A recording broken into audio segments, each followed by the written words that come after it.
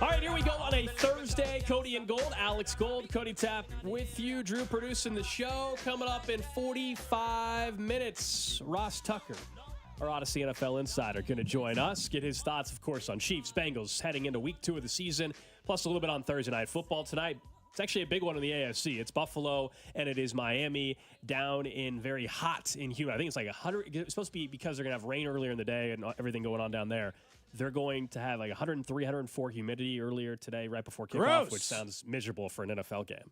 And remember, Miami designed their stadium so that you were in the sunlight if you were on the opposing bench, and you are not in the sunlight if you are at the game. Now it's at night, so it won't matter. But during warm-ups and everything, I hear you. It's definitely going to be a humid one. So we'll get to that with Ross Tucker. Genius, by the way. I actually respect it. Yeah, why not? And then Danan Hughes, former Chiefs wide receiver, of course, color analyst for the Chiefs Radio Network. The game's right here on your home for the Chiefs, 96.5 The Fan. Danon's going to join us right around 12:10 today, plus Paul Charchian in the 1 o'clock hour. Busy Fantasy show. Football. It is week 2. Yeah, man. My teams are all screwed. Well, I'm terrible at fantasy football. I used to be good because I paid more attention and did more research.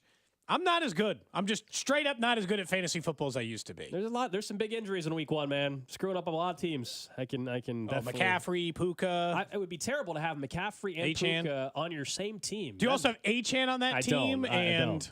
Okay. But Puka and McCaffrey on one and team. And Jordan Love somehow? I don't have him. Okay. But Puka and McCaffrey on one team is kind of bad right now, to say the least. Not good. You guys can hit us up on the Jay Southland Tow Service text line, 913-586-7965. You can also watch the show on Twitch, Twitter, X, Facebook, YouTube, all the platforms that you need to check out the show.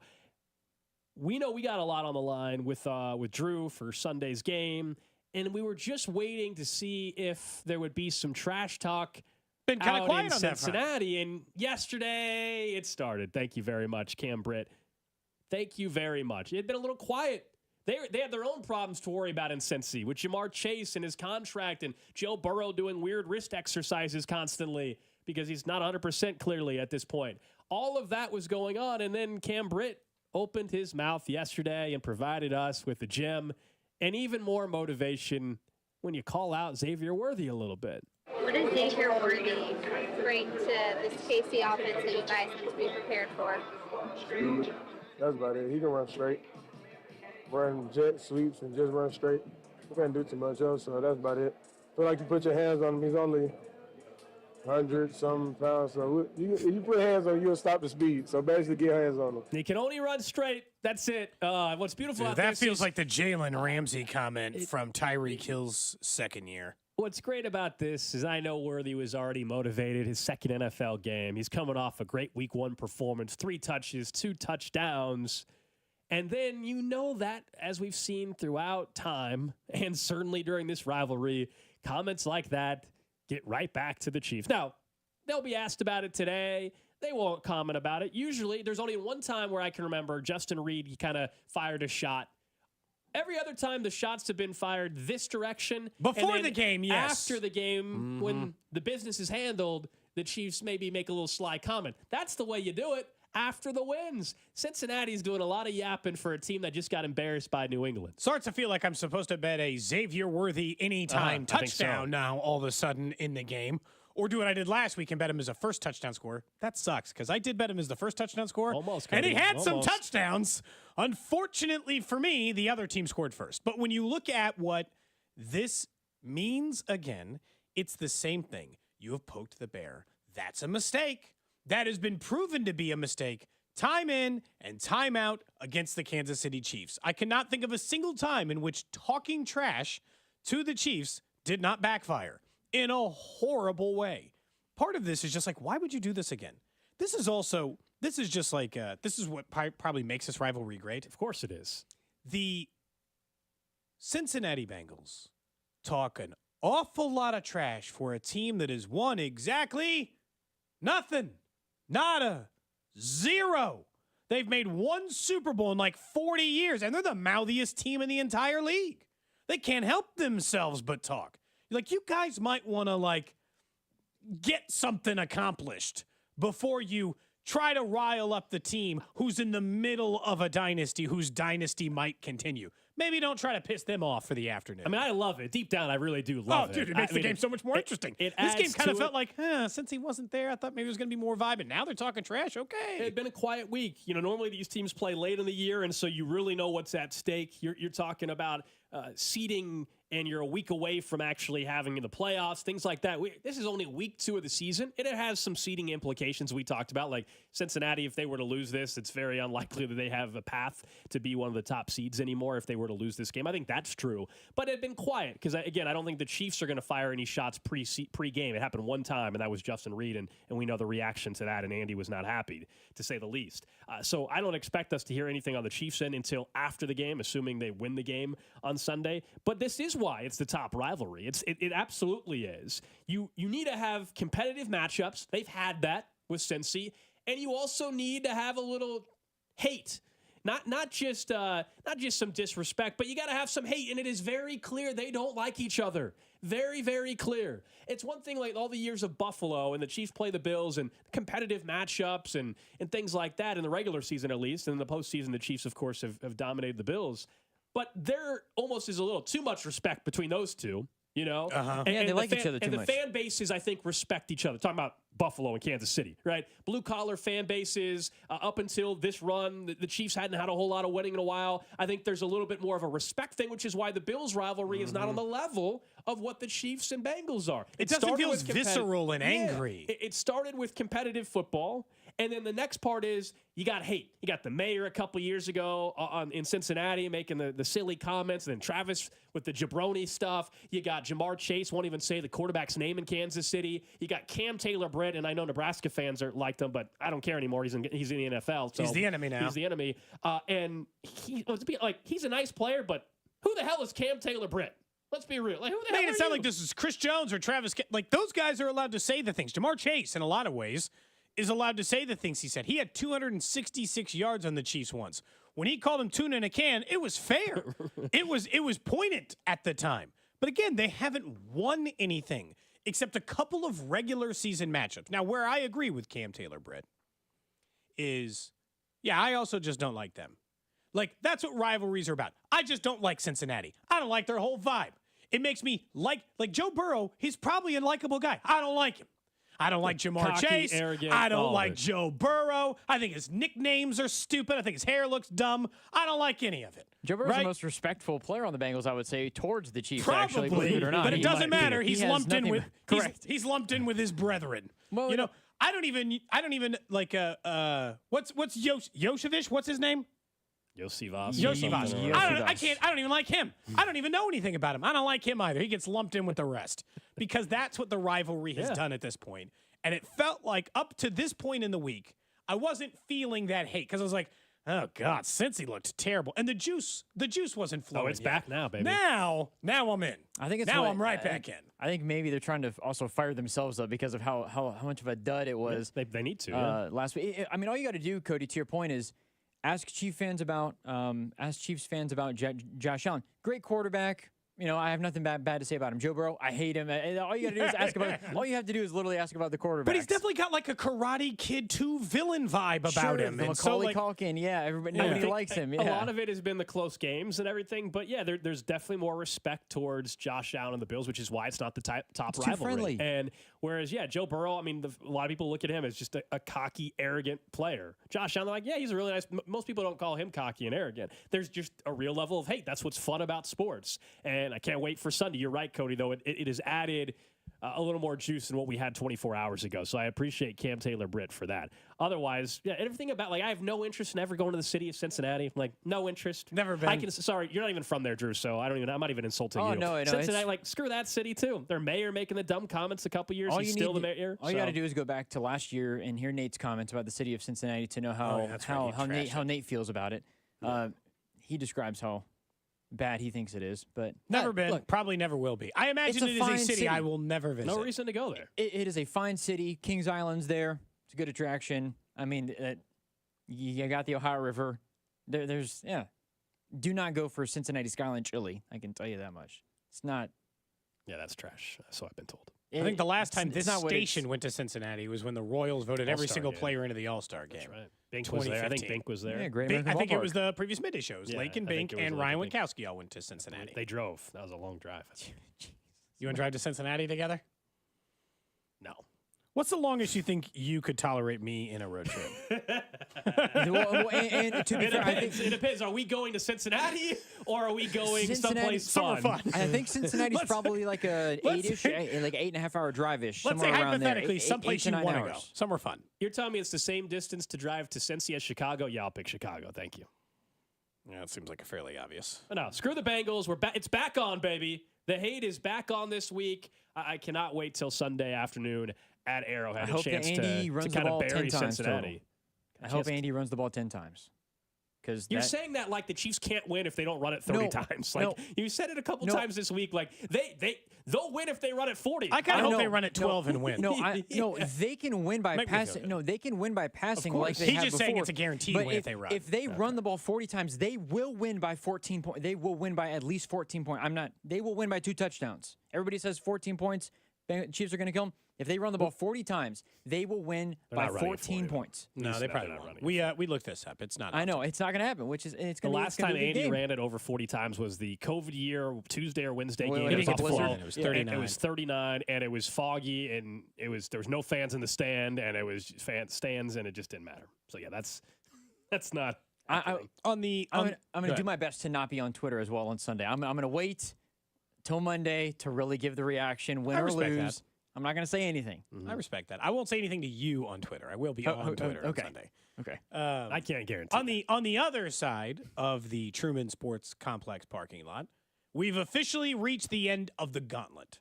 There was a 20-game stretch that we all talked about going into it, in which the Royals were going to have to face what was presumed to be, and pretty much was at the time, 85% playoff teams, with every single team at least being in the hunt for the postseason.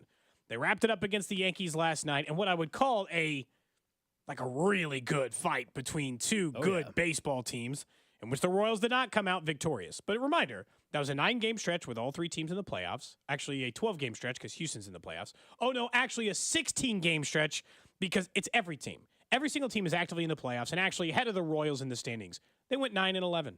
I came out of that stretch feeling what I felt after that game last night. The Royals can hang. And I know that that's a tough thing to hear after they lost a close game in which they threw out Urseg, burned Bubic, maybe hurt their chance to win on Friday. Who knows? They have an off day today, so probably not. But they 0-11 with runners in scoring position, and they had to throw out their whole bag of tricks and came up short. But they can hang. They came out of that series far different than when I felt in the middle of the summer. They came out of that gauntlet 9-11. And honestly, I feel pretty good about the Royals as a result of that. As we said, after a win yesterday or 2 days ago, we mentioned that, hey, if you were still hanging on and wanted to see him do it against the Yankees, the win helps. I think last night, even in a losing effort, does help, to your point, a little bit. That was a gut punch still for me, even though this team's going to make the playoffs. Just an annoying loss. Yeah, I mean, like you're living and dying by every pitch. It gets to extra innings, of course, and just the way that ended up playing out, that was just a really tough one. Like you felt like you had it. You were that close. Things were going really well for you throughout the game. And you did it in a night where Cole Reagans, I think he would admit, wasn't his best. He had 7 strikeouts, but it just took one hit to change it. Juan Soto's an incredible baseball player. We know this. He's going to get like $300 million in the offseason or whatever, probably from the Yankees. So that is going to happen, and it could happen in the postseason as well. But Tommy Pham, we mentioned him yesterday. Once again, the guy got on base 4 times yesterday. They have a real leadoff hitter right now, and you got to hope this momentum of him continues for the next month. That's got to be a month plus, I guess, if you're really getting optimistic about what this playoff run can be. And look, the issues with the Royals still exist. Like, I think that what we found out is Freddie Fermin or DeYoung were playing a good amount of baseball. Now they're having to play a lot more baseball, and as a result of that, sometimes you can get exposed. Yeah. Well, MJ was in the 4th spot last night, and that just was not working. Yeah, and they're trying. They seem to be cycling back and forth between righties and lefties in the cleanup spot, that they think if there's a pitching matchup, that's what they're going to have to do. Truth is, that's what they're going to have to do early in the playoffs. J.J. Piccolo had told us the timeline on Vinny's injury. He said 6 weeks. The original deadline was 6 to 8 weeks. In speaking to Vinny, I don't know, like maybe around the surgery time, I think everyone's still just like, please let it be 6 weeks. I don't think we'll know until we get closer. I think you just have to approach it as if he's not going to be part of this thing. Because like at best it would be they need to be in the ALCS, and then maybe Vinny would be available to come back to this team, which means you're going to have to kind of mix and match in there. The way to win last night is the same way they won the game 2 days ago and almost won the game last night. Cole Reagans went 6 innings, allowed 2 earned runs, and then they showed their hand, I thought, a little bit. They treated it like a playoff game a little bit. Rather than trust some other guy had it in the bullpen that day, they did 2 innings of Urseg, followed by, they were trying to pitch, 2 innings of Chris Bubich. They're telling you they trust exactly 2 members of the Royals bullpen. Of course. That's what and if they're in a desperate way, no. If they're in a desperate way to try to get a win, that is their active plan. The only thing that throws the wrinkle in that, as I told you in the first series, who out of their starting rotation do they trust to just like pump at 95 for an inning or 2 innings? Like Brady Singer. Do they trust Brady Singer in like the 6th or the 7th? He might be the name. To toss 2 innings to get it to Lucas Urseg? Because in reality, for them to win a lot of playoff games, I don't think there's like Vern told us yesterday, I think this is what's true. I don't think there's a way in which they're at 88 pitches and the harder the orders coming up in the 7th inning and Cole Reagans is on the mound. A lot of teams in baseball, I think, go to their 3 bullpen arms they trust and they don't let them see the 3rd time through the order. They don't let them see Soto and Judge and all these guys again. That is the opposite of how the Royals will have to treat it. Well, it's just going to have to be their starters. Some of it, of course, a lot of it is because of the bullpen. A lot of it also, though, is because their starters are clearly their strength of the team, and their starters, 2 All-Stars, and the other one, Michael Wacha, has been phenomenal. And I'm with you. I think if this ends up being a divisional series and all of a sudden you're talking about a 7-game series, then, of course, Brady Singer's not coming out of the bullpen unless it's Game 7 and somehow like you're all hands on deck kind of thing. But in a 3-game series, I think Brady Singer or depending on the health of someone like Michael Lorenzen, maybe that's somebody that comes out of the bullpen and gives you an extra inning or 2. But we know who the horses are in the bullpen. We know if they need multiple innings or big timeouts, who that individual is going to be. It's going to be Urseg, it's going to be Bubich, and then it's going to be Sam Long. And Sam Long's still been pretty inconsistent at times too. I know he's shown plenty of moments, but it's those 3, really those 2, Bubich and Urseg, that you feel good about. And last night, at some point, you don't put that one on Bubich. Ultimately, it's extra innings. It's already a runner on second. He'd already given you an inning, and they were able to get a runner over to third very quickly and put them in a spot where they didn't really need much there in the bottom of the 11th inning. Yeah, and that's the tough part about it. They had, again, same thing. They were 0-11 with runners in scoring position. Had that gone differently, they might have lost the thing in 10 if Dairon Blanco didn't just personally create a run by stealing third, and then a pass ball meant an immediate run for him. And look, if MJ had just made a better throw in the bottom of the 10th on the tag-up play, maybe they win that game too.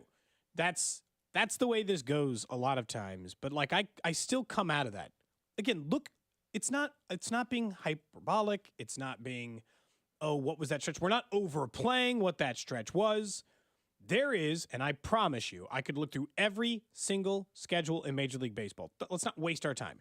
There has not been a more difficult 20-game stretch in anyone's schedule in all of Major League Baseball than the one that the Royals just faced. Every single one is a playoff team. You have the Astros and the Yankees and the Guardians twice and the Phillies as all division leaders. Some of them would currently have a bye. The only non-bye team is the Twins, and the only reason you're ahead of them is because you beat them. So, every single team they faced was a murderer's row of teams. And they came out of it 9-11, which means, can they hang with the best teams in baseball? Yeah, they're 500 against them, like most people. That, and if we just change the timing of everything around, it's amazing how timing is everything and how people feel about a certain team. We know they had the long losing streak during this. And lost one of their, third best player, fourth best player, they lost Vinny, obviously. And you think about that was at the beginning of the stretch. They finished it much stronger. They got back on track. But you reverse it. Like if we would have been talking about them ending this gauntlet on a 7-game losing streak right now, we'd have a completely different feel. Even if I told you the standings were the exact same, it'd be because if they were 11-2, or no, they were. Let's say they get 0 wins, so they were 9-4 or whatever, and then lost 7 in a row. Yeah, I'd feel pretty terrible. So I'd feel pretty bad. But it's what timing's everything for just how we view this team and where they're at. And someone texted in earlier about Bobby Witt Jr. as well. I don't think anybody's. Yeah, he had a rough night. I think everybody's. We've seen enough of Bobby Witt Jr. Throughout the season that I don't think anybody's worried that he won't get rolling again. I think he's going to be just fine. I think he's going to be just fine. If there's that pitcher, what's his name? He had his number last night. The reliever that came in, that was really impressive. Easiest time of all time to wash away of course. Bobby Witt Jr. Yeah. And they have an off day today. Though not worried about that. They get the Pirates this weekend on the road. Of course, the game's right here on 96.5 The Fan. You're home for the Royals. Latest playoff standings. Look, the math is just starting to get really tricky to where, like, the divisional thing, 4.5 with 15 to play is really tough. We were looking at, they might have to, we're going to talk about it more with the winter, like, how many wins is it going to take to win the division? That's the question I'll throw out there right now, and we'll get to it a little bit later on the show. But right now, you're at 80. The Guardians have 84. You're 4.5 back. You're 5-5 in your last 10. What's the actual number going to be for the division winner? And if you think about the number in your head right now, and you can text it in as well, 913-586-7965. So whatever that number is, do you think the Royals with 15 to go can get there? We're talking about a crazy rate that they would have to get to. We're going to get into this coming up in about 20 minutes. Yeah, when you look back through, and again, I told you already, they're actually going to get lucky. They're going to dodge Skeens this weekend. But unless they start winning games, unless the Royals go on a 4-game winning streak starting tomorrow, and the Guardians go on a 4-game losing streak starting tomorrow, the number of games remaining is going to make that thing a real challenge. So yesterday when we got off the air, we're kind of sitting in our little bullpen area. Man, why couldn't this happen during this show? We were sitting in our bullpen area, and I'm like, what is everybody tweeting about Shannon Sharpe for? Like, it just happened. And usually when it's Shannon Sharpe, when it's anyone is trending and you don't know why, it's not a good thing. Mm-mm. So normally, I quickly search, and there's a video someone already posted from Shannon Sharpe's Instagram account where he went live. And I played you the audio. Again, it's audio. There's video, but the phone is like on a nightstand or something, or bed or whatever. Table, you can't see anything, thank goodness. And that would have been worse for him. Clearly hear what sounds like someone having sex in the background. Shannon Sharpe, presumably. We're not allowed to play that audio to confirm that, are we? I don't think we can play that. I don't know what the rules are on that, but I'm going to say we can't play that audio. No, I would probably mute your computer. I'm going to go ahead and say we cannot play. We all know what that would sound like, I would hope. So sounds different for different people, I would say. Fair enough. That's a fair point. Generally speaking. You know it when you hear it. I would hope. So then he goes on Twitter and claims he was hacked. I'm hacked. Classic move. No chance you're hacked. I've told you with these leaks, I a lot of times think they happen on purpose because they get attention. And last night, Shannon Sharpe and Chad Johnson did their nightcap show, their popular show. They did a special emergency edition. And there were how many? 300,000 people? There were at the very beginning. This is why I always don't buy that stuff isn't set up on purpose. But listen to Shannon Sharpe. This is the apology. Someone that is extremely, extremely private, and to have one of your most intimate details, the audio heard for the entire world to hear. I'm embarrassed for a number of reasons. People count on Shannon, Shay Shay Media Club, Shay Shay Nightcap, ESPN. There are a lot of people that count on him at all times. Even when I'm behind closed doors, I still try to remain a level of, even when I'm behind closed doors, I still try to remain a level of professional, although I'm in the privacy of my own home. And I'm very disappointed in myself, not for the act. I think there are millions and billions of people of consenting age that engage in activity. So that's his apology. Not for the act. Well, of course not. Of course. Why should he apologize? He did mention his agent or his guy that does his social media is the one that put out that it was hacked because he was trying to cover for him. Oh man, his guy's just like, I was hacked. Yeah, and Shannon was like, I don't think had any idea. No, I don't think he actually did it. He would have been on Instagram Live for 100%. Another minute. I don't know. A couple minutes. Who knows? Hard to say. But that also depends on the person. That also depends on the person. I think we have the cut where Chad Johnson was just obviously giving him a lot of crap. It was me being a healthy, active male. Y'all thought I was bull jiving. Hey, I'll get it in. Real talk. Hey, yo. Okay, so this is obviously Don't get it in, man. Put some respect on my name. Ridiculous moment for him that people will remember ever, but I can't. What are you doing? Just ignore. What would you do if that happened to you? How do you want to handle it on this show? We might as well get it out now. We'd have to address it on the show. Oh my God! I just want to ignore it. We would and have hope to that address nobody it. ever 100%. mentioned it ever again. I also don't have. I don't know what does he have? 500,000 followers or 1 million followers? But every single Cody and Gold listener would find it. Yeah, I mean, Right. the amount of people that would notice it far less, but it would have to get brought up on the show, of course. That was hilarious yesterday. How do you accidentally go on Instagram Live? And that's why I'm still very skeptical that it was just completely accidental. I How think does that happen? I think he might have. Or did the woman involved here, did she purposely do it herself? I'll be honest. I think that logically explains it in terms of Shannon didn't know. Because Shannon said he doesn't know how to use Instagram. He's never gone Instagram Live before. I don't know if he has gone on Instagram Live, but there's no way he doesn't know how to use how to do it. I don't know if we can play any of the other stuff that came from it with Ocho Cinco, but there was some promotion. Dude, the very there was first thing they read promotion was of, an ED ad. of ED stuff. They came back from there and they read an ED ad. It very for well- it Roe. very the well fit. second they came back onto the air. Yeah. So you think it was on purpose? I think it was an accident. I think but it was an my accident God. too. I do. I don't know whether it was Sharpe or the lady involved. I just Said find it she's hard private. to believe that. I find it hard to believe that it just happened accidentally. That the Instagram Live just pops on. Because here's They took advantage of it at least in didn't- terms of what they. Well, how that's they- what I'm getting at. Like, if the whole show last night, I watched a couple clips that were out from the podcast, and at one point he acknowledges because Chad Johnson's like, "Hey, like, how did this happen?" He's like, and Sharpe was joking. He's like, "Oh, we already been going for 25 minutes before." Okay, so he was talking about that, which then means if that's the case, you're telling me so you're engaging in the activity for 25 minutes, and Pause. and then. The final 90 seconds, you decide to throw your phone down and it happens to actually go on Instagram Live. I'm just calling BS on that. Why were you're holding your phone the whole time? I got to think. How does that happen? Look, maybe it was near in the bed, like a remote, like you're just getting it out of the way, but still, I think that the duration of the video was the duration of the act. Well, that's what I'm saying. He claims he was going for 25 minutes. Shannon said it was definitely longer than what the video. Maybe he's including perceived. foreplay. There you go. All right, coming up next, we're going to get to what Jamar Chase has done against the Chiefs, and we're expected to be joined by Ross Tucker, our Odyssey NFL insider.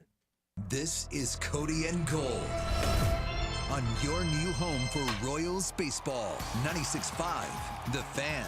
Brought to you by Heartland Men's Health, the leader in men's sexual health. Thousands of men have been successfully treated for low T, ED, and more, all with discretion and compassion. Make your appointment at heartlandmenshealth.com.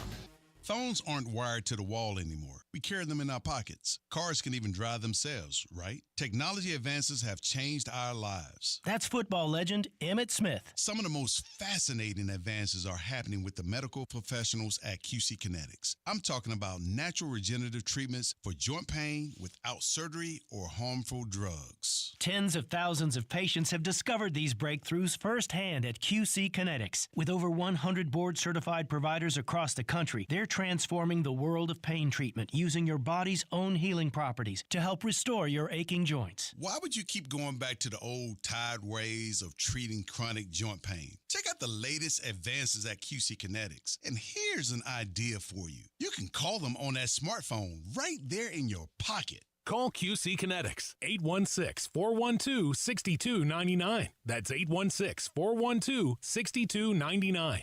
816-412-6299. What's up, Kansas City? It's Mitchell Schwartz. You know, there's nothing easier to enjoy than watching the Chiefs with some wings and an ice-cold Bud Light. And Buffalo Wild Wings is serving up both for every game, all season long. Join me at the Buffalo Wild Wings located at 152 Highway and North Flintlock Road in KC-Mo on Thursday, September 12th. I'll be there with the crew from 6 to 8 p.m. celebrating the back-to-back Super Bowl champs while eating some wings and drinking $5 Bud Lights. Nothing easier to enjoy than that. For more details, go to 965thefan.com. Enjoy responsibly. Anheuser-Busch, Bud Light Beer, St. Louis, Missouri. It's Wrangler season out there. Warmer days, cooler nights. Open roads, endless horizons. And you need to be ready in jeans made for the unpredictable. Wrangler, for the ride of life. Shop our newest styles today at Wrangler.com. Guess what, people?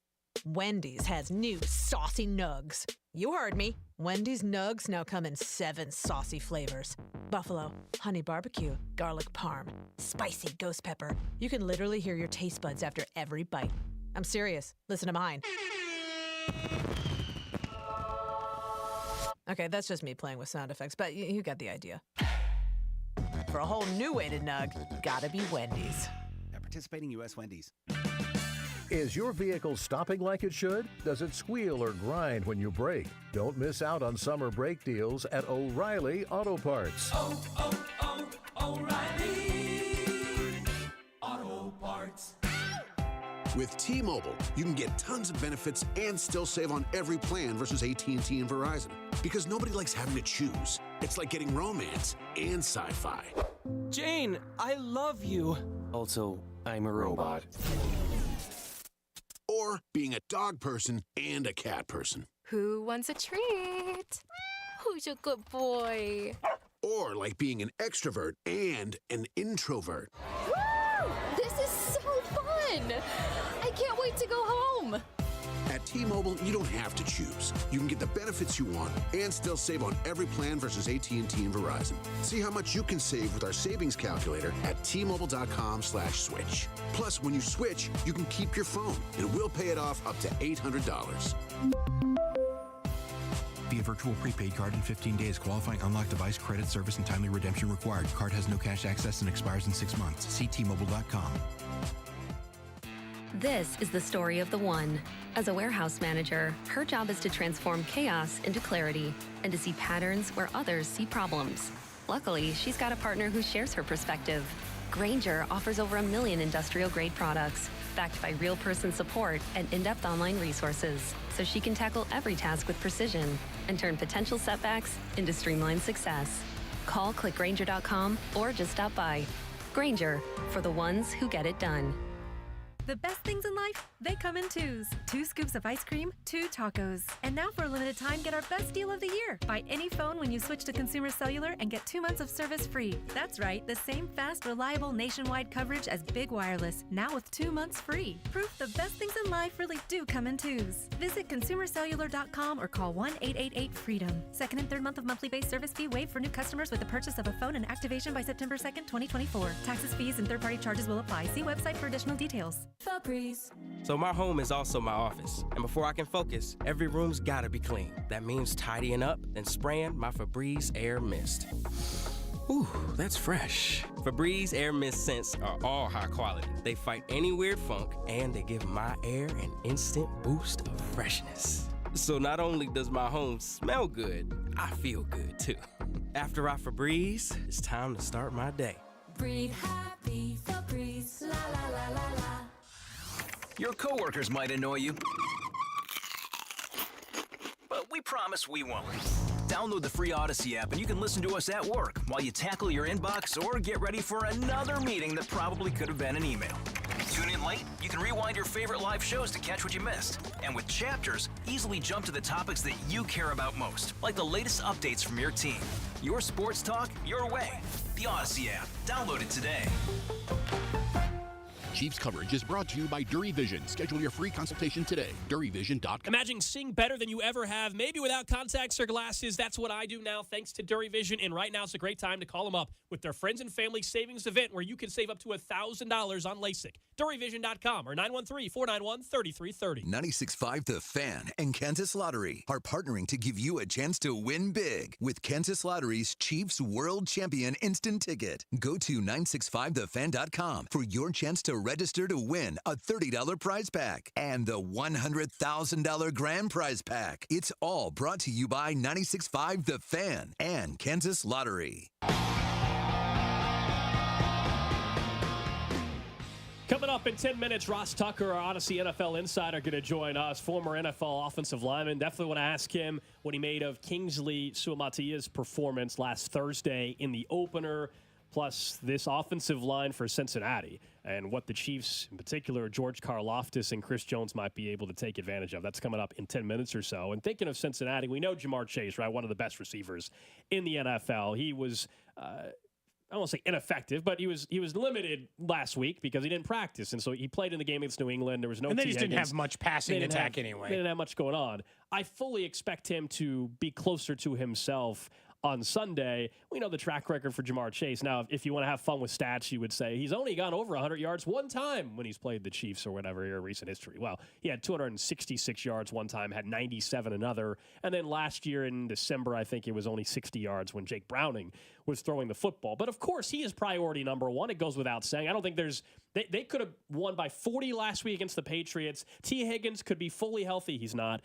And Jamar Chase is always going to be the number one priority if you're the Chiefs. Trent McDuffie and Jalen Watson, however they're going to play that and however they're going to match up with Jamar Chase. I think there's only two answers to this, absent the quarterback, which is typically an answer, but I need to see more from Joe Burrow this year. He had a bad start to the season. He was not having a good season last year, and then he got hurt, and it got even worse. So obviously then he wasn't available. I think there's only two answers to this: Jamar Chase or Trey Hendrickson. You choose what is the prime. Now look, here's the good news.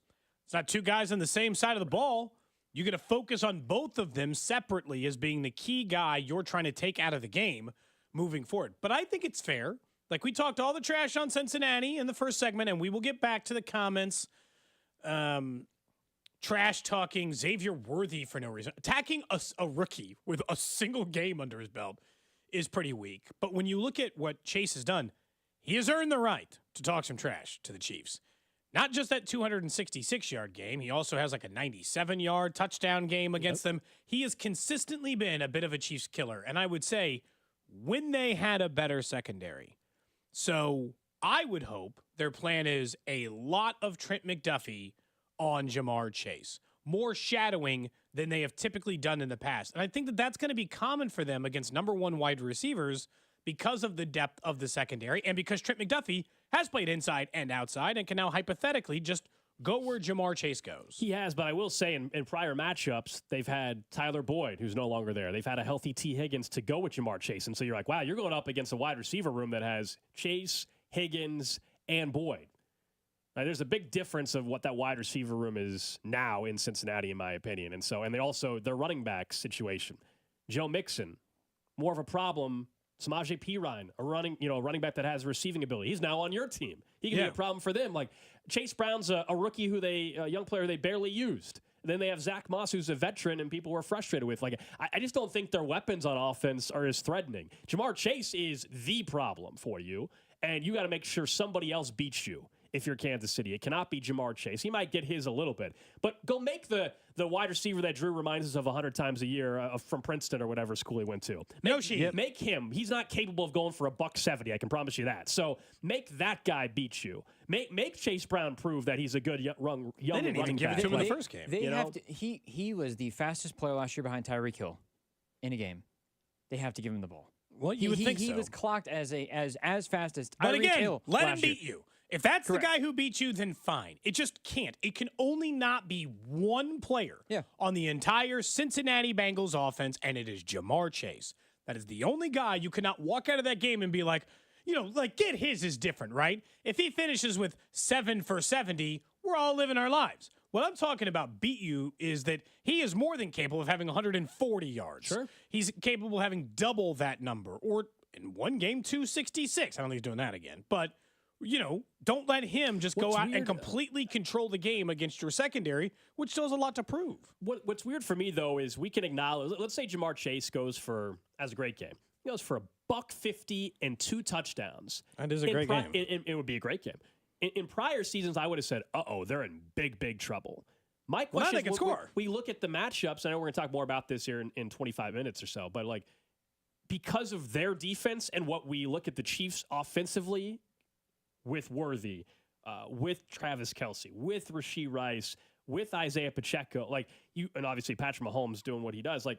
I just think you could go into this game and tell me Jamar Chase has those kind of numbers, and I'm not as concerned going into this year's game as I would have a year or two ago because of where this offense, I think, is back to being. I think they're more in line to have to win a shootout if it comes to that. But I also just 10 days off too. We haven't even brought that up. No, 10 I know. Days. I told you that. That's why I told you I thought they were going to start 2-0. They got the entire offseason to get ready for the Ravens and 10 days, 3 additional days to get ready for Cincinnati. Both games at home. That reeked of 2-0. That was the best part of their difficult schedule. Gets a little harder after that because then you once again get an extra day rest before you go on Monday Night Football against Atlanta, so more time to get healthy. But they're the healthier team. They're the more talented team. But Jamar Chase is still, at this point, the best wide receiver in the game. Like this game, not the game. The game, it's one of Justin the best Jefferson. in the game. He's top 3, yes. Yeah, he's definitely one sure. of the best. I don't, in the you know, game. like we could choose a number. I wouldn't choose him as the 5. number 1 wide receiver, but I wouldn't sweat if you said he was top 5. But so, yeah, I think he's a dangerous player that you have to be incredibly careful with because Trey Hendrickson is the other one. Trey Hendrickson, I went and watched, Robert Mays did a video breakdown review. Guy I really trust. Is he still the Ringer? He changed. It's all good. Okay. The Ringer. Robert Mays, who I think is an incredibly good football writer, he was breaking it down. He said the Bengals, while they did finish really well in pass rush this week, and they did, or this previous week against Patriots, it was Trey Hendrickson or nothing. And their secondary stinks. So if you eliminate Trey Hendrickson from the game, well, then I think the Chiefs are scoring 30. If they don't get consistent pressure, I think the Cincinnati Bengals will have to get to 30 points in order to win this football game. And they're better aligned to eliminate a player like Trey than most teams because of their interior offensive line. They can cover it better than most teams. So, yeah, I like the matchup for Kansas City as we go in there, which I know we'll talk more about at 11 o'clock. But, no, I just eliminate that and you're okay. Ross Tucker's going to join us here in about 5 minutes, our Odyssey NFL insider. I mentioned in the first segment of the show, think of that number for the Royals and for the AL Central because they're 4.5 back. And I think, the math is going to be very difficult in terms of the division with where they're at. And FanDuel has the over-under for Royals wins right now. Remember preseason what it was? It was 72.5, something like that. I don't even know if it was that. Yeah, it was right around there. So they're way past that. But now it's 88.5. And so, okay, let's say you take the over. You're like 89 pretty much saying wins. They're going to finish one game above 500 the rest of the way. 89. Is that enough to win the Central? I think the answer is no. You guys texted in earlier in the first segment. I said text in and we'll get back to it. I saw a couple people meant 90 to 91 for the division, 91 at least, 92, and they have no shot to go 12-3. I agree. Like they would have to have a stretch where not only the Guardians lose some games, but because you don't play them head-to-head anymore, the Royals might have to go 12-3 or something like that down the stretch if for the division. They're going to make the playoffs, but for the division. They only have 16 games remaining to the Guardians because they play today. So they've got an extra game than the Royals. They've got 16 games remaining. Just to finish at 91, they'd still have to finish 7-9.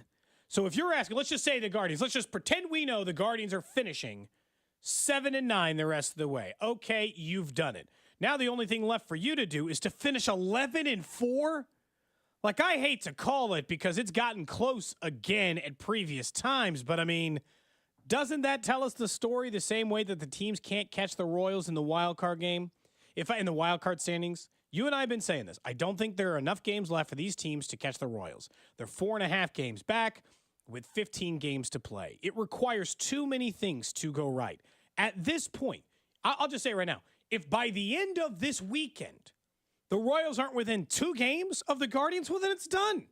Like, they're going to need a couple of wins when the Guardians lose. Otherwise, there just simply isn't enough time to get it done. For them to go 11-4 and to ask the Guardians to go 7-9 is a massive task. Not like the Royals can't tinker around or mess with it a little bit for a couple more games.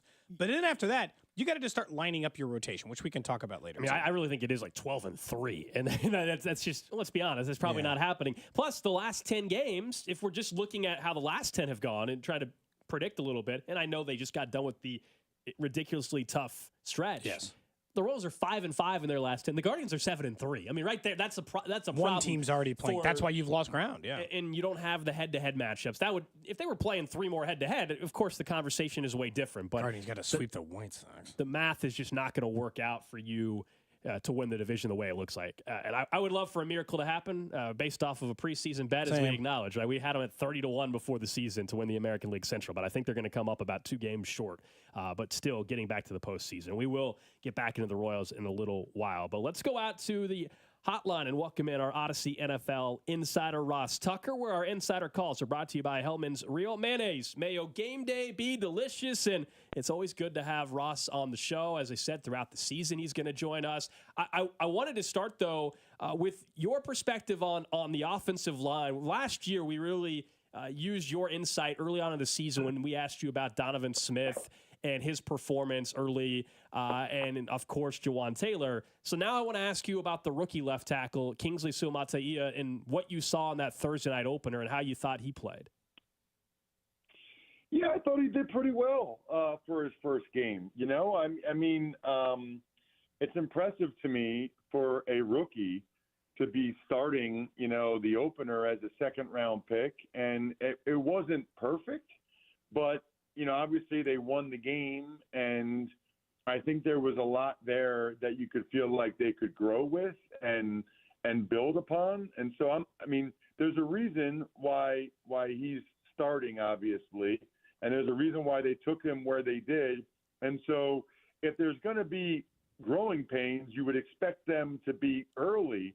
But, man, if they can get competent left tackle play, and I think they might be able to get, you know, it's not like even in his last year there, I didn't really feel like Orlando Brown necessarily lit the world on fire. And he wasn't great in Cincinnati last year. And I think Donovan Smith was just okay. Rather than doing these one-year rentals and rather than paying them a decent amount of money to be able to have a guy potentially for at least the next 3 years, maybe 4, kind of like what they've had it with Trey Smith at right guard, where you have a really good player, or at least with Kingsley, you know, a solid player at an important position that you're not really paying that much. That would be gigantic. I mean, you know, with all the other guys they have to pay, with all the cap issues that are just as a result of having the talent they have, if they can get him to play pretty well at left tackle, it'd be hard to overstate how important that would be. If he is just like a pretty good left tackle, right? They get league average play or close to that out of him the rest of the year. Where do you think their offensive line ranks amongst the rest of the league? Because I still think they have the best interior offensive line in football. Without question, they have the best interior offensive line in football. And so it's funny. There are teams like the Vikings that have 2 really good tackles, but the interior isn't great. And then there's teams like the Chiefs where the interior is stellar, but then, you know, the tackles, you know, maybe league average or below. I think they'll be league average. And because of that, I think I'd have to pull up my preseason rankings, but I have the Chiefs as a top 10 offensive line. It's so interesting because especially when I played, you know, tackles really got paid a lot. But there was a thought that you could kind of plug anybody in at center in both guard spots, and they would be able to, they'd be able to get pretty good production from anyone inside. You could throw a Ross Tucker type. I mean, I started at least 5 games at center in both guards, which really just means I wasn't good enough to ever just stay at one, you know, that guy. But now those guys get paid. We saw what Creed Humphrey just got paid. We see what some of these other guards are getting paid, because what's happening is quarterbacks getting rid of the ball so quickly that if you have a tackle rush, if you have an edge rusher going around the edge, man, quarterbacks are getting pretty good at getting out of their hands quickly, and also stepping up in the pocket and just making it a lot more difficult than it used to be for those guys to be able to overcome, you know, some of those issues that they present, right? It used to be edge rushers had time to get around the edge and knock the ball out of the quarterback's hands. Now, I mean, I see sometimes these edge rushers beat a tackle around the edge, but the quarterback either stepped up and threw it or he already threw it. You know, unless you get beat inside, you know, sometimes the quarterback should still have time to unload the ball. I know you were on the call for the New England, or you weren't on the call for the New England Cincinnati game, but what did you see from Cincy against the Patriots? And was it just one of those bad days at the office, or are there some real concerns there for you? Well, first of all, let's start with I thought that the Patriots had a great plan, right? Which is what the Patriots plan is going to be, and quite frankly, has to be all season long, which is they were able to run the ball very effectively against the Bengals, kind of play keep away. The Patriots know they're not as talented. The Patriots know that, they lack weapons on the outside but have a decent defense. So that's what they did. They played defense. They ran the ball. They possessed the ball defensively. They didn't allow for any explosive plays. Burrow was just kind of trying to dink and dunk the whole game. They were able to get pressure on Burrow. Keon White had 2.5 sacks. And then you have to be fortunate, right? Gesicki dropped what should have been a touchdown. Then the next play, Tanner Hudson fumbles at the 1-yard line. Otherwise, the Bengals probably win it. This is interesting to me because it feels like if any team kind of has the Chiefs' number, or at least, plays their best against the Chiefs, it feels like it's the Bengals. But yet we've also seen in recent history where the Bengals are horrific early in the season. And I think the thought process was that, Burrow finally had a full training camp. Burrow finally had, a healthy training camp and off season. He's going to be able to come in and play at a high level. They'll be good.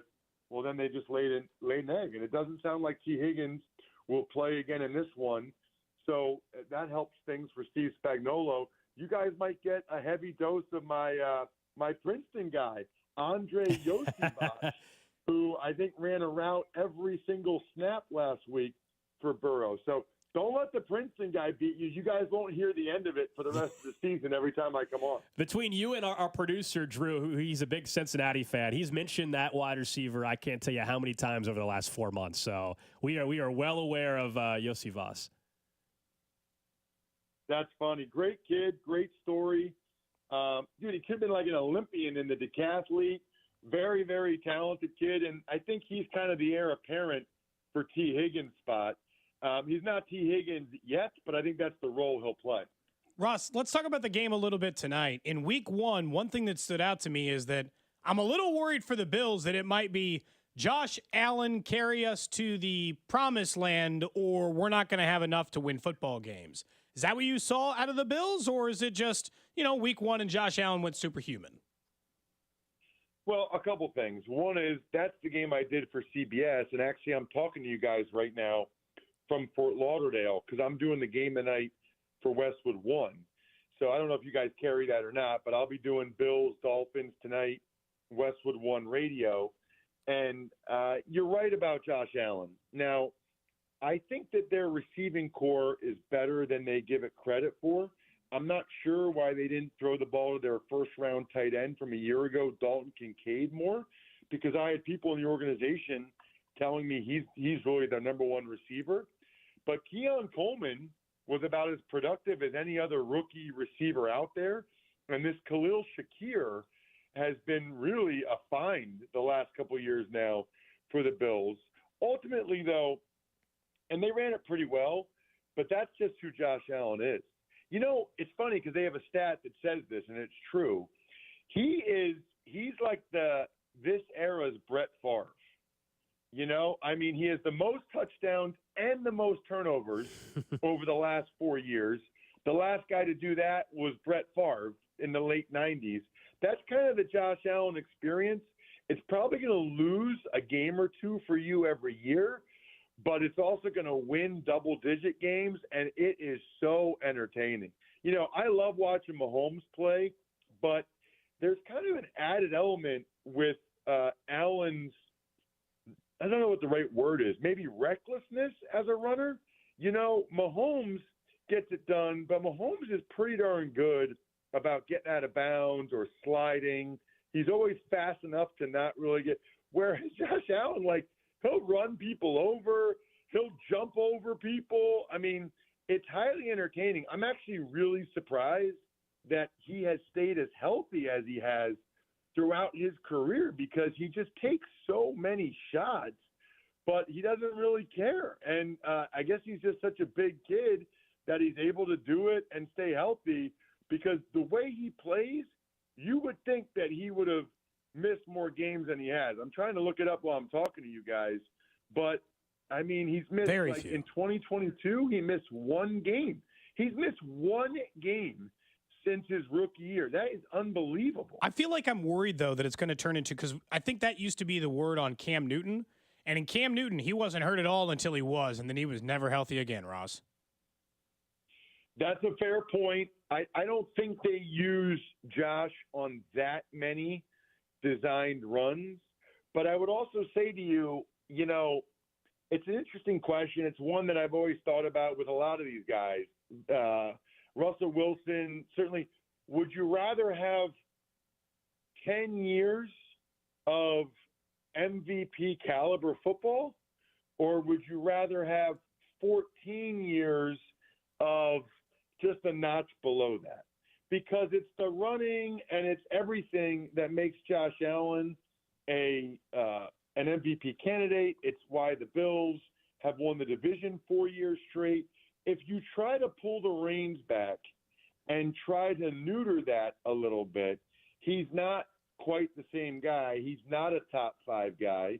And I don't know, I think and that's actually a good sports talk radio conversation. It really is, right? Like, would you rather have a guy at his absolute best, an MVP and winning divisions and all that stuff for 10 years? Or would you rather have a notch below that for 15? And I don't know, you know. And if you're asking me, you essentially asked me, would I rather have Josh Allen or Derek Carr? And the answer is Josh Allen. For sure.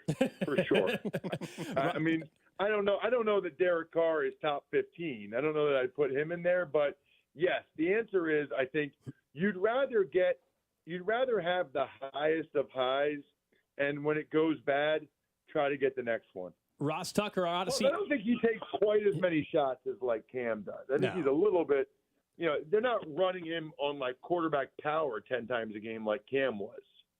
Ross Tucker, our Odyssey NFL insider, going to join us throughout the season. We appreciate it. Nobody's living a better life than you. You were in Hawaii a couple weeks ago. Now you're in Fort Lauderdale. Must be nice.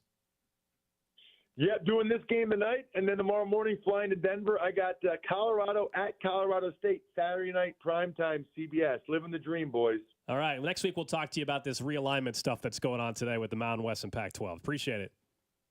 Sounds good. See ya. There you go. That's Ross Tucker, Odyssey NFL Insider. Insider Calls brought to you by Hellman's Real Mayonnaise. You can purchase Hellman's at your local Walmart or grocery store to add extra deliciousness and creamy flavor to your game day dishes this football season. We'll react a little bit to what he had to say there. Plus, we'll get back into the mismatch that exists with these two teams on Sunday. This is Cody and Gold on your new home for K-State Athletics. 96.5, The Fan. Brought to you by Heartland Men's Health, the leader in men's sexual health. Thousands of men have been successfully treated for low T, ED, and more, all with discretion and compassion. Make your appointment at heartlandmenshealth.com. What's up, Kansas City? It's Mitchell Schwartz. You know, there's nothing easier to enjoy than watching the Chiefs with some wings and an ice-cold Bud Light. And Buffalo Wild Wings is serving up both for every game, all season long. Join me at the Buffalo Wild Wings located at 152 Highway and North Flintlock Road in KC-Mo on Thursday, September 12th. I'll be there with the crew from 6 to 8 p.m. celebrating the back-to-back Super Bowl champs while eating some wings and drinking $5 Bud Lights. Nothing easier to enjoy than that. For more details, go to 965thefan.com. Enjoy responsibly. Anheuser-Busch, Bud Light Beer, St. Louis, Missouri.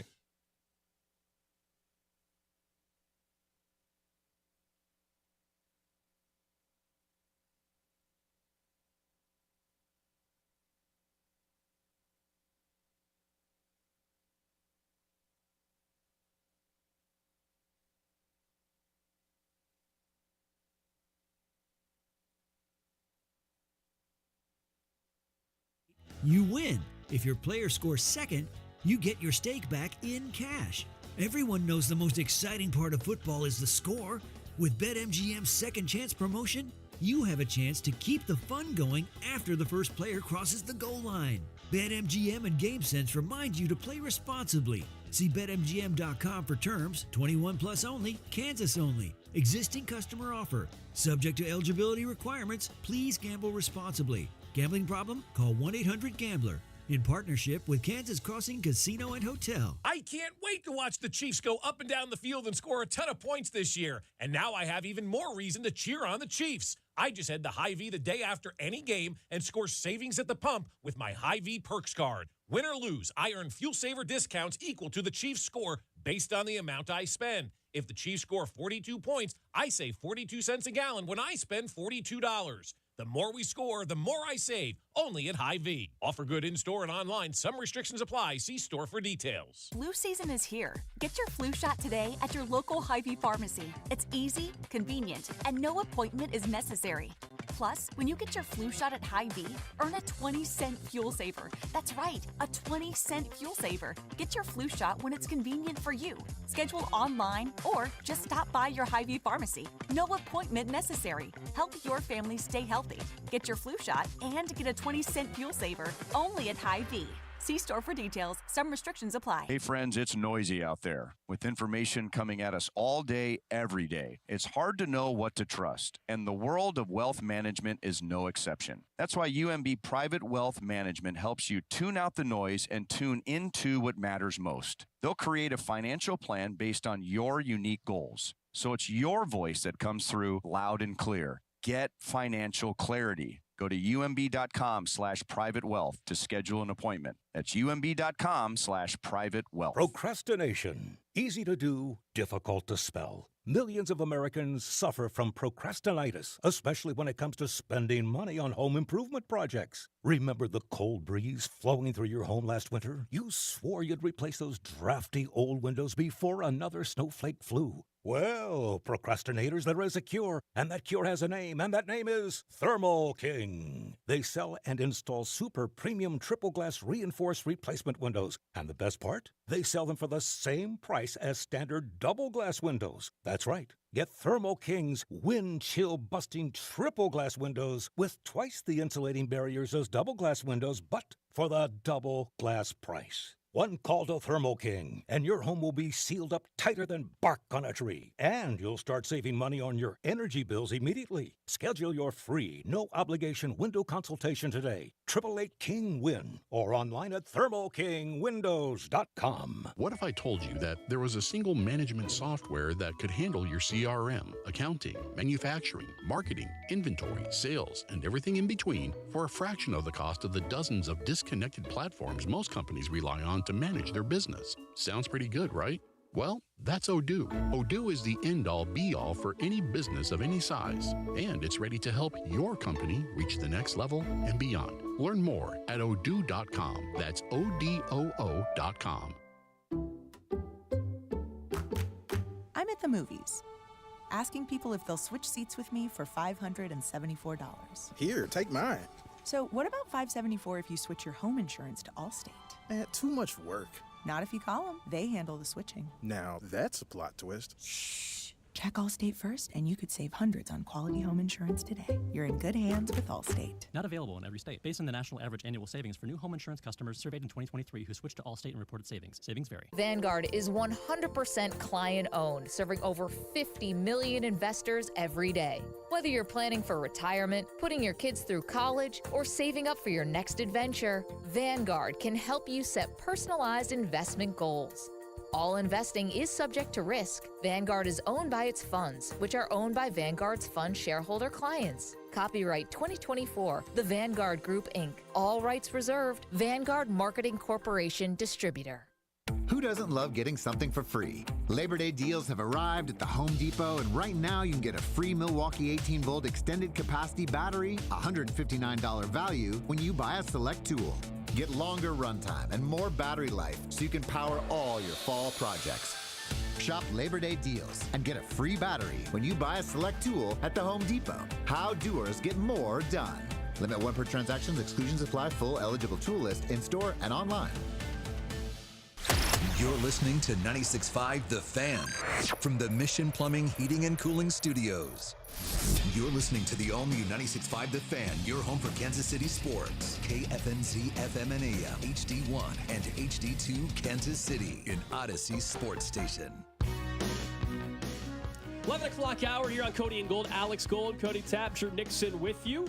1 hour away from Danan Hughes, former Chiefs wide receiver, joining us. We'll get his perspective on the wide receiver matchup on both sides, right? What will Jamar Chase in that Trent McDuffie matchup be like?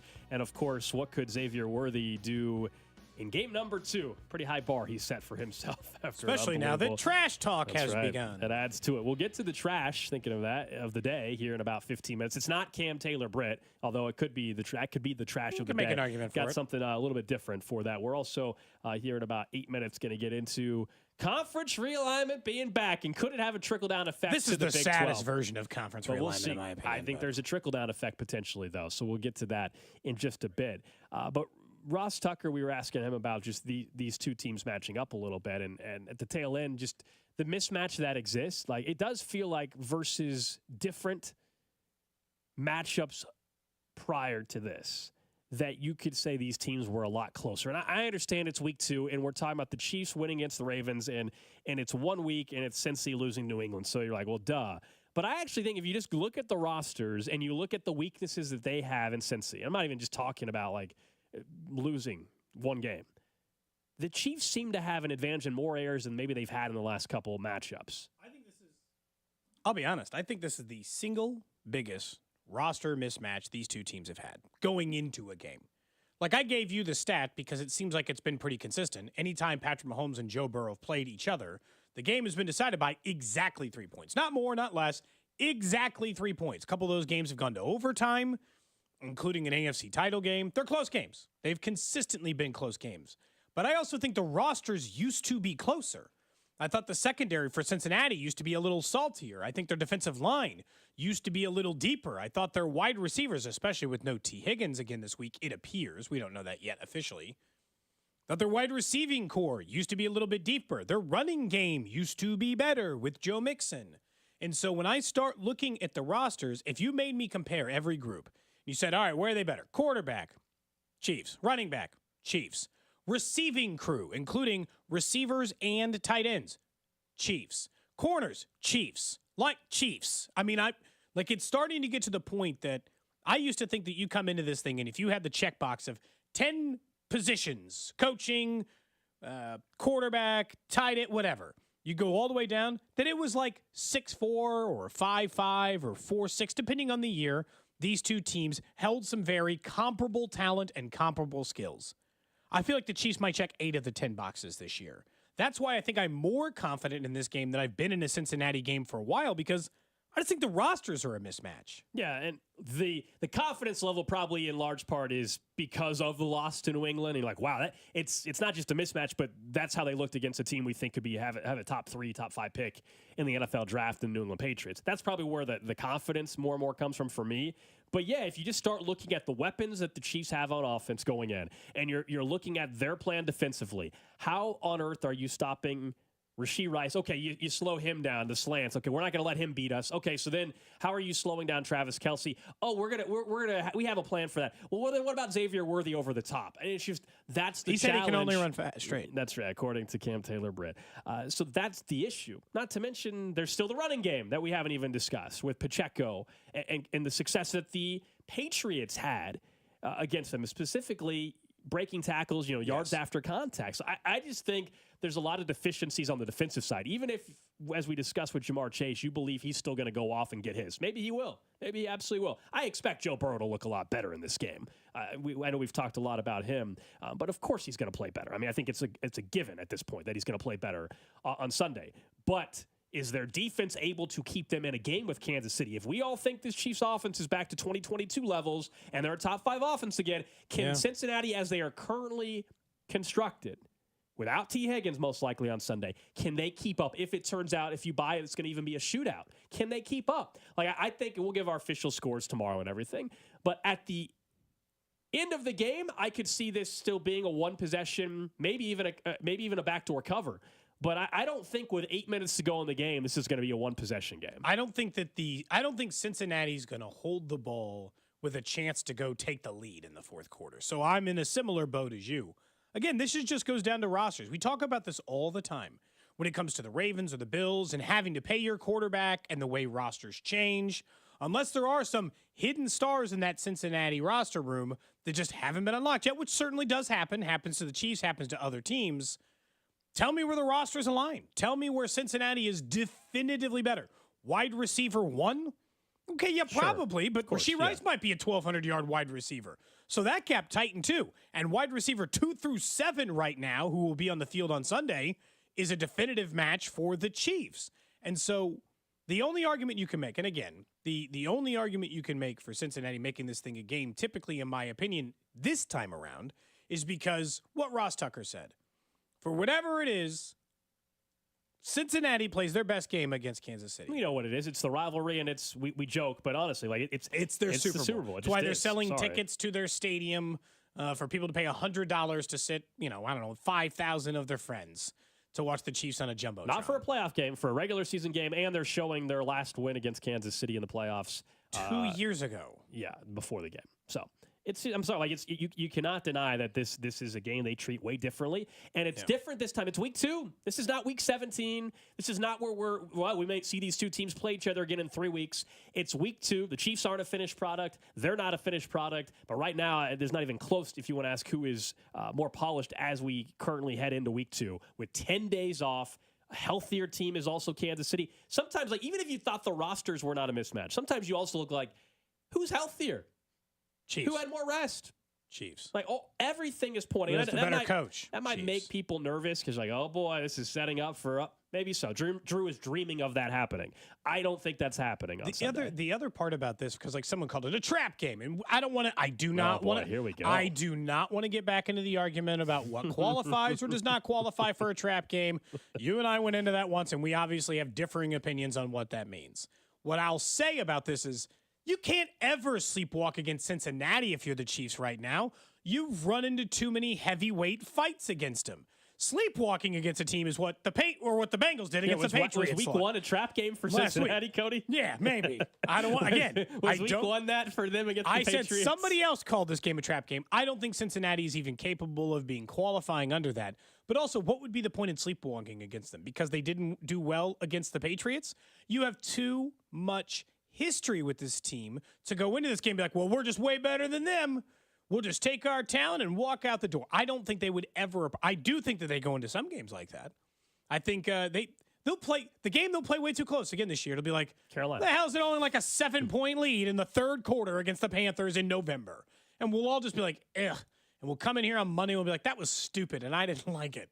And it's fine and they'll win and they'll move on. But in this game, because it's Cincinnati and the trash talk that we'll get back to in a minute, they're just a better roster. It's just a better team right now. We'll see at the end of the year if some of theirs develops or the Chiefs suffer more injuries or a million other things. But right now, the better roster is the Chiefs. We'll get to the trash of the day here in about 8 minutes or so. But there was some big news in college football late last night. It was like, 10:30 or so. I saw this initial reporting come out, and then this morning it became official, and that is that the Pac-12 is giving it a go again. We all know that the Pac-12 disbanded because everybody left, and it was just Washington State and Oregon State. Taking it by their lonesome. And they had a scheduling alliance this year with the Mountain West, and you might have seen the news last week, which was that the Mountain West and those two schools did not agree to do it again next year. Why, which you wonder? told you something was up. We now learn what was up They were stealing this other morning, teams. that the Pac-12 has announced they are expanding with an addition of 4 Mountain West schools. So the Pac-12, as it currently sits this morning, or it'll take effect, I guess, in 2026.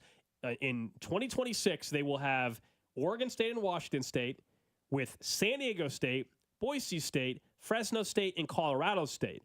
What is unknown, though, is that the Pac-12 still needs to add 2 more schools for it to be a minimum requirement the NCAA requires to be a FBS conference. You have to have 8. So who are the other 2? Because just as it is currently constructed, of course, it's nowhere near any of the other power conferences still at all. It's just not.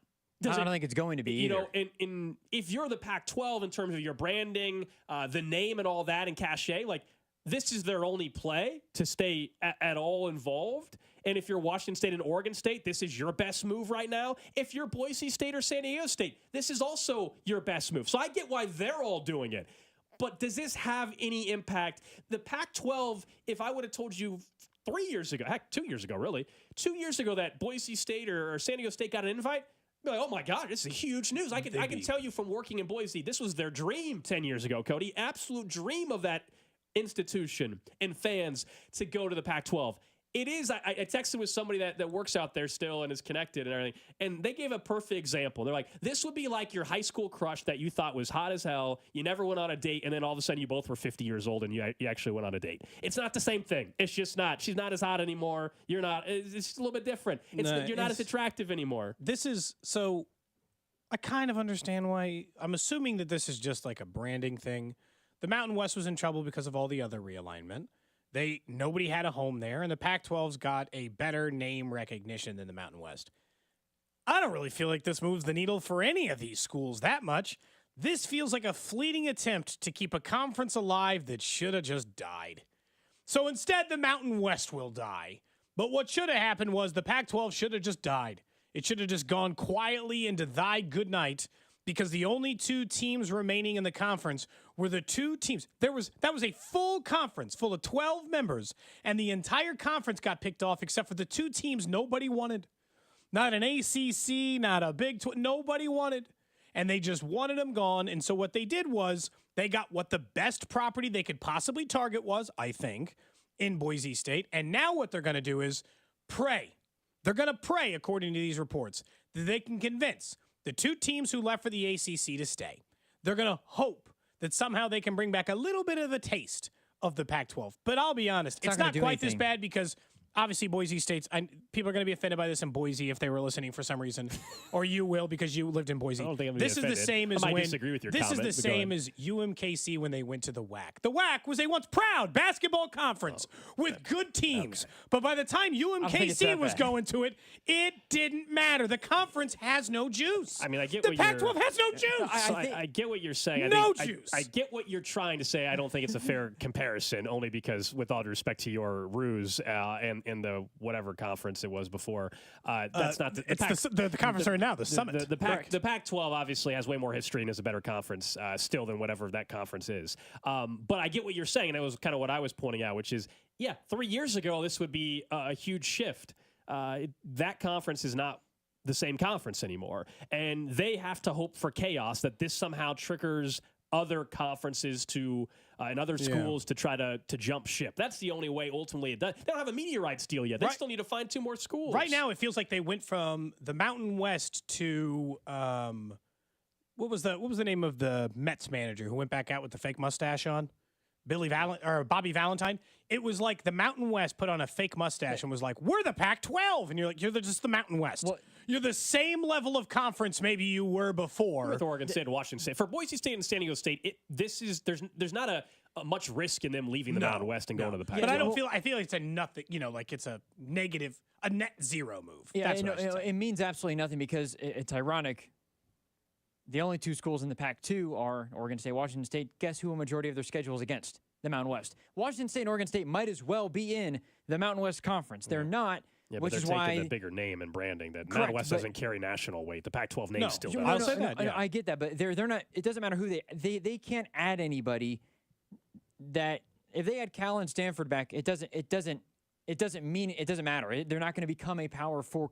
It's not going to be the Power 5. They're still going to be the group of 6. I think what they should do is reach into the FCS to get those schools because they're better off. That's even bleaker, isn't it? No, it's not, because I can guarantee you right now that North Dakota State, South Dakota State are better than San Diego State and Colorado State. Some of those schools don't want to transition up. I think the Mountain West is who might try to actually get some of the FCS schools. But like your Montanas, your Idahos, they don't want to. Idaho just transition down from FBS 5 years ago. That's why I didn't mention them. Right, but it's the same. My point is the same though. Like they're FCS schools. Some of them don't even want to transition up. It's not like they will end up. They're like dominating at the level. That's the way North Dakota State was. They're not winning anymore. They won a national title in 2 years, 3 years. So this is the time for. That's not that long ago. Well, yeah, but no, I'm saying this is the time for them to move. Is because the argument 2 years ago was that Golden that they'd won 5 straight FCS titles. They're not winning anymore. Why not take advantage of the potential money increase that you get from a media rights deal and move up to that level? The problem with that, though, is I think the Mountain West might be interested in a North Dakota State. I don't think the new Pac-12 will be interested in North Dakota State. Not to mention, it is media rights deal. You just brought that up. If I'm a TV rights partner, what TV market am I getting in North Dakota? What am I excited about there financially? Well, if it's If it is market size driven. That's the whole thing. I understand, but what market is Berkeley? I mean, it's not San Francisco. 50 times. No, but it's 50 times the size of North Dakota. Berkeley, they will count the Bay Area. Absolutely, they will. Yeah, they will. If you've been to Berkeley, you know how close they will count that as the Bay Area market. How many people are watching Cal? I don't know. I'm just saying. Because to me, we're not trying to compare Fargo to Berkeley or to Bay Area. Well, if we're talking about Bay Area, it's not comparable. But if we're talking the Valley and Berkeley, Fargo's as good of a market as that. They're not able to compete against the Bay Area. That's just because you lived in this. This is your bias showing. No, this it's is not. because you lived in a Dakota. Fargo is the 114th ranked television market, just ahead of Yakima. No way it's as good as Berkeley. Like, and I'm not saying if like we're from a talking city about or them likely. being as the Bay Area, then no. But are they considered Bay Area, or are they not considering it? That's that's what I'm asking. Because if it's Bay Area, no, Fargo doesn't compare to them. I don't know. Berkeley doesn't show up as. I'm just saying, if you're talking about brands that you would like to add to the conference, because it doesn't matter, why would Cal leave to go to? Why Cal has. The problem. That's not. I'm not arguing the why Cal. I'm arguing the TV market part. There's nobody. If I were Cal, I would. There's nobody that the Pac-12 can add that, regardless of market size or whatever, that's going to. Nobody's coming back. They left for a reason. Cal and Stanford are not leaving the ACC media rights deal to join the Pac-12. I agree with you on that. So that's what I'm saying is they might have no choice but to go after Maybe so. higher FCS powers because they've already left the Mountain West. Why not go after Sacramento State, who is ranked in the FCS, and you include the Sacramento market? Why not include North Dakota State, who has won multiple championships, or South Dakota State that's had multiple championships? If you're going to add anybody, why would you not add better teams than what is available to you in the FBS? Because there are none. Because that's not how anybody does it. Everybody does it based on TV market size. Yeah, but who would you rather have, Wyoming or would you rather have North Dakota State? Wyoming. No, because they would have added Wyoming and not they would have added Wyoming. They're not adding either, I guess is what I'm trying to tell you. Like But they have to add two. Who are they? Yes. Who are they adding? Sure. Before they go FCS, there's potential. Why would they not look at Tulane? Why would they not look at Sam Houston State? Why would they not look at Texas State? Those are makes FBS programs already, and you get the Texas market. Tulane's better positioned to join the ACC than they would. There's no reason for Tulane to side hop. It would make no difference for Tulane to make the move, in my opinion, because they already are making enough money in the American Conference as they would in the Pac-2. Look, if the Pac-12's plan is your plan, which is to go get the schools from North Dakota and South Dakota, then they might as well wait. They're wasting their time. They're honestly already wasting their time because I agree with Cody. It doesn't make a difference what they're doing. It makes no difference. They made the Mountain West the sequel. Yeah, well, with better brand recognition is what they're doing. They basically are they without having to partner with the Mountain West. They said we'll just use our name and likeness, and we'll steal your best teams, and we'll be the best Group of 5 conference potentially. That's what they might strive for. Can they be the best Group of 5? Can they compete with the American and be the best Group of 5? Or the Sun Belt. I mean, I don't know if they can do that. I mean, they can try. I mean, I think they can be better than the Sun Belt already with just the 6 teams they have right now. I long term, not just 1 year, not just talking about today. I don't think so. All right, let's get to the trash of the day. Trash of the day. All right, this has to do with hotel rooms. Nothing related to Shannon Sharpe. I promise. We already covered that. We did. Hotels.com. We'll get back to it, though. I don't want to let that story die. Hotels.com released Hotel Room Insights report that reveals the most common and surprising items left behind. So I'll ask you what you've left behind in a second, but some of the most bizarre items left behind: a pet lizard, a chicken, a $6 million watch, a car tire. The priciest items forgotten are Birkin bags and a Rolex. 10% of hotels report that guests left behind their dentures, according to the report. Despite efforts like lost and found boxes, some hotel staff have gone to extreme measures to reunite. They have dubbed some workers hotel heroes, with one driving 100 miles to return a passport, another running several blocks to deliver items before a cruise ship departed, and one shopping to replace a teddy bear for a young traveler. I'll just tell you right now, if I'm working in a hotel and you're leaving behind stuff and not asking for it, it's over. That's up for the staff to decide now. Are you nuts? Who leaves behind a $6 million watch? Like in the safe at least? Or just like on the nightstand? I mean, Look, I've left my cell phone charger. Like, we were just in Vegas in August. I left my Apple Watch charger. All right, I hop on Amazon, and unfortunately, I got to go buy a new $15 So you just let charger. that one go, huh? Well, I'm going to make them ship a $15 charger back to me. Now, if I left my laptop, okay, obviously, I'm seeking to get that returned. No, I don't think I've ever. I am far too diligent when leaving a hotel room to leave. I don't remember ever specifically leaving something behind in a room to this. But I'll tell you right now, it wouldn't be a super expensive watch. And honestly, I can't believe these people are running like 2 blocks to hand off things before a cruise ship departs. That's crazy. Like, that's nuts. They left it. Now, look, I do think that generally speaking, for any lost and found things, what do you think the amount of time it's okay to say, you have time? Like, let's say they leave their Birkin bag behind. That's a $10,000 purse. You and I once kept watchful eye over a purse for a designer purse for somebody before later returning it to them. What is the amount of time that you don't ask for your $10,000 purse that it can be mine now if I'm the housekeeper? I don't think the housekeeper can keep any of it. They should. I don't think It should be like getting the tipped. housekeeper's allowed to. What? Then it just goes to auction and the hotel makes more money? Screw that. It should just go to the people who found it. I don't think the housekeeper can say, I found the purse, and then like, oh, a month later the boss comes back and said, hey, they never called for it, so it's yours. I worked at a restaurant, and one time underneath a table that I was serving was a crisp $100 bill. Much different. Didn't know if it belonged to the guest before. They were a walk-in table. I gave it to the management, and they said, if this person doesn't come in and ask for this in 10 days, $100 is yours. 10 days later, $100 coming my way. You have to So can't it just be like 6 months? You have to admit, the $100 bill is much different than the $10,000 bag. Well, I mean, it's a financial difference. Well, yeah. But coming back to claim it is the same. If they knew they lost a $10,000 bag, there's only so many places you could leave it. Sure. My parents taught me the valuable lesson of, like, if you leave your bike in the front yard, they fake steal it for a little bit. So you think that somebody took it because they tried to teach you the lesson of put your things away. This feels like it lands in the same thing. Don't forget your $10,000 purse or $6 million watch. Someone says I'd say 10 days minimum, and it's all mine. That's all they need to do. That is the trash of the day. Up next, Chiefs Red Half Hour. Looks like they're not going to have Hollywood Brown on Sunday. So what does that mean for a couple of the other weapons? And we'll get into some of the trash talk that's coming out of Cincinnati. This is Cody and Gold on your home for Kansas City sports. 96.5, The Fan. Brought to you by Heartland Men's Health, the leader in men's sexual health.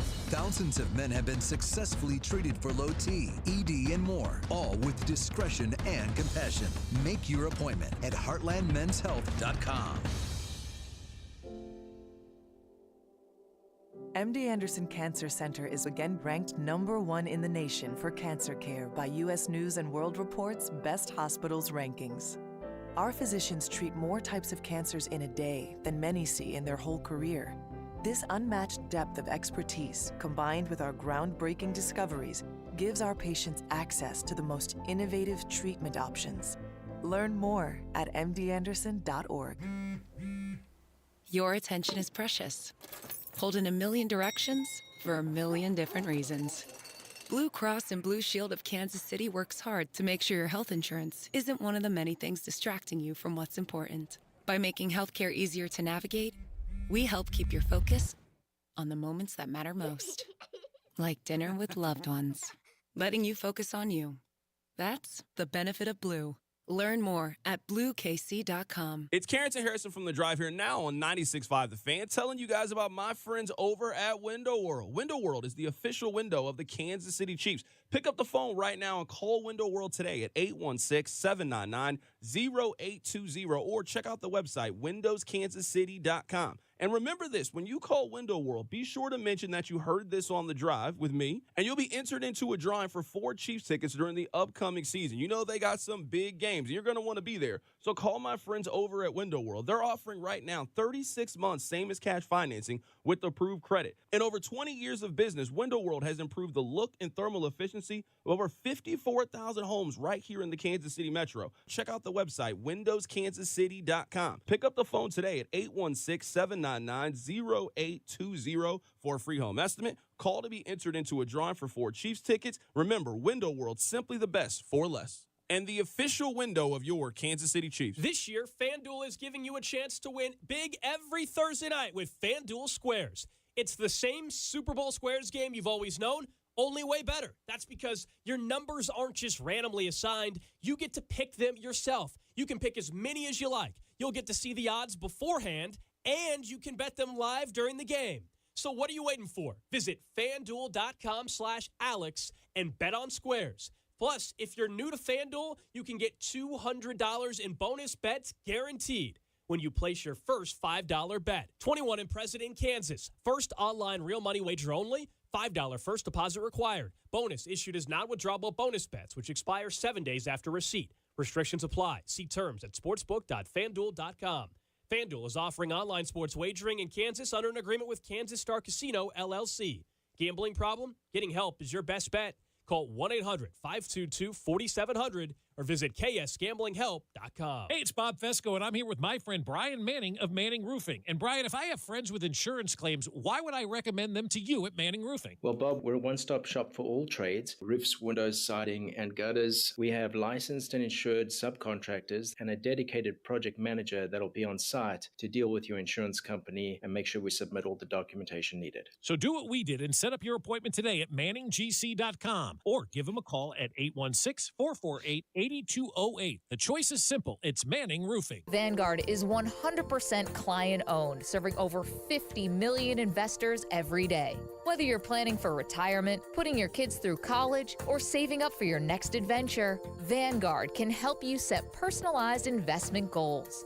All investing is subject to risk. Vanguard is owned by its funds, which are owned by Vanguard's fund shareholder clients. Copyright 2024, The Vanguard Group, Inc. All rights reserved. Vanguard Marketing Corporation Distributor. Who doesn't love getting something for free? Labor Day deals have arrived at the Home Depot, and right now you can get a free Milwaukee 18-volt extended capacity battery, $159 value, when you buy a select tool. Get longer runtime and more battery life so you can power all your fall projects. Shop Labor Day deals and get a free battery when you buy a select tool at the Home Depot. How doers get more done. Limit 1 per transaction. Exclusions apply. Full eligible tool list in store and online. Let's face it, nowadays most companies have to rely on dozens of expensive, disconnected platforms to run their business. And even then, things can get a little, well, stressful. But with Odoo's all-in-one management software, packed with a suite of fully integrated business applications, every process is streamlined. Tasks are automated, and success is just a few clicks away. See how Odoo can take your business to the next level at odoo.com. That's ODOO.com. Let's bring the nail gun over here. Jose stands tall atop his sustainable flooring company. Totally. It's renewable and moisture resistant, but we have several green options too. Or we got some beautiful reclaimed oak. But floored by his success, he needs to hire more installers. I need Indeed. Indeed you do. Put our matching platform to work so you can spend less time searching and more time connecting with talented candidates. Visit Indeed.com/credit and get $75 towards your first sponsored job. Terms and conditions apply. Downy Rinse and Refresh. Break up with stinky clothes. Rinse it out. Every now and then I get a little bit tired of the stinks that just will never come out. Pour Downy in the rinse straight. Every now and then I rinse it out. One wash and it delivers. One wash, it smells so clean. Downy Rinse and Refresh, it's a dream. Downy Rinse and Refresh. Fights odor in just one wash. Guaranteed.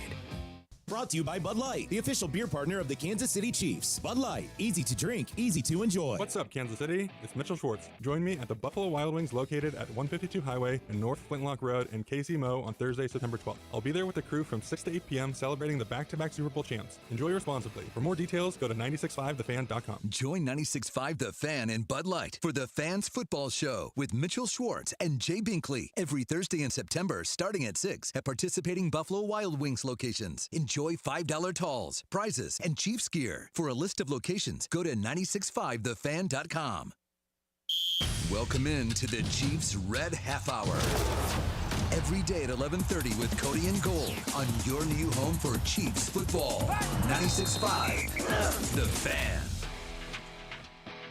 At 12:10, we'll be joined by Danon Hughes, former Chiefs wide receiver, part of the Chiefs broadcast team right here on 96.5 The Fan, your home for the Chiefs. We'll get his perspective on something we're going to talk about right now, which is what looks like the likely absence at this point of Hollywood Brown again on Sunday. Did not practice yesterday. We'll see today if that's the case, or if you want to have any hope, it feels like he's got to at least be practicing today on a Thursday. They're not going to just we'll have him see. practice the first time on Friday, then play real snaps. There's on Sunday. there's also no reason to do that. I mean, let's just be real. The offense looked great last week. Your rookie came in and stepped up. You have enough weapons on offense. It's week 2 for a season where if you're the Chiefs, you're playing 19, 20 games. There is just no reason to push it. Make sure he's 100%, and that's typically how they've gone about their business anyway. So I fully expect that to be the case, and we kind of all had circled the Falcons Sunday night game in Atlanta as the game that he could be available, and I think that's still where this is trending based on him not practicing yesterday. And if he's not going to play on Sunday, well then, yeah, I think we should expect the snap count for Xavier Worthy to be almost identical percentage-wise to where it was last Thursday. Yeah, I think that's probably in line with what it is, but that means I'm expecting things out of Xavier Worthy again. Going into the season, I'm always really tentative with rookies, not because I don't think they're talented or I don't think they're good or can only run straight like Cam Taylor-Britt said, but because they're hard. They're hard to rely on week in and week out. But part of the reason I think they're hard to rely on week in and week out is, there's other players who take priority over it. But last week told me the story. If there is no Hollywood Brown, I am to anticipate that Xavier Worthy is on the field 60 or 70% of the time again. He's going to be above Cole Hardman, Sky Moore, Justin Watson. Remember we asked this question going into the year. Where does he rank amongst the receivers? Okay, so Rashee Rice is still ahead of him. Travis Kelce's still ahead of him. When he's back, my guess is that Hollywood Brown is still ahead of him. But damn it if he's not sliding into 4th, maybe 5th if you include the running backs there. But, I mean, it's right there. And I think that's what starts to matter here is that it feels like we're starting to get into a range where I've got to count on Xavier Worthy again for this game.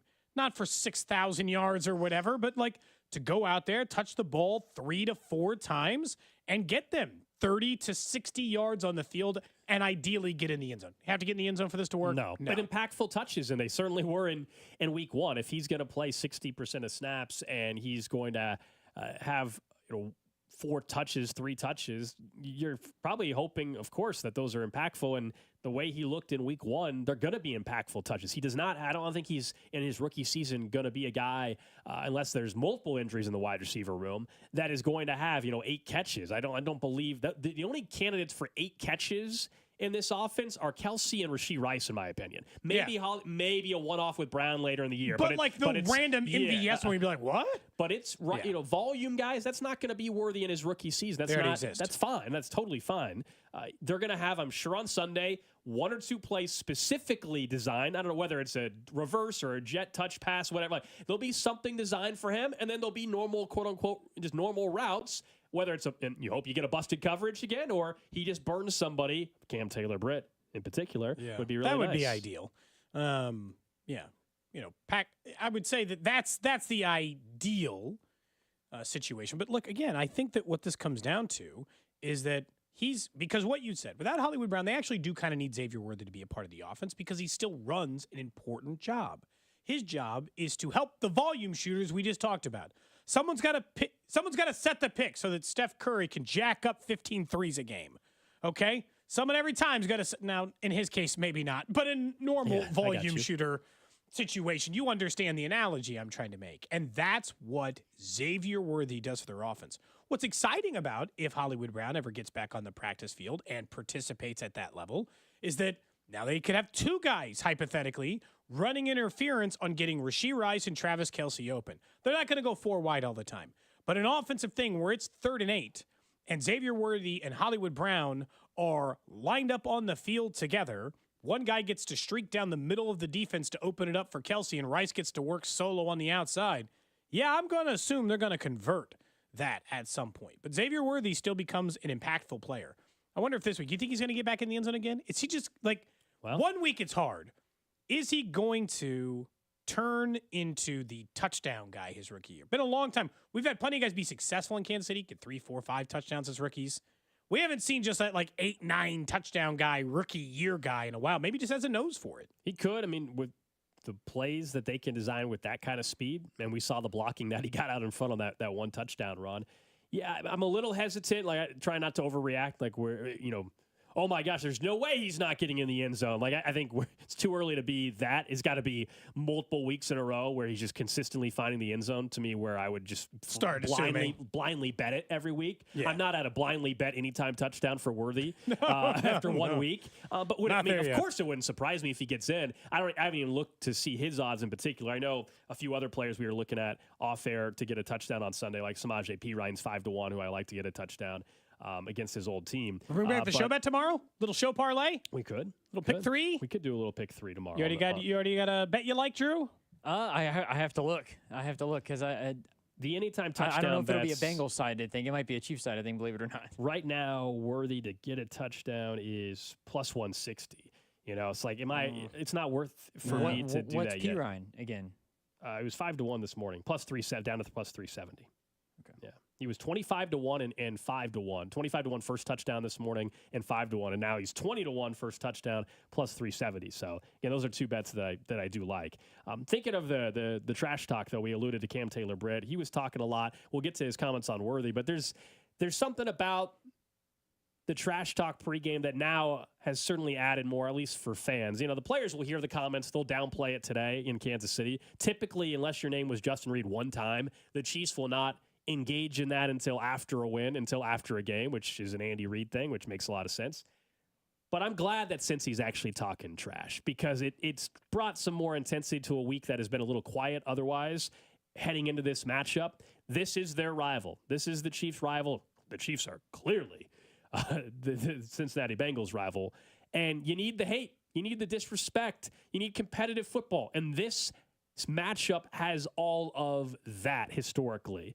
That's not something we see with Buffalo as much. One, the Bills haven't beat the Chiefs in the playoffs. The other part is there's way too much respect there. I kind of like Buffalo fans. You know, I can't stand Cincinnati. It's a little bit different. And I know the feeling's mutual on their side. And then you have Cam Taylor-Britt talking. Damn, I don't even know how to call that. I don't like them. You know, I don't think I like a lot of teams. But, you know, we see them a lot. We see them a lot, and it didn't turn out the way we wanted to our last time. So, yeah, of course, you know, like you said, some guys think about it. I'm not thinking about it, but yeah, playing those guys is always exciting, man. The competition, the guys on their side they have are good, but we have guys on the side that are just as good. So it's a good time. A lot of talking in this game? Hell yeah. I don't shut up. Not just you, but them. Man, a lot. Yeah, a lot. We'll see when we get there, you know. Do you enjoy that kind of thing? I don't care. I don't give a damn. I mean, I can already imagine. I can already. Mahomes going to send out that tweet with Mahomes 4 touchdowns, no picks, and he's going to say, I don't give a damn. I mean, I can already imagine Monday morning what it could be like. It could be a lot of fun because you had him also talking about Xavier Worthy, who's a rookie who has played in one game and has already clearly caught the attention of their opponent. What does Xavier Worthy bring to this KC offense that you guys need to be prepared for? Speed. That's about it. He can run straight, run jet sweeps, and just run straight. He can't do too much else, so that's about it. Feel like you put your hands on him. He's only 100-some pounds, so if you put hands on him, you'll stop the speed. So basically, get hands on him. He can only run straight, according to Cam Taylor-Britt. That certainly won't backfire at all on Sunday. Did Jalen Ramsey ever regret calling Tyreek Hill a special teams player? They're teammates now. I mean, he's Tyreek Hill's going to be a Hall of Famer. The trash talk to winning ratio for Cincinnati, it's off. Drew, can you defend it? It's off. They talk too much for the amount of winning they do. I'm not saying you can't trash talk. I'm just saying you can't trash talk more than you win. You know, you got to be like at least equal at best. I would say maybe a little less trash talk than winning, but or winning more than trash talk. But. Sure, I mean they've gone over 500 the last 3 seasons, so I think that I mean it's fair for them to talk, and they've had their time against the Chiefs. I mean they can talk. It's not like they can't talk or shouldn't be talking. It's just that the Chiefs can also talk right back in regards to the Super Bowl. So I think Cam was correct in the fact that we lost the past couple. We've lost the past couple of times. He's right in that. I hate him. I don't like him. That makes sense. Yeah, I don't think there's anything. Look, and he can say whatever he wants to about Xavier Worthy. It's just that he better not be the one to get burned on the play where he's guarding Xavier Worthy. That would be the thing that I would be thinking is, Just don't be the guy that ends up getting beat by Xavier Worthy deep. Otherwise, It doesn't really matter. It looks way worse. You burned your own teammate either way. This is, again, where I agree. Cam Taylor-Britt saying, I just hate him. I feel like when Cincinnati comes to town or they go to Cincinnati, because this is why it's the best rivalry in sports, I turn into Kendrick Lamar. I hate the way you walk, the way you talk, the way you move or breathe. Like, it doesn't matter what you do. If you're Cincinnati, I don't like anything you do. I think Joe Burrow's hair is stupid. I think it doesn't matter. It doesn't matter whether it's about your play or the other side of it. I just don't think anything you do I'm going to like. Not going to like your head coach. That's what's good about it, though. They got viscera between them. But you had asked me a question before is like, at some point, if Cincinnati stops winning these regular season games, too, and we don't see them in the playoffs as much, they can lose their top spot. They have it for now because they've played in juicier games against the Chiefs and have had more heat between the teams than the other ones. But if they start losing these regular season games and Gold on top of the playoff ones, well, then it's done.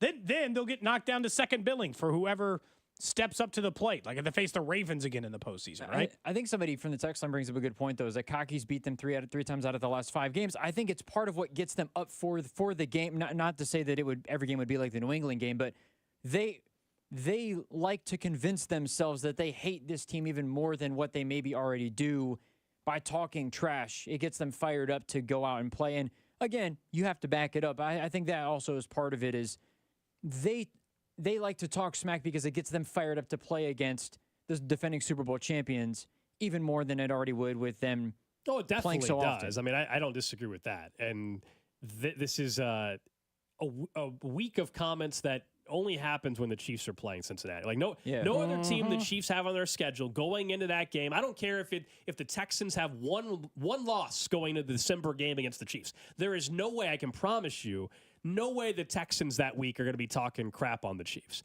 And you said it, you're correct. There's some history there. Yes, they've won 3 out of 5, but the Chiefs have won the last 2, and the Chiefs have won 2 rings. So I don't think anybody cares that Cincinnati's won 3 out of the last 5 when multiple of those are regular season games. Yeah, and the Chiefs have as many rings as you do wins against them in the regular season. So nobody's going to care about that. That's the rebuttal. But in terms of head-to-head, look, the Bengals they've put up a good fight against them. Cincinnati consistently has. The Bengals can't control what happens against Buffalo or what happens against the Ravens or what happens against the Dolphins when the Chiefs play. But when we play them, well, you guys went in the playoffs last year, so Cincinnati can't control that. Correct. I mean, you guys weren't in the playoffs last year. Again, star quarterback was hurt, and they went 9-8. So I think it's part of the deal, man.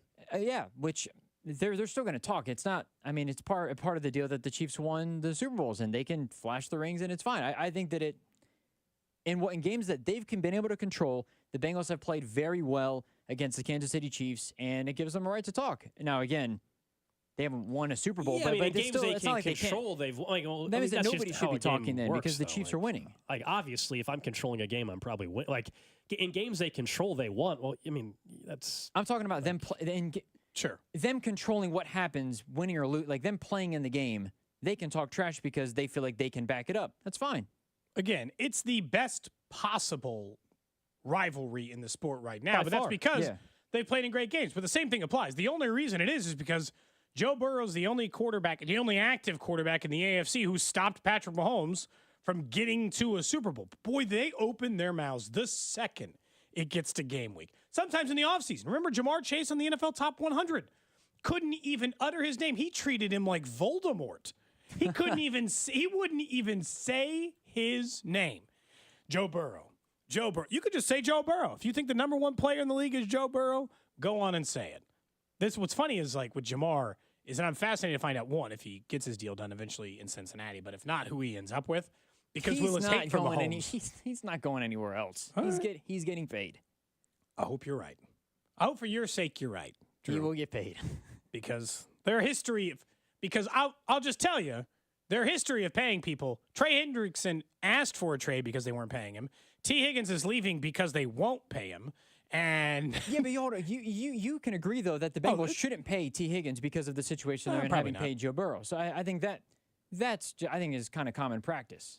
But look, if Jamar Chase does end up leaving, I back Mike Brown. He's been a great owner in terms of being able to be loyal, and he's been able to adapt a lot into how the game's changed from this 1960s, except for this one thing.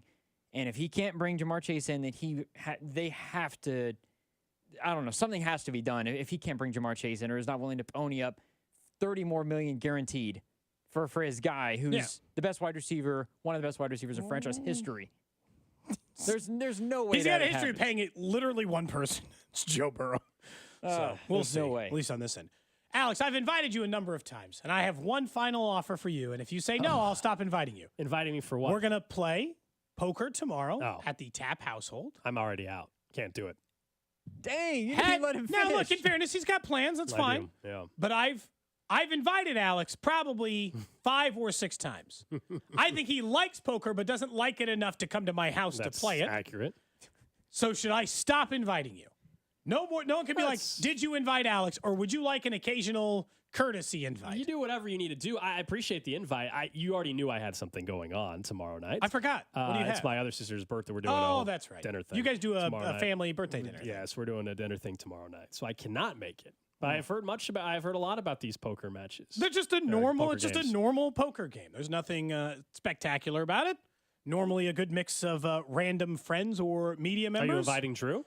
Drew does. I don't think Drew plays poker. I do not. I couldn't. I think tell you I how to asked play him poker. once, and he was like, I don't even think he might not know what hand beats what. You did invite me once, and I don't play poker, The so other part I of this- appreciate the invite. But yeah, I think at that point you're like, I don't need to invite Drew anymore. The other part of this too that Cody has left out is we do not live close to each other. Well, that I wouldn't.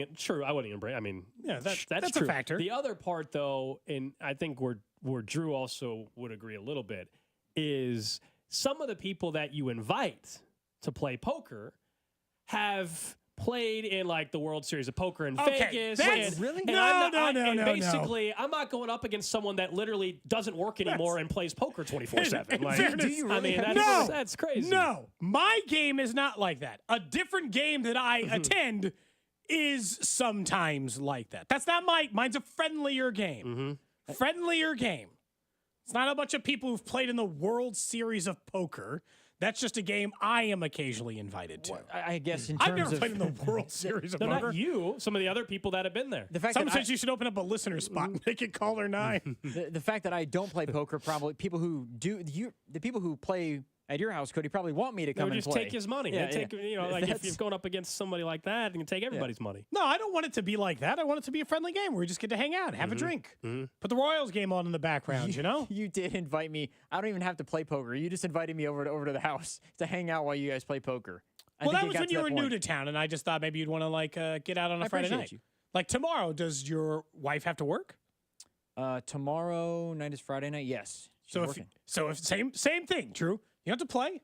If you want to come and hang out and have beer with some people, you are more than welcome to come. Are you guys doing the chili? Well, we'll do that this year, but I'm not. Okay. I'm not making chili. I for know. tomorrow, Bree and I will be there for the chili night when you guys have that. He'll be back for that one. I got Drew in for chili. I didn't even think. Have I ever gotten you to chili? I got one time. Yeah. Okay. Bink said he would go last year, but it didn't end up happening. Then every year. Nah, Bink. Like stuff comes up. Bink's good. Okay, I won't see you guys tomorrow, but next time. What's the buy-in? It's a cash game, so Okay. I said a max buy-in for someone those says purposes. Drew should be the dealer, just learn how to deal. And we could tip him. He could make There some you go. money. I'm getting Drew a part-time job Well, no, as just a that dealer way, at my it'd be home game. No, but he would learn the game more that's if he was true. dealer. Yeah. That's what the That's person true. is saying. They That's said a good point. If someone's saying he would learn the game, if he was a dealer, he could learn the game more. Fair point. You had asked me about a certain player for coming up in the Chiefs game on Sunday because you've made a point of saying there's a bet you like. Yeah. Are you a revenge game guy? I mean, I don't think Samaje. I'm kind of sarcastically saying revenge game Samaje Perine. He played for Denver last year. He's a couple years now removed to playing in Cincy. I don't think it's necessarily a revenge game, but I do think we saw last week Samaje Perine had some receiving opportunities, and he had only been with the team for a week. So now he's been in the playbook an extra week, extra 10 days now, and that bodes well. He was inches away from catching a touchdown pass. If he catches that, there was nothing but green grass in front of him. He gets a touchdown. And we're talking about Perine having a touchdown in his Chiefs debut. I think that happens in this game. And yeah, is it cool that also you add in it's against his old team? I do believe there'll be some opportunities, screen game, pass in the flat where Perine will have an opportunity to find the end zone. I just think that they have, you know what it is? We talk about this all the time with players, and what I think is already underappreciated probably about what they did with Perine here is I don't care how big of a star you are, how big of an impact you are to the team. I don't care if you play 10 snaps or 80 snaps. Do you know your role and do you play that role well? That is already, after one game, Samaje Perine. He's going to get one carry maybe. All of his action is going to be in pass protection or catching a pass. And sometimes down near the red zone when it's 3rd and 8 from the 8, 3rd and goal from the 7, 3rd and goal from the 8, bye-bye Isaiah Pacheco, enter Samaje Perine. That's where I think his touchdowns come from. They're going to come from a distance of 5 to 10 yards near the red zone in the passing game. Hell, he should have had a passing touchdown last week. Had he held on to that ball, there was no one in front of him on that left-hand side. Yep. So what I like about him is he already has a role. He has a job, and everybody knows his job. And it's not a mystery or they're trying to guess or, it is how are we trying to use Sky more? No. He has a job. It's established, and they use it well. He had the 4th most receiving yards of any running back in the NFL last year. And I understand he has Pacheco in front of him. But in receiving, the ability is there. The Chiefs brought him in to be a receiving back. So, McKinnon, essentially. Yeah, I mean, he's going to have that kind of role. Said. Yeah, he's going to have that kind of role. So I wonder if he's going to, if he scores like some soccer players do against their former teams, I wonder if he's just not going to celebrate. He's just going to go off and he's going to go to the sideline. A lot of soccer players do that when playing against former teams. Does he have a normal, what was his thing in Cincy? I couldn't tell you. Yeah, it wasn't like a... I don't think there was a set celebration that he did every time. Do they have a Cincinnati one, like the Dirty Bird or whatever? I mean, the Icky Shuffle is a popular one that's been there forever, but... I'm just asking if there's a way you can twist the knife a little bit. That's all.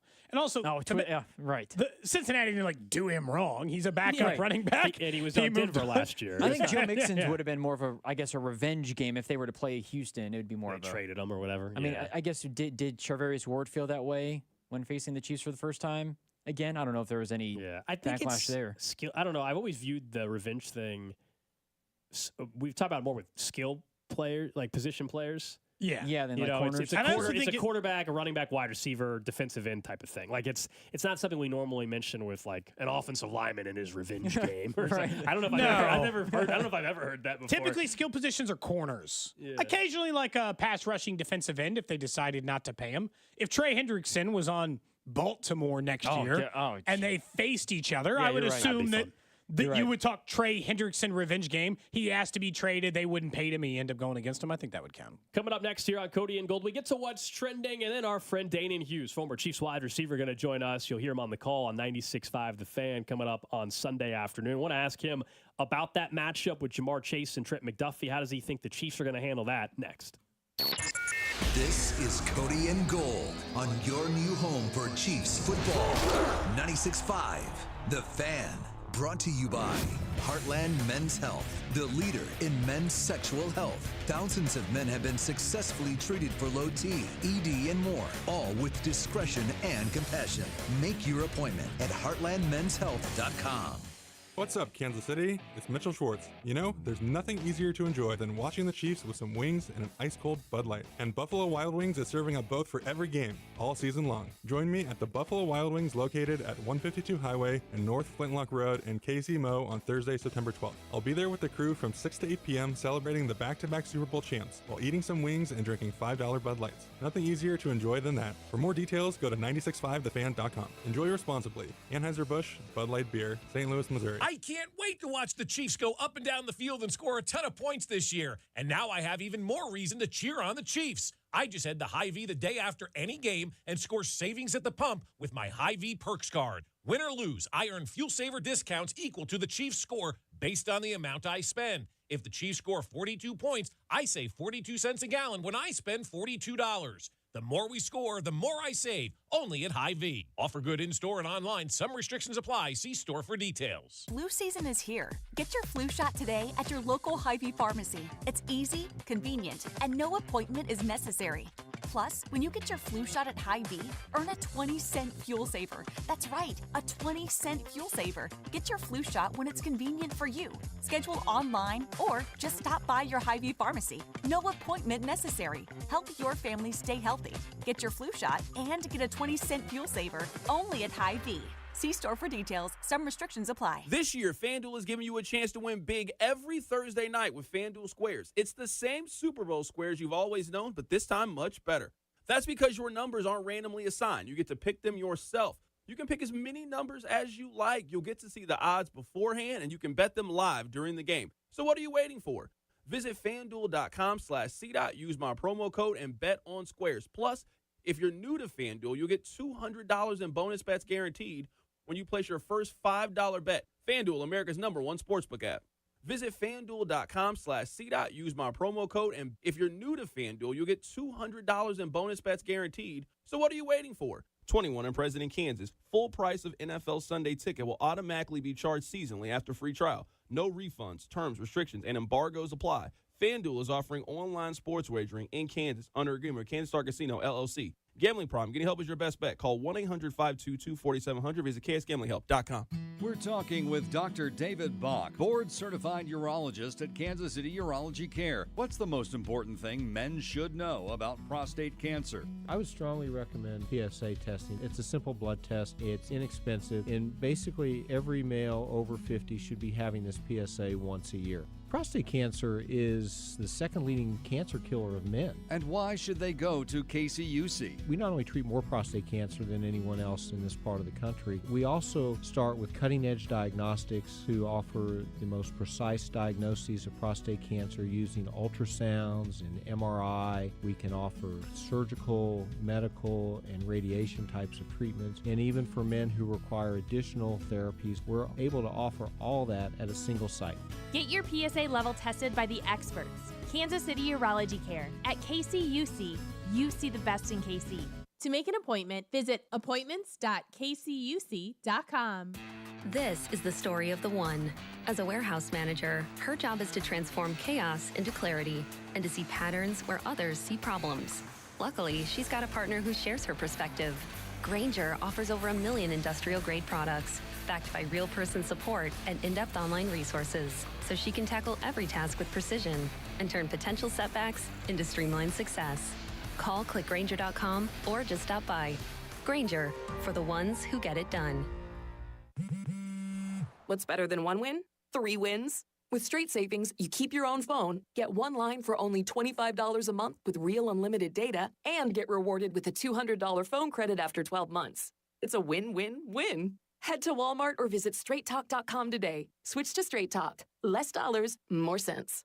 Straight Savings Plan enrollment requires compatible unlocked device and new line of service. Bonus device credit requires 12 months of active service. Offer ends if eligibility requirements are no longer met. Taxes and fees apply. For network management practices, see Straight Talk's terms and conditions. Did you know your skin is the largest organ of your body? Huh? That's why you should shower with Old Spice Super Hydration Body Wash instead of plain old bar soap. Love your skin by super hydrating it with vitamin B3 and glorious notes of vanilla and shea.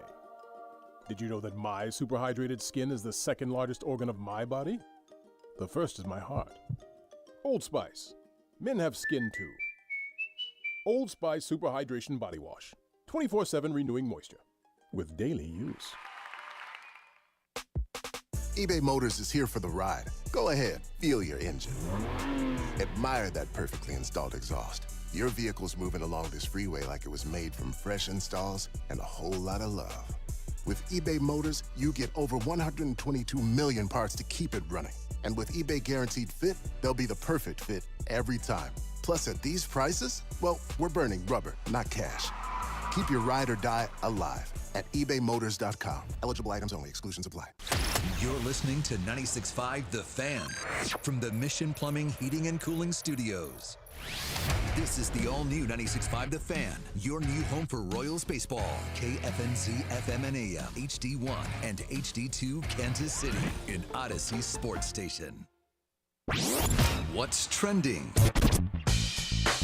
Number one on what's trending. Well, the Royals are off today. An off day, much needed off day after the gauntlet of 20 games that they went through. They did, unfortunately, drop the series, unable to get the win in extra innings last night against the Yankees. When they return to action tomorrow, it'll be a 5:40 first pitch right here on 96.5 The Fan as they're in Pittsburgh taking on the Pirates. It is a bucket list ballpark I hope to get to someday. You always see the backdrop of, what is that, PNC Park there in Pittsburgh, and it looks incredible.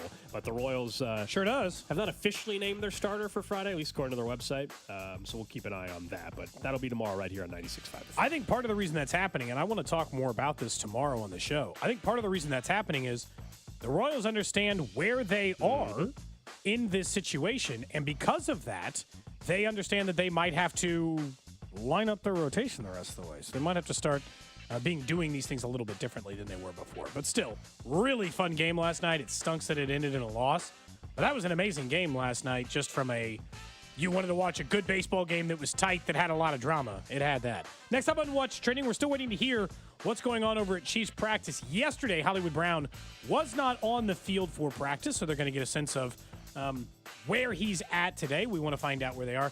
Coaches and coordinators starting to speak to the media now. Expecting to hear from maybe Chris Jones a little bit later on in the show. But as of right now, the Chiefs are as healthy as they were. They only had one player out of practice yesterday. That was Hollywood Brown. Next up on What's Trending, a shakeup in college football announced this morning. The Pac-12. Remember, there was just two schools remaining, Washington State and Oregon State. They are now adding in 2026 Boise State, Colorado State, Fresno State, and San Diego State in an effort to rebuild the Conference of Champions. The additions take away 4 schools from Mountain West. They're obviously left hanging a little bit. They got to figure out what they're going to do. The Pac-12 and departing schools are on the hook for about $110 million in exit fees and penalties to the Mountain West. They have to add 2 more schools to get to 8 by 2026 to be an FBS conference. And so that's the big mystery. Like, who can they go out and add? And are they waiting to see if the ACC falls apart in the offseason? Like, these are all realignment is unpredictable, but a big shakeup in the college football, mainly. I say college football because that's what's driving realignment, but college sports world. Did the Mountain West Dirty said, hey, all of our teams, you want to schedule each other just to steal all their squads? Well, that's why they knew the risk, though, because there was language. There was language in the contract when they did the scheduling agreement that the Pac-12 has to pay the Mountain West if they poach schools. Yes, but that's also what they're using that money for. All of these Pac-12 schools have to pay. Plus, they won their court case, and they're like, well, we want to decide how you're spending your money. You're like, you left. You don't get to decide how we divvy up the TV money. It's all of us and none of you. You left. Right. You don't get a voting majority anymore, which I actually thought was the fair way of doing it. So all this extra cash, they're going to try to build their conference back Oregon up. State, Washington State, they decided that the schools that already left the conference didn't want you guys, but we'll go ahead and use their money to basically bring you in. I also think that was still a wild contention from the schools leaving. Like, whoa. We should get to decide who divvies up the contracts. You're like, but you're leaving, so why the hell would we let you decide? It doesn't matter. Next up on What's Trending, Miami Dolphins and the Buffalo Bills in a big Thursday night matchup over on Prime tonight. Raheem Mostert's already been ruled out for that game with a report, hopefully this afternoon, on whether or not Devin Achane will be available for Miami. He was listed as questionable with an ankle injury. What are you going to do in fantasy? If Achane's out, Achane's in. Do you start him or do you start Jeff Wilson? If you picked up Jeff Wilson, do you start him if Achane's out? If he is available tonight, I think I still start him, it depends on my running back situation. Right? Was he your number one back to begin with? Did you already lose Christian McCaffrey? Like, there's different scenarios I think that would alter my answer to that. But that is what's trending. Yeah. Okay. Somebody's. I was going to say, is this confirmed over here? No. For the 816? No, it's not. I was like, excuse me? That was a rumor yesterday as well. One Twitter account. No. Okay. We'll get back to the Shannon Sharpe stuff later. But no, that tweet or that text is not. I don't think they'd fire you for that. That text is not accurate. Okay. No. Let's go out to the phone line. Talk some Chiefs football with our guy Danan Hughes, of course, color commentator for the Chiefs Radio Network. You hear him right here on 96.5 The Fan Sunday afternoon as the Chiefs take on the Bengals, and he is presented by Blue Cross and Blue Shield of Kansas City. Discover the benefit of blue. Danan, good to have you on the show. One final thought just from last week, and then we obviously move on to Sunday's game against Cincy. But what you saw from the offense against Baltimore, it seems like that still is just maybe the tip of the iceberg of what's ahead. Yeah, fellas, good to be with you guys again after a big win last week. And, as far as that Ravens game, I thought it was par for the course in regards to what we've seen from this team, offensively, defensively, special teams. Like, there are teams out there, there are organizations out there that want to be their best week one. They want to jump out and showcase everything in week one. And we've just not been that kind of organization, which is a good thing. Like, we saw the peak of several teams this past week in week 1, likely not to get any better, possibly to get worse. And for us, it's always kind of been just step-by-step part of the process. So I appreciate getting wins whatever way we can. We left some points on the field. Obviously, the game probably shouldn't have been that close, but it's a win, and it allows us just one up in the AFC. And we know that we can get better. Who knows where the Ravens are going to go from that point, if they can play any better, or if they feel like they have enough confidence that they can play better. But we know we can. So to me, that makes it a double win on our side, and still room for improvement. So with Isaiah Likely and the toe barely being out of bounds, did you wear the white shoes when you were playing? Absolutely. Here's the thing. You always wear white shoes when you can, and you always wear white gloves if you're the away team or if you're the home team. And here's why. Because the other team has white jerseys on. So if you want to try to get away with a holding call or something like that, you wear gloves that are close to the jersey of the other team when possible. Obviously, you can't wear blue gloves against the Chargers, but if you are playing at home, you want to wear white gloves whenever possible because the hands blend into the jersey. When you look at what the rosters are, this is what we kind of said about these two teams, Danon, is more than any other. And I understand every single Patrick Mahomes, Joe Burrow matchup has been decided by 3 points. This is the most lopsided I think the rosters have been going into it.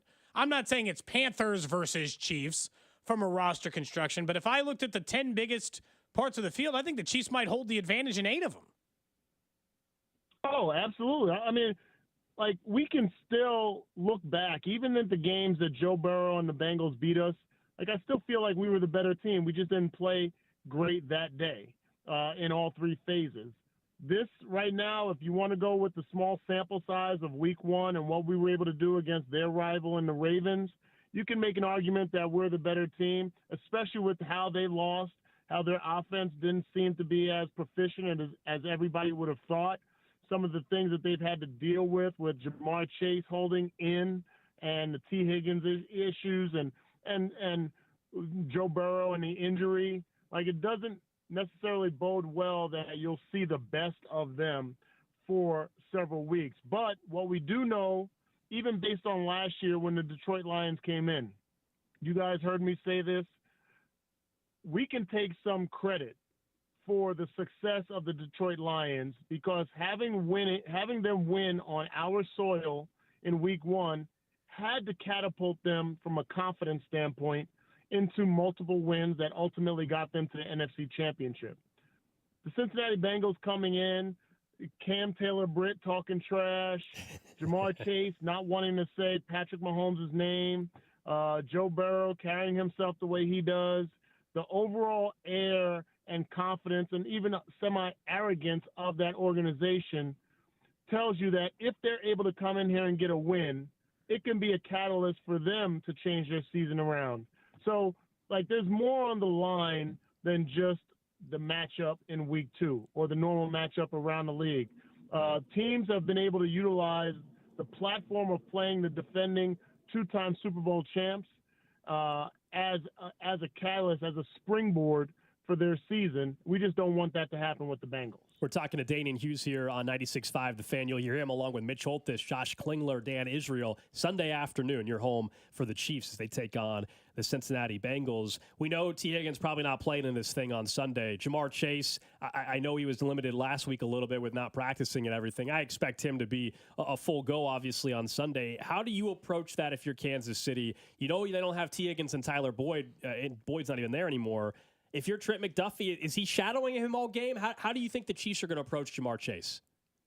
Yeah, I don't think it's about a shadow because you can work around a guy shadowing somebody by running him in motion, moving him into the slot. That's something that's going to benefit us throughout the season with Xavier Worthy. Just lining up a guy outside the numbers like Marvin Harrison used to be is not necessarily how offenses bode now. They don't have that same kind of success with a Hall of Famer type receiver, just lining him up in one place.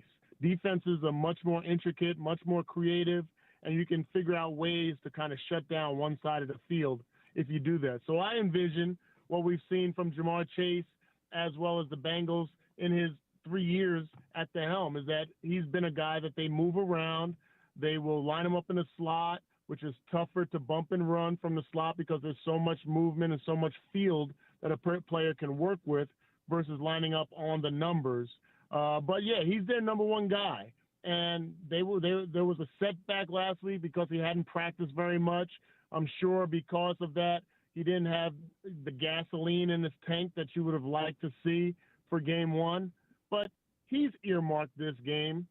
They've earmarked this game against the Chiefs. He understands that in his mind it's a rivalry. There's disrespect. They remember the Burrow head. They remember the push out of bounds. They remember the ouster out of the playoffs.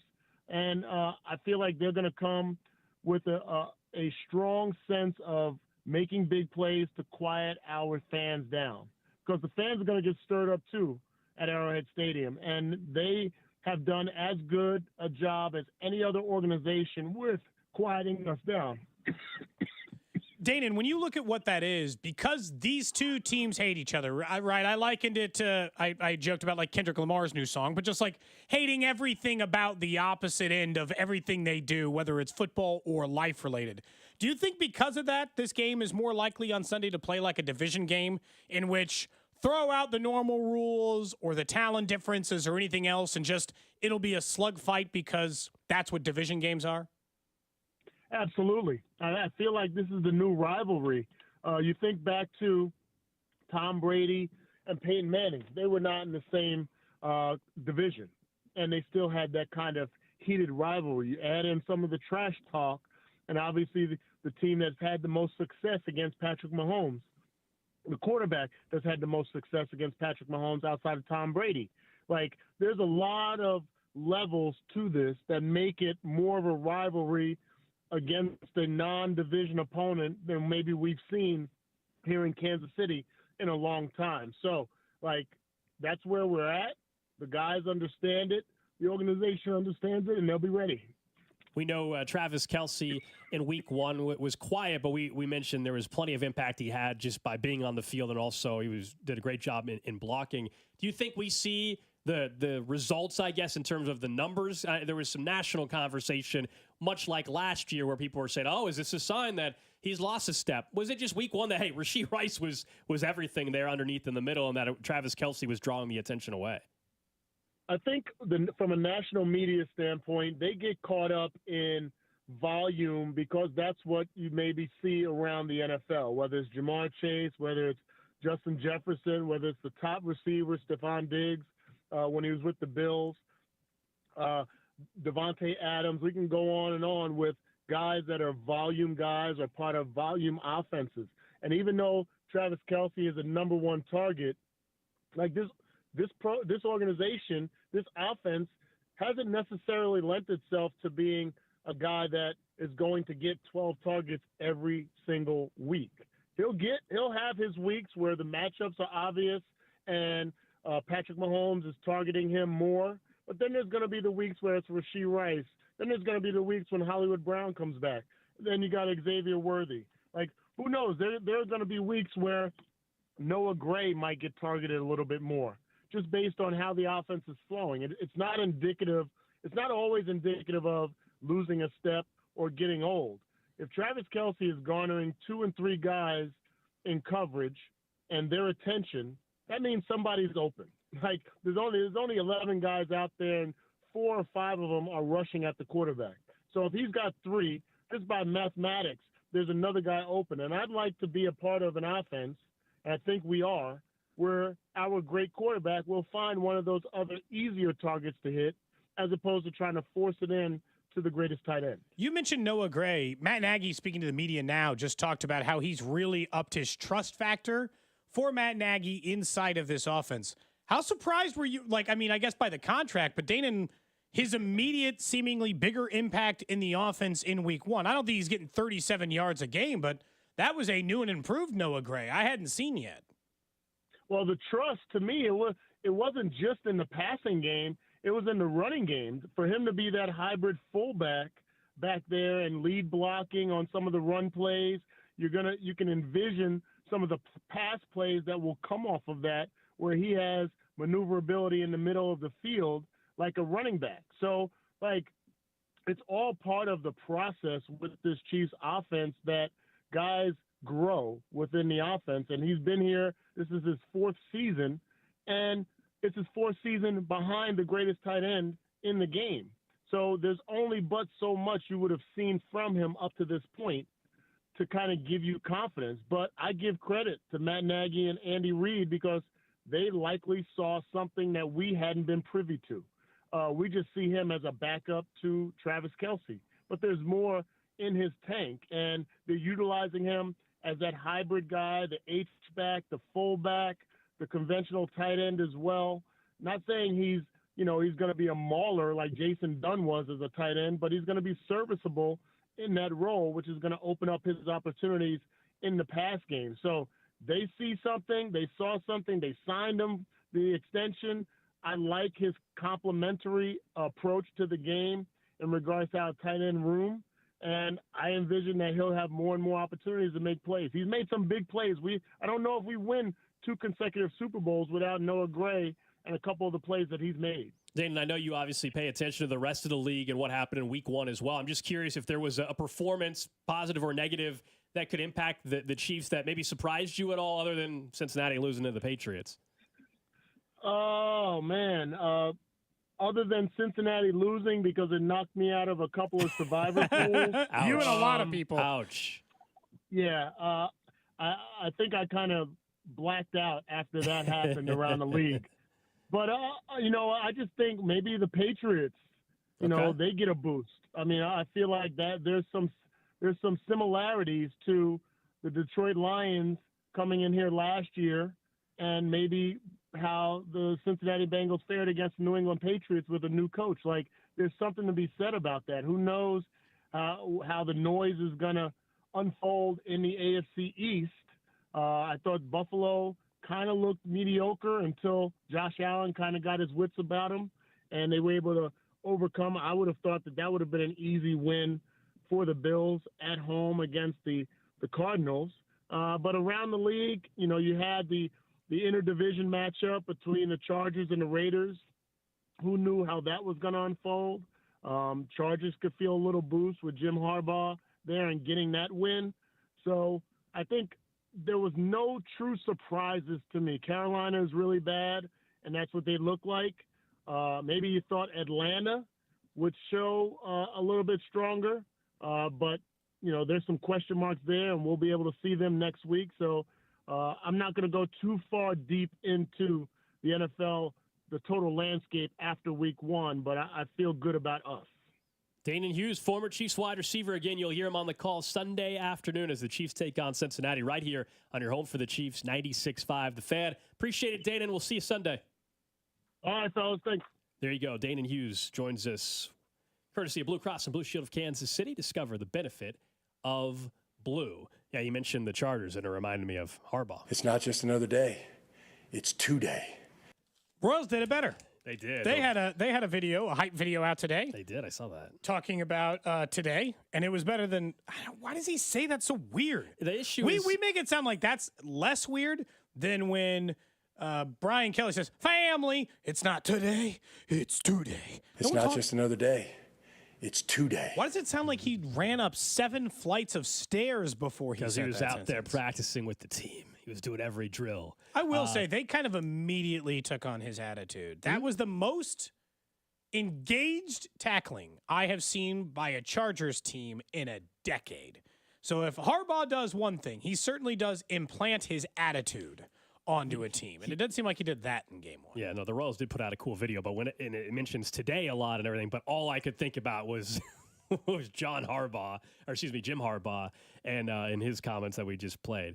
Did you also see, thinking of the Chargers, that so they're playing the Panthers this week, and they announced they're going to stay out east after the game. You know, some teams do that, the West Coast, East Coast trip, and instead of having to do that, because they play Carolina this week, and then they play back-to-back East Coast games. So they play Carolina, then they play the Steelers the next week, so they're staying out east. And Harbaugh said, basically, I'm sure we'll have plenty of snacks and some board games to hang out there. There's no reason we can't have some fun. Bring the board games and the snacks. Bring the board games and the snacks. That's what. Again, what board games? What do you think? What board game do you think that Harbaugh's into? Life. The game of life. I think he's like an old school, like he went like an old school gambler where he'd be like, hey man, we want to play all the normal games. And he's like, nah, we're going to play spoons. And you're like, we don't want to play spoons, Jim. We just want to play like he's like, but I brought my own spoons. My family's been using them for years. And you're like, Jim, we don't want to play spoons. We'd like to play a different game. Thank you. Yeah, I feel it would be life or just simple like checkers or something. Like just backgammon. Just something real basic. He's not playing like, you don't think he's playing Settlers of Catan. I don't think so. The other, the Chiefs players that we knew were doing that as a group I don't think he's a complicated card game guy. I think he's like a basic board game, maybe a word-based game, maybe like Taboo. Maybe he breaks that one out after a while, and he constantly says the words he's not supposed to. Or Pictionary. Think about his energy in a Pictionary game. He's just like mimicking it. Pictionary, charades, that's my new best guess. It's not just another day. It's 2 day. Someone said he's playing checkers and he's playing chess. That's right. He's been playing chess for a long time. Everybody else in the NFL out there playing checkers instead. Chris Jones is speaking to the media now. We might hear that a little bit later on. He did mimic something we said on Monday, though. We had talked about this on Monday, and I told you that if the Chiefs win on Sunday, well, then congratulations. You can immediately eliminate the Cincinnati Bengals from the number 1 seed conversation. Chris Jones, in discussing that, said, this game does matter for playoff seeds or future buys and those things. Although he did say it's too early to worry about that, and Andy really emphasizes today, this matchup right now. But he's right. Like it or not, the front-loaded part of your schedule is actually, so it turns out, some of the most important games that will matter to you December 30th. It's silly because it doesn't often work out that way. But in the Chiefs' case, because these are the teams who can contend for that, it actually does matter for that. It's weird for Christian to admit it. Yeah, I'm surprised, honestly. A little surprised. He said it does matter, but we don't care about it. But you mentioned, so you're already thinking about it. Did you watch? He was on Manning Cast on Monday night. It was kind of, I was expecting more. He did the Manning Cast. In fairness, it was fourth quarter, a little bit later at night. And Eli and Peyton were asking him, of course, just about, what would he do in this situation? And so he was asked a couple of times, like, hey, would you kick the field goal here? Would you run it here? And things like that you normally see in the Manning Cast. I don't know. I thought we've seen Chris's personality. It's great. We've had Chris on the show. I think it's just when Chris feels like being full Chris, it was it's the same the thing best. after the game last Thursday. So down in the media room after the game, he's at the podium, and he just was business. Business Chris Jones. But sometimes you get, and he's all about it. It just depends on whether he's into it. Some of the other suggestions from the text line about what Jim Harbaugh is playing said definitely playing marbles. That's another just old guy game. He's playing marbles. Someone says there's no doubt he is definitely playing Risk or Battleship. Battleship. All-timer Battleship. You like that game? Oh, loved it as a kid. Yeah. I don't even think the Tapp family owns a Battleship game. Maybe we should get that one. I love the Battleship game. That was so good. Little sound effects, too. I've had a hard time. We have tried multiple times to get our kids really into board games. We have not. If someone's got suggestions, we have not crossed that threshold yet. The most recent one we played together is the Dude Perfect game, which one of my kids got as a birthday present. Are you familiar with the Dude Perfect guys? I know the YouTube channel or whatever. I didn't know they there was have a board game. I didn't know they had a board game. Well, you get to shoot little footballs through a goal or fling a little felt golf ball towards a stick. I feel like iPads and stuff have ruined but why would they be interested in board games? I feel like it's kind of ruined that. Maybe I'm wrong about that, but I feel like that's kind of taken some of it away from this generation, as we sound very old on the show. Up next, we will get to the random question of the day, plus back to the Royals, who wrapped up their series against the Yankees, and now what the next 15 look like. This is Cody and Gold on your new home for Royals baseball. 96.5, The Fan. Brought to you by Heartland Men's Health, the leader in men's sexual health. Thousands of men have been successfully treated for low T, ED, and more, all with discretion and compassion. Make your appointment at heartlandmenshealth.com. Inside the Huddle is brought to you by Blue Cross and Blue Shield of Kansas City. Discover the benefit of blue. Your attention is precious. Pulled in a million directions for a million different reasons. Blue Cross and Blue Shield of Kansas City works hard to make sure your health insurance isn't one of the many things distracting you from what's important. By making healthcare easier to navigate, we help keep your focus on the moments that matter most. Like dinner with loved ones. Letting you focus on you. That's the benefit of Blue. Learn more at BlueKC.com. Celebrate your home team's Tully touchdown with Tullamore Dew Irish Whiskey. May your team be swift and their aim true. May the refs be forever in your favor and your whiskey always Tullamore Dew. Tullamore Dew, the original triple-blended, triple-distilled, smooth-sipping Irish whiskey, made exactly for game day moments like this. Tullamore Dew Irish Whiskey, 40% alcohol by volume, imported by William Grant & Sons Incorporated, New York, New York. Please enjoy Tullamore Dew responsibly.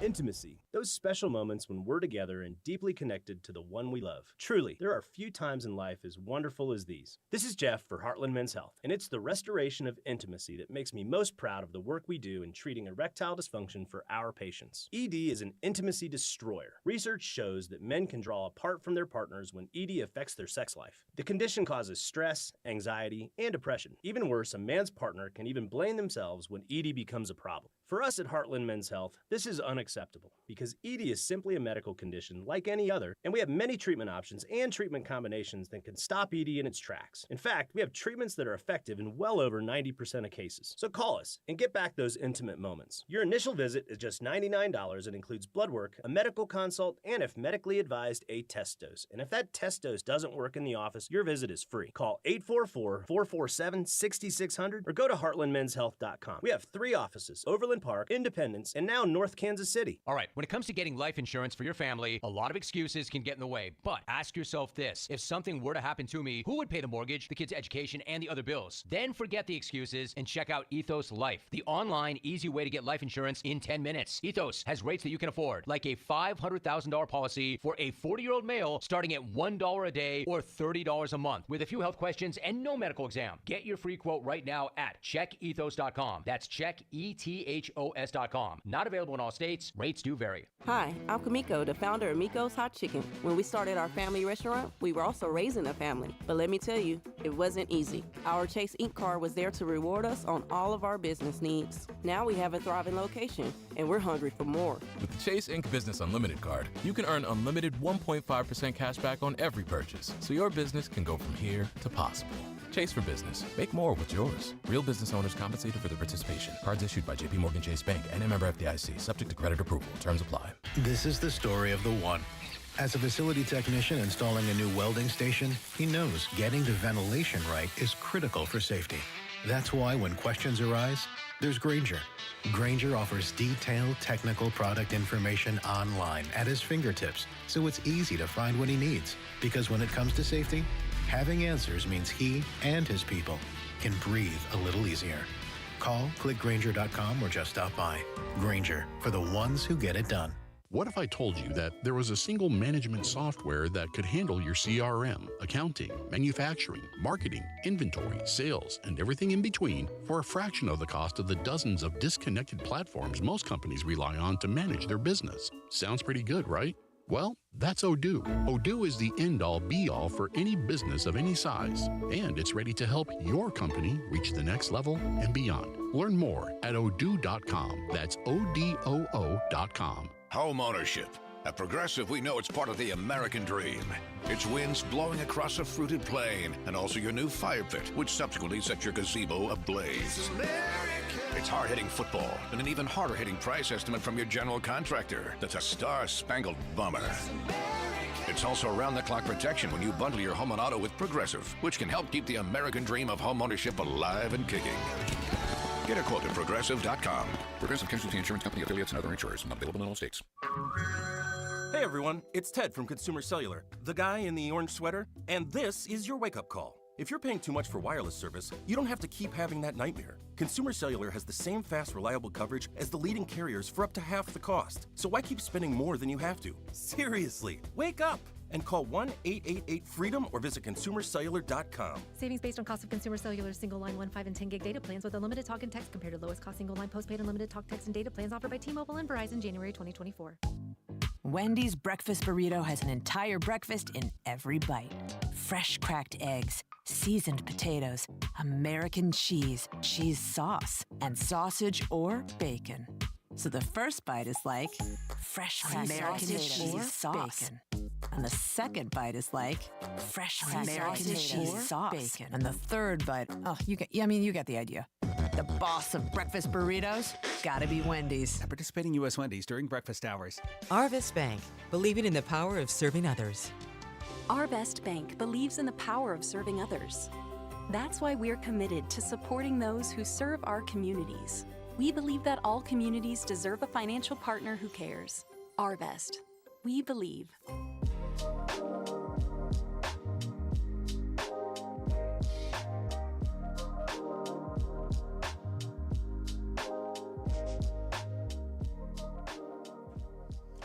Back here on Cody and Gold, Alex Gold, Cody Tapter Nixon with you on 96.5 The Fan. We'll get to the random question of the day here in about 8 minutes or so. Also at 1 o'clock today, Paul Charchian, GuillotineLeaks.com, sets us up for a successful week 2 of fantasy football. Who to play tonight, who to play on Cincinnati and on Kansas City on Sunday, and what do you do with the injury mess with Christian McCaffrey, Puka Nacua, for example. We'll get to fantasy football in the 1 o'clock hour today. I did see, as we mentioned during what's trending a little bit, practice-wise, Hollywood Brown not expected to practice today, so he's not You and I already said, yeah. after yesterday, I didn't think. I don't think he's going to play till week 4.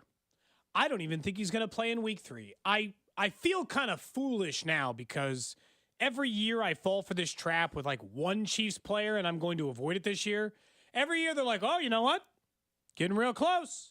Could be any second. And you're like, so I don't think it's the bye week, or I don't think it's like that far, because otherwise I do think that they would have placed him on injured reserve, saved the roster spot. But I don't think he's back till week 4. So you think next week will be a couple practices where he's limited? I think he'll start being limited on Thursday. They'll call him out for or Monday night, I think, right? It's a Sunday night game. Or Sunday night game. We've been doing the same thing. Sunday night's the Falcons. The Monday night New Orleans game. Yeah, getting them flipped. That's why it's, I get you. But either way, because think about it. Once again, they buy themselves a whole extra day. Like, by waiting 2 more games, they buy themselves like 30 days to get Hollywood Brown right. And maybe it's not that long, but by the end of it, it's going to feel that way. I think week 4 against the Saints is when he plays first. We'll see. But I think he's, I don't think he's playing this week. But at this point now, I'll just be surprised if he plays next week, too. Let's get back to the Royals for a little bit here, though, because they're off today, all right? Then they're heading to Pittsburgh. They're going to take on the Pirates this weekend. The games are right here on 96.5 The Fan. Yesterday still felt like a gut punch loss, even though I know like they're making the playoffs. I know it was already kind of far-fetched for them to get the division based off of the math with 15 or so games to go. But when you're 0 for 11 with runners in scoring position, when you got good relief from Bubic and Urseg, you had Tommy Pham get on base 4 times, you're in extra innings, and we all hate the Yankees. Nobody likes the freaking Yankees. And you felt like you had a chance and really should have won that series, and then to lose in extras like that stunk. I mean, look, Bobby Wood Jr. would have had to make one of the greatest plays in baseball history to get that guy out at home plate in extras. So I'm not saying that play should have been made. That's not what I'm alluding to at all. But that one just was a gut punch because you're like, man, these things are looking up. Here we go. They're gonna take 2 or 3 from the Yankees, and you like where the team's playing some good baseball overall. And then you go and have a night where you're 0 for 11 with runners in scoring position, and you're. I didn't do the deep dive on it. My guess is this year when teams are 0-11 with runners in scoring possession, my guess is they don't win many of those games. My guess is it's probably like a 20 or 30% max win percentage when you go 0 for 11 with runners in scoring position. Yeah, I just don't. I think that's just more of an anomaly than anything else, right? Where they have been one of the best teams in all of baseball at runners in scoring position. They're missing one of the guys who did that so well in Vinny Pasquantino, so they're not going to be as good at it, but I don't think most games are going to go 0 for 11. I thought last night perfectly encapsulated what I wanted to feel going into the final 15 games of the season before you and I get to watch Royals, and I don't feel like we've emphasized this enough. In like 2 weeks, 3 weeks, we will get to watch the Royals play in postseason baseball again. Baseball that matters at the highest degree. Forget all this like, hey, good Aprils don't mean or good September. No. I don't care what good April, good September, good June. I don't care what months they were good or bad. Just as long as I think right now they can hang with the best teams in the league. They just did that during this gauntlet. They just played 20 games against, not even kidding, maybe 4 of the best 6 teams in all of baseball. The Guardians have the best record in the American League. The Phillies have had the best record in the National League for a huge chunk of it. Okay, so there's 2. What do we think? The Yankees aren't one of the best teams in the league? There's 3. So 4 of the best 6 to 7 teams in baseball they just faced over the last 20 days. They went 9-11. They went 500.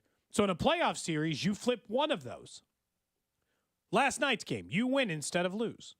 You have a 500 record. You one more game. And look, they had a 7-game losing streak in the middle of that. They can hang with the best teams in the sport. Every night, are they going to win? No. But their strength is what usually plays in the playoffs, pitching. This team can still pitch. They lost that game last night, one because of starting pitching. Cole Reagans went 6 innings and only allowed 2 earned runs.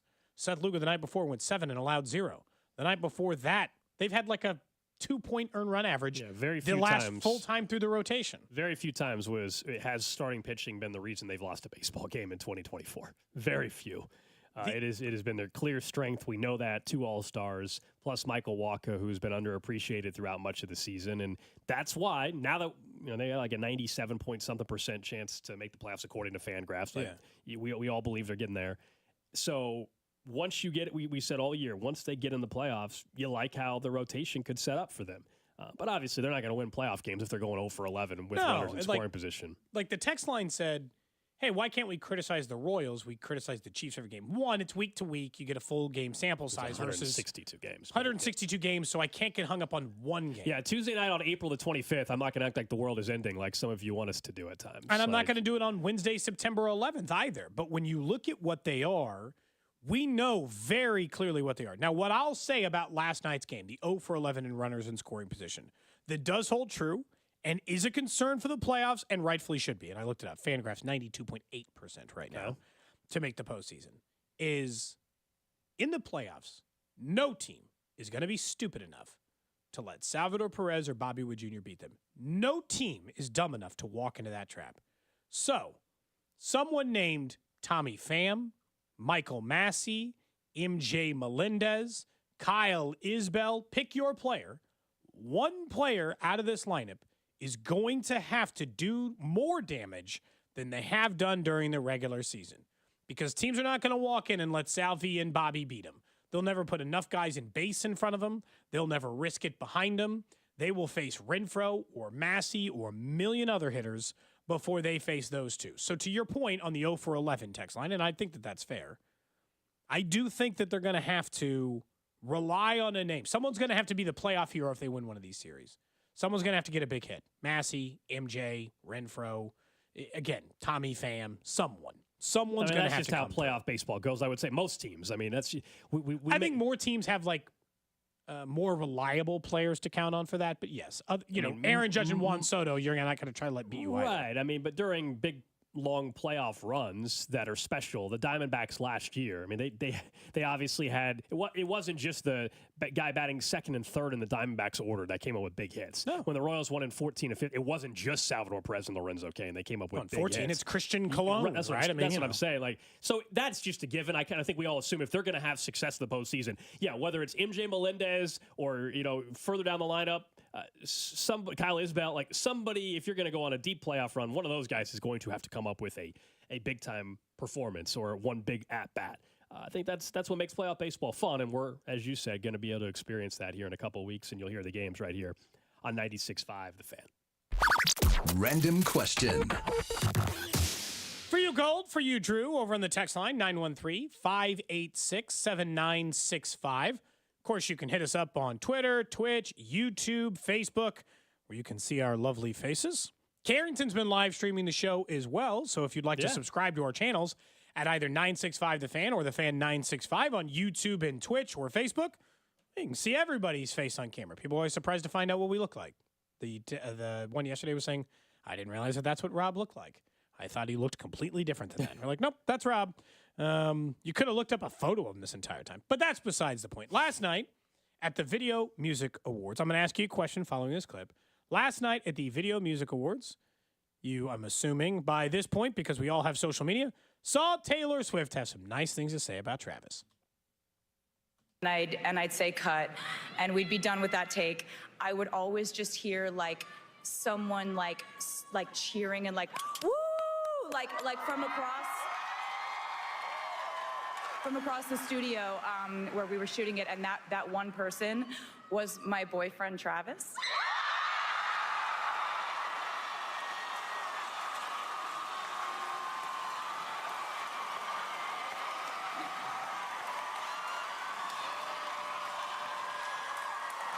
So pretty big applause, as you could imagine. She later said that he makes everything fun, happy, and I don't remember what it is. But the question I have for you today, as it relates to that, is you're giving an acceptance speech. They name you Midday Sports Radio Host of the Year.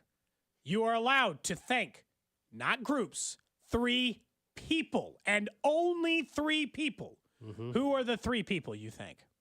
Ooh, for that, I mean, well, in that exact example, I would have to thank you and Drew. Wow, you're already up. You're down. I can't combine. I said the not show. groups. I like to thank the show. My co-host and producer. I think you're cheating the honor of the rule, but that's fine. I think you can say the show and then your parents. It's not like you say mom and dad and they count as 2 people. I feel like. All right, fine. Parents, the show in this circumstance, and I think I would have to thank the boss for putting me in the spot. You're thanking the boss? In the exact scenario you just gave. You called me a kiss ass yesterday, and now you're thanking the boss? You sent a specific text to our boss for a birthday message. You're giving me a hypothetical that if the exact award you said, an award doesn't exist, by the way, Midday Host of the Year, and you're saying, who would I thank? In that circumstance, I think you have to thank your peers. I think you have to thank the person that puts you in the spot that they're in, and you thank your parents, and you're good. I have to thank my wife. I don't have that, so your wife is number 1. My kids are 8 and 6, and so I thought about this answer. I don't think they're getting the thanks. Love my kids, but if I'm only getting 3, and that's the hypothetical we're pitching at, they're not going to know that I didn't thank them.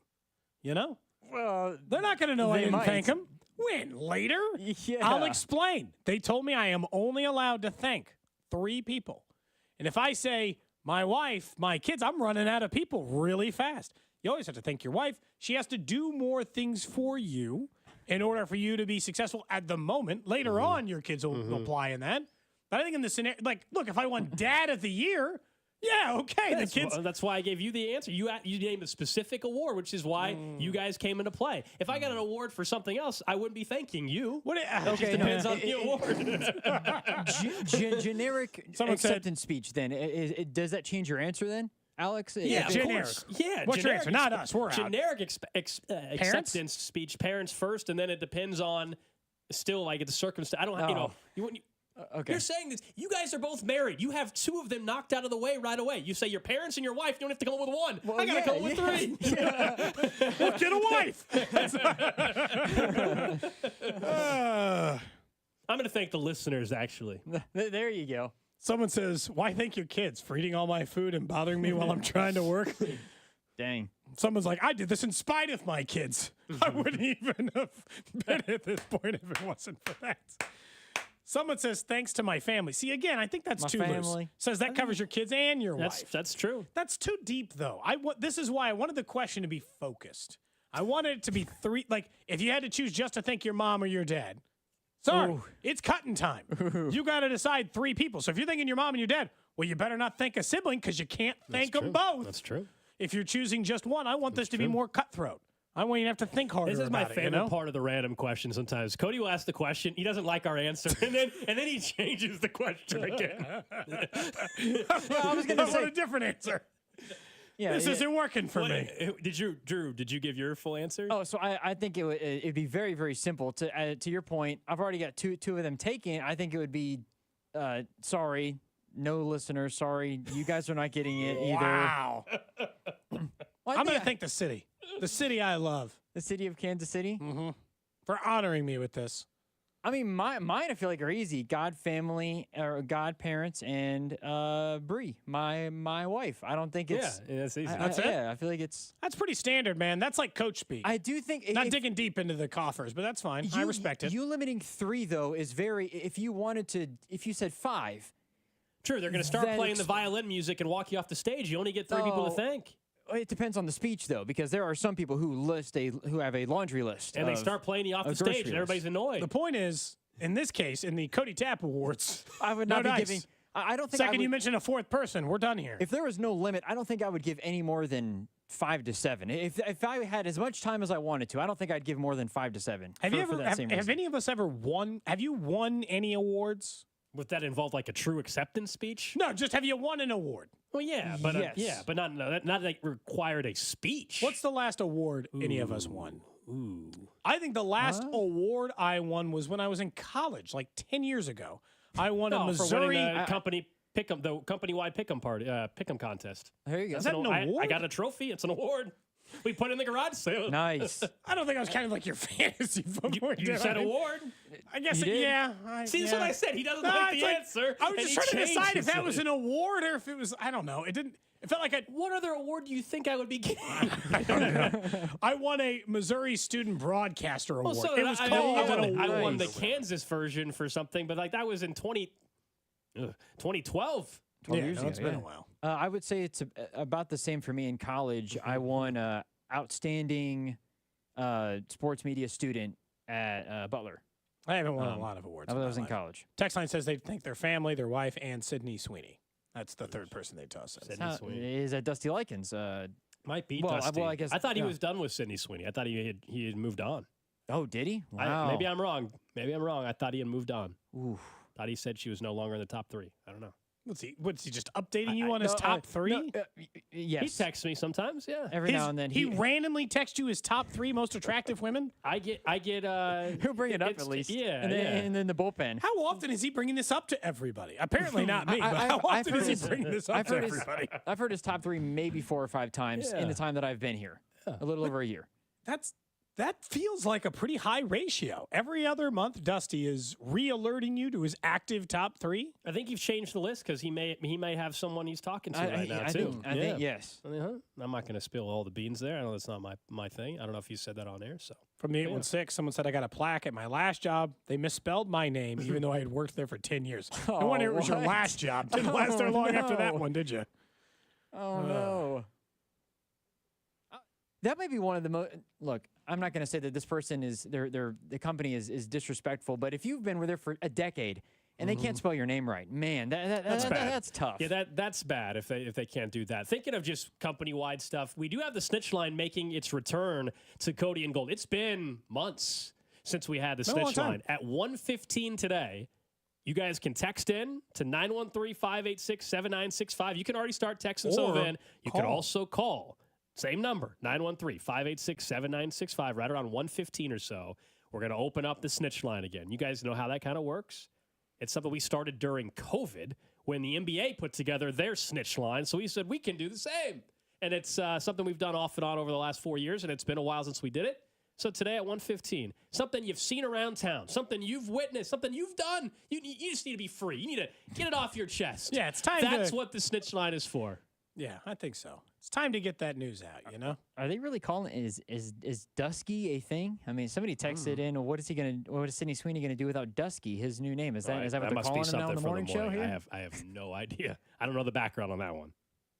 Either way, prepare your snitches. 913-586-7965. Do you guys have any? I'm always We'll find out at 1:15. Yeah, you know. Maybe. Find out at 1:15, man. Good tease. I'm waiting for yours today. You've promised at 1:15. Oh, did I? Yep. Yeah, you don't want to let it go too soon.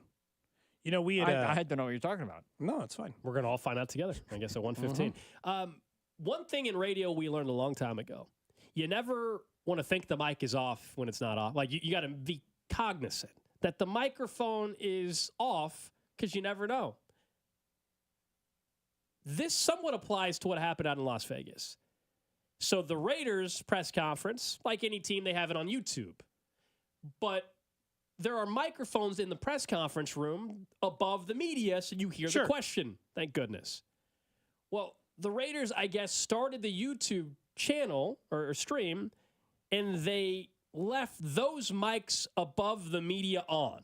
Now, some maybe would say they did it on purpose. But here's what transpired between some of the... This is Raiders media. It's not fake. Yeah? Unless Gardner really kicks ass, I think he's going to get his ass kicked. I'm not a fan. Not a fan, but I just want them to win, so I guess if you can help them win. I mean, sure, look at this Derek Carnegie the other day. Holy crap. I didn't like Carr at all. The problem for Carr here, you could see it happening. Starts fucking off, overthrowing. Oh, God, it's terrible. So that was I know the audio's not the best. That was from their mic, from their YouTube stream. But basically, media members were caught criticizing Gardner Minshew. Right? So he's going to get his ass kicked.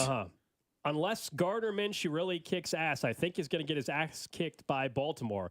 Someone else is heard in that same clip. I'm not a fan, another voice added. Following up, did you see what Derek Carr did the other day? Holy crap, I did not. Damn, they got them gushing about Derek Carr in the room.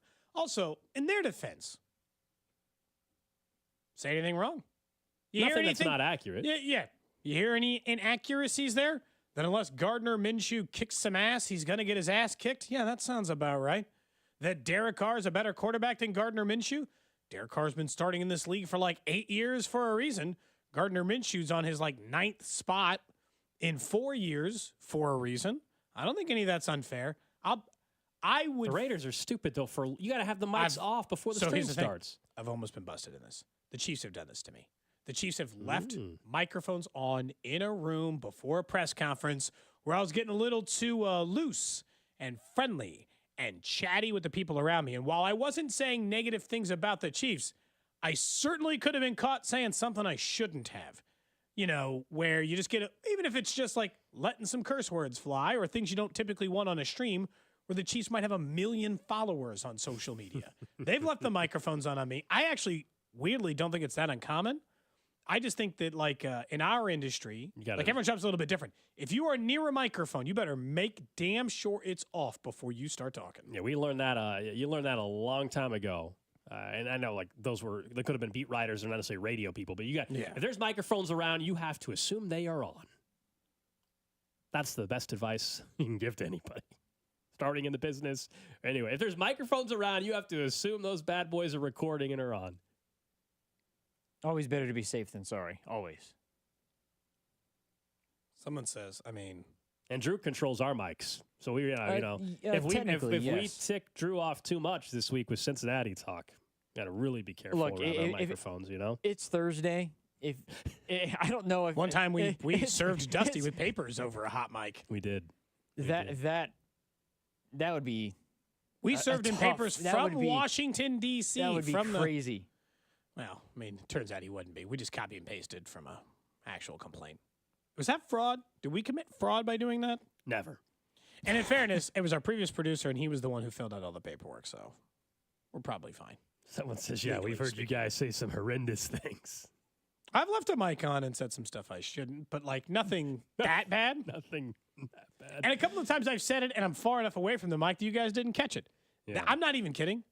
This happened to Dusty like 2 days ago, and he was far enough away from the mic. You didn't hear it. It doesn't matter. He was far away enough from the mic that nobody heard it. It's fine. It did. I didn't know. He was pretty far away. He didn't say anything that bad. Happened a couple of days ago. He just didn't want to have a hot mic on. That's all. Yeah. That's all. He didn't say anything bad. I just said that. I'm just saying you got to be careful. Someone's going to ask Shannon Sharpe about hot mics. Don't go he accidentally went live on an Instagram. Yeah, we'll get back to that, I'm sure, during the Snitch line. Yeah, don't be on Instagram Live if you're engaging in a certain activity. And someone says, Cody, are you saying the off-air you constantly drop expletives? Anybody who knows me off-air knows that I cuss a lot. Alex has to check me sometimes. We'll be in the middle of the bullpen, and I'll be dropping F-bombs a little too loud with more important people walking around the building. This is true. He's got to tell me to, like, tone it, rein it in a little bit every once in a while. Yeah. So, yeah, text line, if you want to know the truth, yeah. All right, guys. Coming up next, we get to the 1 o'clock hour. Paul Charchian of GuillotineLeagues.com joins us. He gets us set for fantasy football week number 2. Who on the Chiefs should be in your lineup? We'll explore that with him. Plus, the Snitch line returns next. This is Cody and Gold on your new home for K-State Athletics. 96.5, The Fan. Brought to you by Heartland Men's Health, the leader in men's sexual health. Thousands of men have been successfully treated for low T, ED, and more, all with discretion and compassion. Make your appointment at heartlandmenshealth.com. Calling all Kansas City football fans to downtown Las Vegas. Join us at Circa Resort and Casino this October for the ultimate game day getaway. Huddle up at Overhang Bar with 96.5 The Fan for our pregame tailgates on Fridays with drink specials and giveaways, including a pair of game day tickets. Then catch all the action at the world's largest sportsbook or lounge in the center of it all at America's favorite place to watch football, Stadium Swim, featuring 6 pools and a massive 143-foot screen. To book your Huddle Up experience, visit CircaLasVegas.com today. Bob Fesco, and I'm here with my friend Brian Manning of Manning Roofing. We know you guys are the best in the business when it comes to the roofing industry, but what truly separates you from everybody else? We have a great group of people that take care of our homeowners. Our number one goal is homeowner satisfaction, and we won't compromise the quality of our materials or the quality of our labor to do that. If you want to set up an appointment with Manning Roofing like I did, check them out at manninggc.com or 816-448-8208. Manning is my one-stop shop for roofs, gutters, siding, and windows. The choice is simple. It's Manning Roofing. Your attention is precious. Pulled in a million directions for a million different reasons. Blue Cross and Blue Shield of Kansas City works hard to make sure your health insurance isn't one of the many things distracting you from what's important. By making healthcare easier to navigate, we help keep your focus on the moments that matter most. Like dinner with loved ones. Letting you focus on you. That's the benefit of Blue. Learn more at BlueKC.com. What's up, Kansas City? It's Mitchell Schwartz. You know, there's nothing easier to enjoy than watching the Chiefs with some wings and an ice-cold Bud Light. And Buffalo Wild Wings is serving up both for every game, all season long. Join me at the Buffalo Wild Wings located at 152 Highway and North Flintlock Road in KC-Mo on Thursday, September 12th. I'll be there with the crew from 6 to 8 p.m. celebrating the back-to-back Super Bowl champs while eating some wings and drinking $5 Bud Lights. Nothing easier to enjoy than that. For more details, go to 965thefan.com. Enjoy responsibly. Anheuser-Busch, Bud Light Beer, St. Louis, Missouri. I'm Mitch Holtis, voice of the Kansas City Chiefs. Choosing the best doctor for your eyes is one of the most important medical decisions you'll ever make.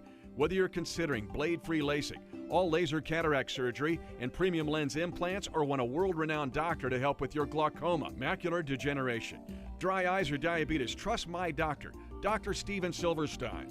Call Silverstein Eye Centers to make an appointment, 816-358-3600. Experience the best eye care in Kansas City. It's Carrington Harrison from The Drive here now on 96.5 The Fan, telling you guys about my friends over at Window World. Window World is the official window of the Kansas City Chiefs. Pick up the phone right now and call Window World today at 816-799-0820 or check out the website, windowskansascity.com. And remember this, when you call Window World, be sure to mention that you heard this on The Drive with me, and you'll be entered into a drawing for 4 Chiefs tickets during the upcoming season. You know they got some big games, and you're going to want to be there. So call my friends over at Window World. They're offering right now 36 months, same as cash financing with approved credit. In over 20 years of business, Window World has improved the look and thermal efficiency of over 54,000 homes right here in the Kansas City metro. Check out the website, windowskansascity.com. Pick up the phone today at 816-799-0820 for a free home estimate. Call to be entered into a drawing for 4 Chiefs tickets. Remember, Window World, simply the best for less. And the official window of your Kansas City Chiefs. Hi, it's Derek Johnson, and I know there's nothing better than being part of a team. A group of great people you can count on and learn from. The Sheet Metalworkers, local number 2, are growing their team and looking for quality men and women who want to build Kansas City's future. While you're making KC a better place, you'll also get great pay and benefits while gaining lifelong skills. Explore the possibilities at sheetmetal2.org. That's sheetmetal2.org. And take a step towards a fulfilling and rewarding way of life. This September, Diamonds Direct's ultimate offer is back, stronger than ever. Diamonds Direct helps you get the perfect jewelry gift with 0% interest. That's right, enjoy 5 years of 0% financing on any Diamonds Direct purchase. It's your chance to get her the perfect ring with 0 interest and comfortable monthly payments that fit your budget. But act fast. This offer ends September 30th. For details and more, visit diamondsdirect.com. Spread your payments over 5 years with 0 interest on approved credit. Only at Diamonds Direct. Your love, our passion. La la la la la la la. La la la la la la. La la la la. Oops. Ever had your singing lessons cut short by icy water? Oh, I'm sorry, honey. Say goodbye to those cold notes with Navien tankless water heaters. With Navien, you'll hit all the right notes without the surprise chill. So keep singing and let Navien keep the hot water flowing. And get ready for the encore when you get your utility bill. La la la la. Navien tankless water heaters. Visit tanklessmadesimple.com. Wake up. Breakfast. And Nature Made vitamins. Whatever your morning sounds like, Nature Made fits right in. Whether you're looking for vitamin C or a multivitamin to get key nutrients, we've got you covered. Now that's a good morning.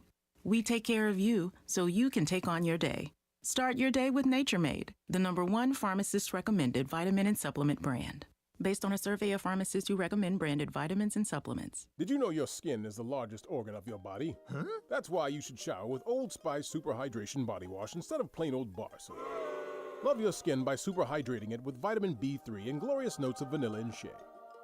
Did you know that my super hydrated skin is the second largest organ of my body? The first is my heart. Old Spice. Men have skin too. Old Spice Super Hydration Body Wash. 24/7 renewing moisture. With daily use. eBay Motors is here for the ride. Go ahead, feel your engine. Admire that perfectly installed exhaust. Your vehicle's moving along this freeway like it was made from fresh installs and a whole lot of love. With eBay Motors, you get over 122 million parts to keep it running. And with eBay Guaranteed Fit, they'll be the perfect fit every time. Plus, at these prices, well, we're burning rubber, not cash. Keep your ride or die alive at ebaymotors.com. Eligible items only. Exclusions apply. Inside the Huddle is brought to you by Blue Cross and Blue Shield of Kansas City. Discover the benefit of blue. You're listening to 96.5 The Fan from the Mission Plumbing, Heating, and Cooling Studios. This is the all-new 96.5 The Fan, your new home for K-State Athletics. KFNZ FM and AM, HD1 and HD2 Kansas City in Odyssey Sports Station.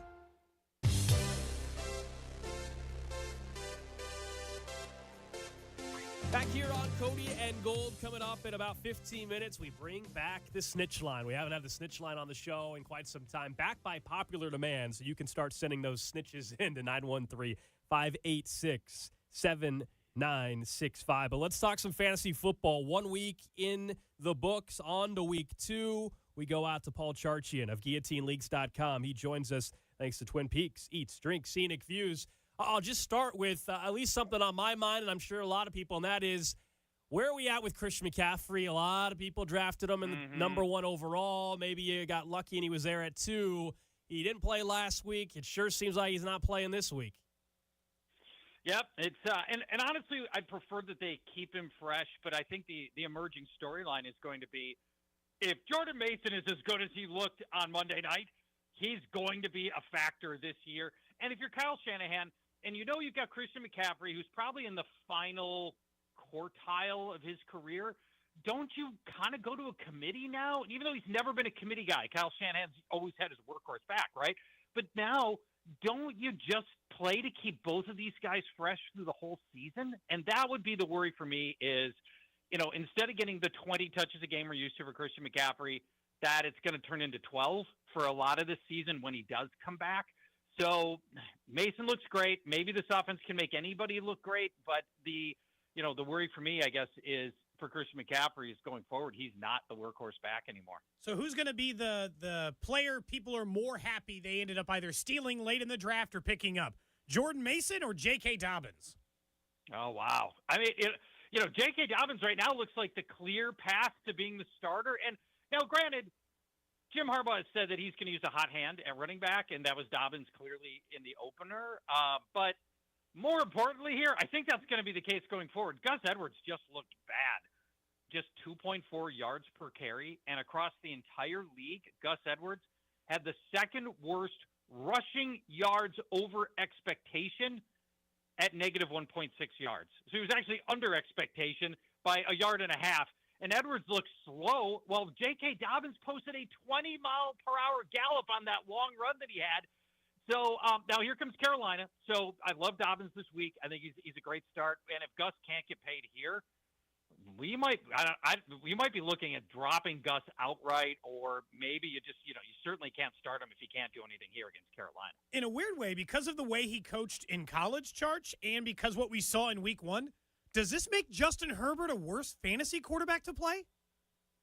Well, maybe just because the volume might not be there. Because we know if Jim Harbaugh can run, he's going to run. That's his bit. And same with the new offensive coordinator they've got as well, Greg Roman, who comes from a running background as well. So yeah, the volume might not be there, and you may have to just really pick your spots on Herbert. But also, it doesn't help that he lost Keenan Allen, he lost Mike Williams, DJ Chark is out.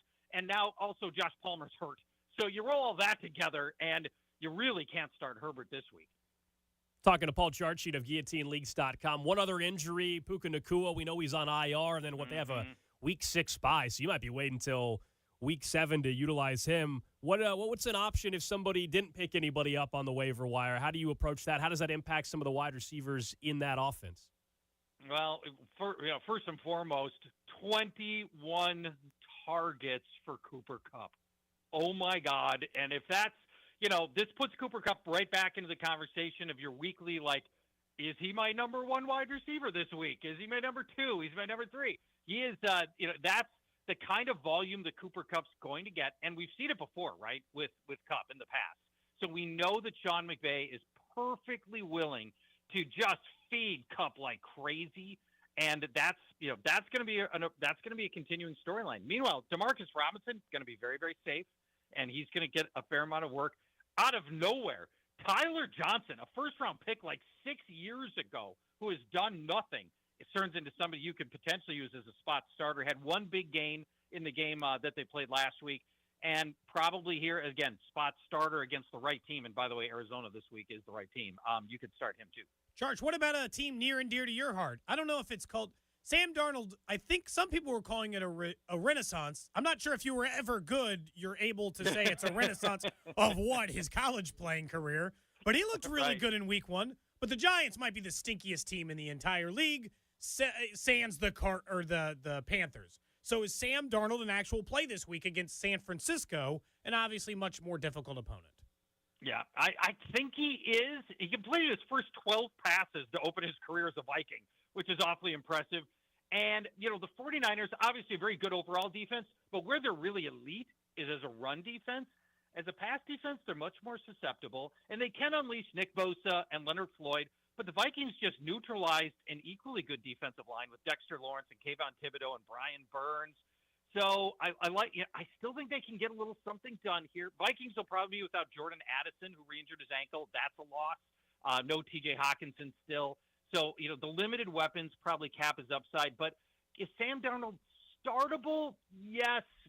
Within a cap that, you're probably looking at the best case scenario is probably about 240, 250 yards and a couple touchdowns. All right, let's go locally here in Kansas City. A player on the betting side that I'm excited about this week for an anytime touchdown. I think he's about 6-1. First touchdown, 25-1 is Samaje Perine. He just missed what would have been a touchdown last Thursday in the opener against the Ravens on a pass there in the flat. Is he somebody that if you're in some big-time running back trouble that you can give a look? Yeah, I want to watch and see more what they do with Perine. The utilization wasn't high, and Steele was out there taking some of the work that I thought maybe he would get, and that part worries me a little bit. Perine ran 8 routes, so okay, that I did like to see him out in running a couple of routes anyway, and he got a couple of targets. I guess the question for me is, at the goal line, could he be a factor? Maybe. I just think Pacheco's your guy there too, and I don't know. I think Perine's like a 3-carry, 3-catch-a-game guy, and I don't know that makes him fantasy relevant enough for me based on what we've seen so far. Seems like it's just the guy you're banking on a touchdown for, which is when you're really desperate on the fantasy end. I want to ask you about the game tonight, but before that, I'm going to ask you a personal fantasy question because, you know what? Sure, sometimes you shouldn't care about your own teams, but I drafted this guy in 3 damn league charges, and I need to know if I'm screwed. Can you tell me how the Saints can score 6,000 points and Chris Olave not matter? Am I screwed? Am I screwed on Chris Olave? Probably not. And it was a dreadful game for him in terms of the box score, but just the game script, right? The Saints got out way, way ahead and early, and they just didn't pass that much. And they didn't need to throw to Olave. And you almost get the feeling at some point the Saints just went, he's our best player. Let's keep him healthy. Let's go somewhere else with the ball, and they're throwing to their tight ends, and they're running. And so, I still like Olave. We know he's still a focal point of that offense, and I am not hitting the panic button by any means yet. I mean, the panic button's on the other side of the field. That's all your Panthers, right? Is there anybody you dare start from the Panthers going forward? What about Joe Burrow? He's going to be in Kansas City. We know they've usually played close games, but that looked like a different Cincinnati team last week. We know that T. Higgins looks like he's not going to play on Sunday. So how does that impact fantasy football wide receiver Jamar Chase and, of course, Joe Burrow? Yeah, I don't like this matchup. Jamar Chase might still be knocking some rust off. Didn't look completely like himself last week against the Patriots. And without Higgins, and you guys correct me if you think I'm wrong, I think Chase draws shadow coverage from Trent McDuffie like most of the game. And he frequently shadows, and he especially shadows when the opponent doesn't have a proven number 2 receiver. And with all due respect to Andre Yosevach, that's not much of a threat. So I think Chase gets a lot of Trent McDuffie. McDuffie gave up 22 scoreless yards in his coverage against Baltimore. That's it. And so I just don't see enough quality targets coming for Burrow, and I don't like him very much here. And by the way, you may have seen video of Burrow repeatedly flexing his wrist on the sidelines during last Sunday's games. And when asked about it, Burrow says that he's just a habitual wrist flexor, that he flexes his wrist all the time. He flexes at home. He flexes at the facility. He flexes in the huddle. Yeah, maybe. I mean, sure. Drew, our producer, does that all the time, too. Right. Maybe that's the case. I never noticed it before, but habitual wrist flexor. Joe Burrow. Charge, game tonight. They've already announced that Raheem Mostert's out. They have not yet, and let's say Achane is out. For the sake of this argument, let's say he doesn't play tonight either. What do you do about running back 2? Because I feel like every time I try to guess on a Kyle Shanahan or Mike McDaniel offense, I zig when I should have zagged. So everyone will say it's Jalen Wright, and somehow Jeff Wilson will end up with 25 carries. And it would be Jeff Wilson, right? He was active last week. The rookie they drafted, Jalen Wright, was inactive last week. So if Mostert's ruled out, if Achane doesn't go, presumably Jeff Wilson is your starter. But they'll work in Jalen Wright as well, and they both become plausible plays.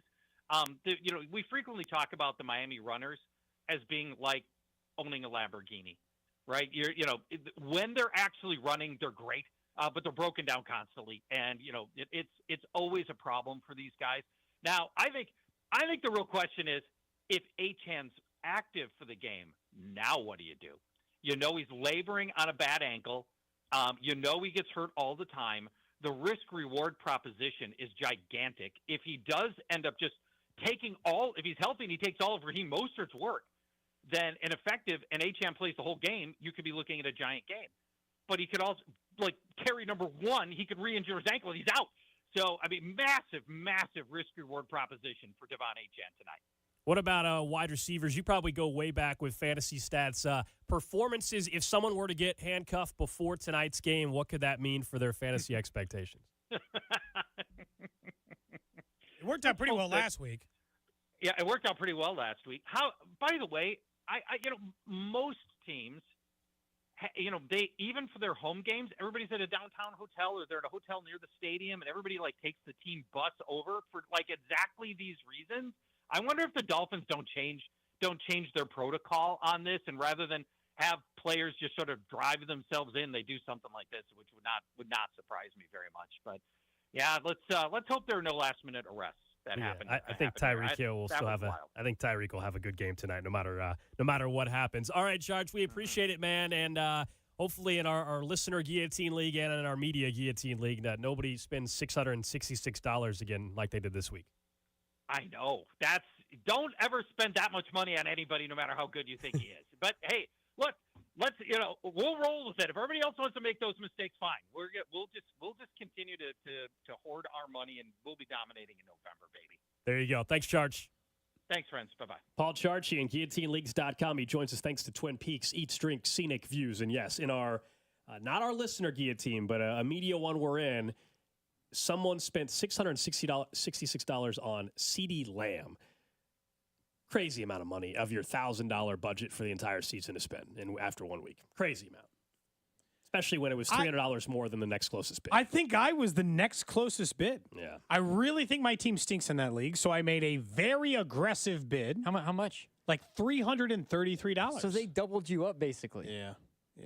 Someone says we're bad for that shot. Were you listening to us talk to Charge? Did you catch anything? Yeah, you guys were talking about the water bottle and the wrist incident, wrist flexor. You're like our producer, wrist flexor. Not flex my wrist that much, at least knowingly. Are you? All right, okay. Are you concerned about how Joe Burrow picks up a water bottle? No, the video's blown way out of proportion. He picked it up like. If you're watching, is he a human being? He picked it up. If you're watching our video stream, not from the side. It was just like a. I don't know. Like, he raises his shoulder. He doesn't move. He looks like he raises his shoulder up with the. It was like a claw machine move sort of thing more than anything else. I don't know. I thought it was interesting, but like the wrist is not a problem right now. It's okay.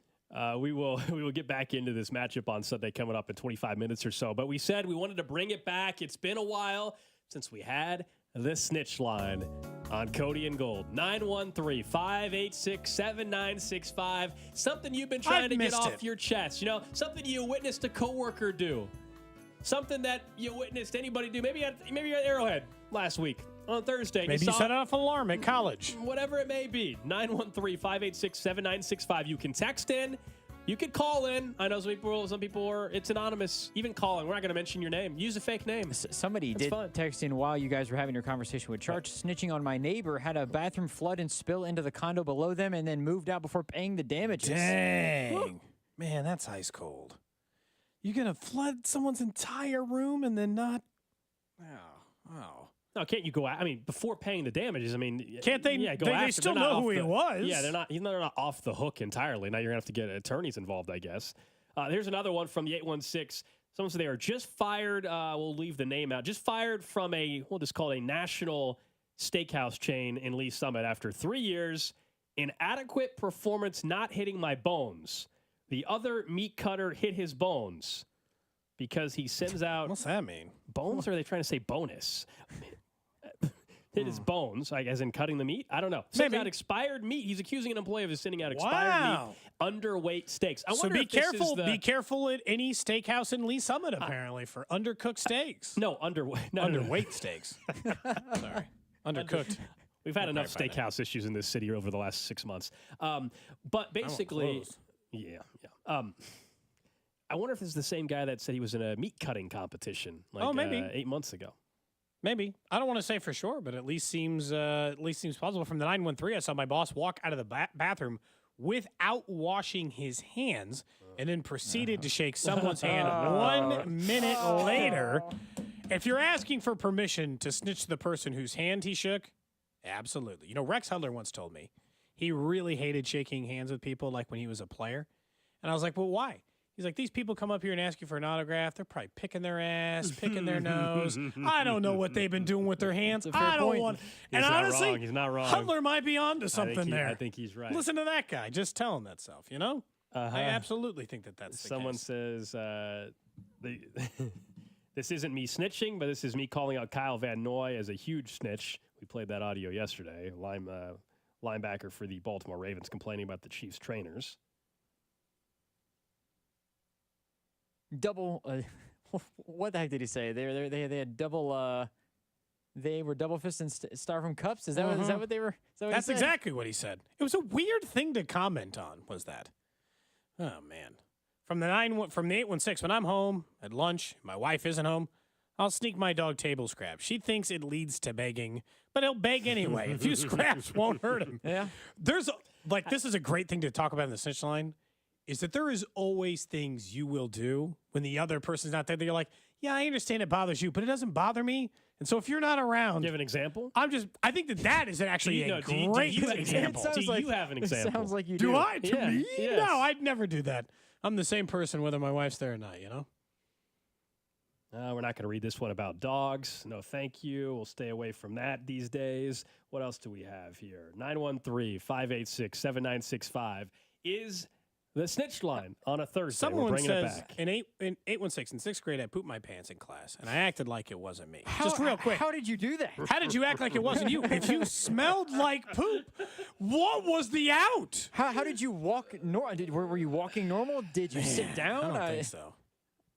I don't think you can get away with that. No. From the 816, they saw someone fake scanning their groceries at the self-checkout. Saw them shortly after, they said, at the lottery machine buying scratch-offs. So they weren't paying for their groceries, but they were able to buy the scratch-offs.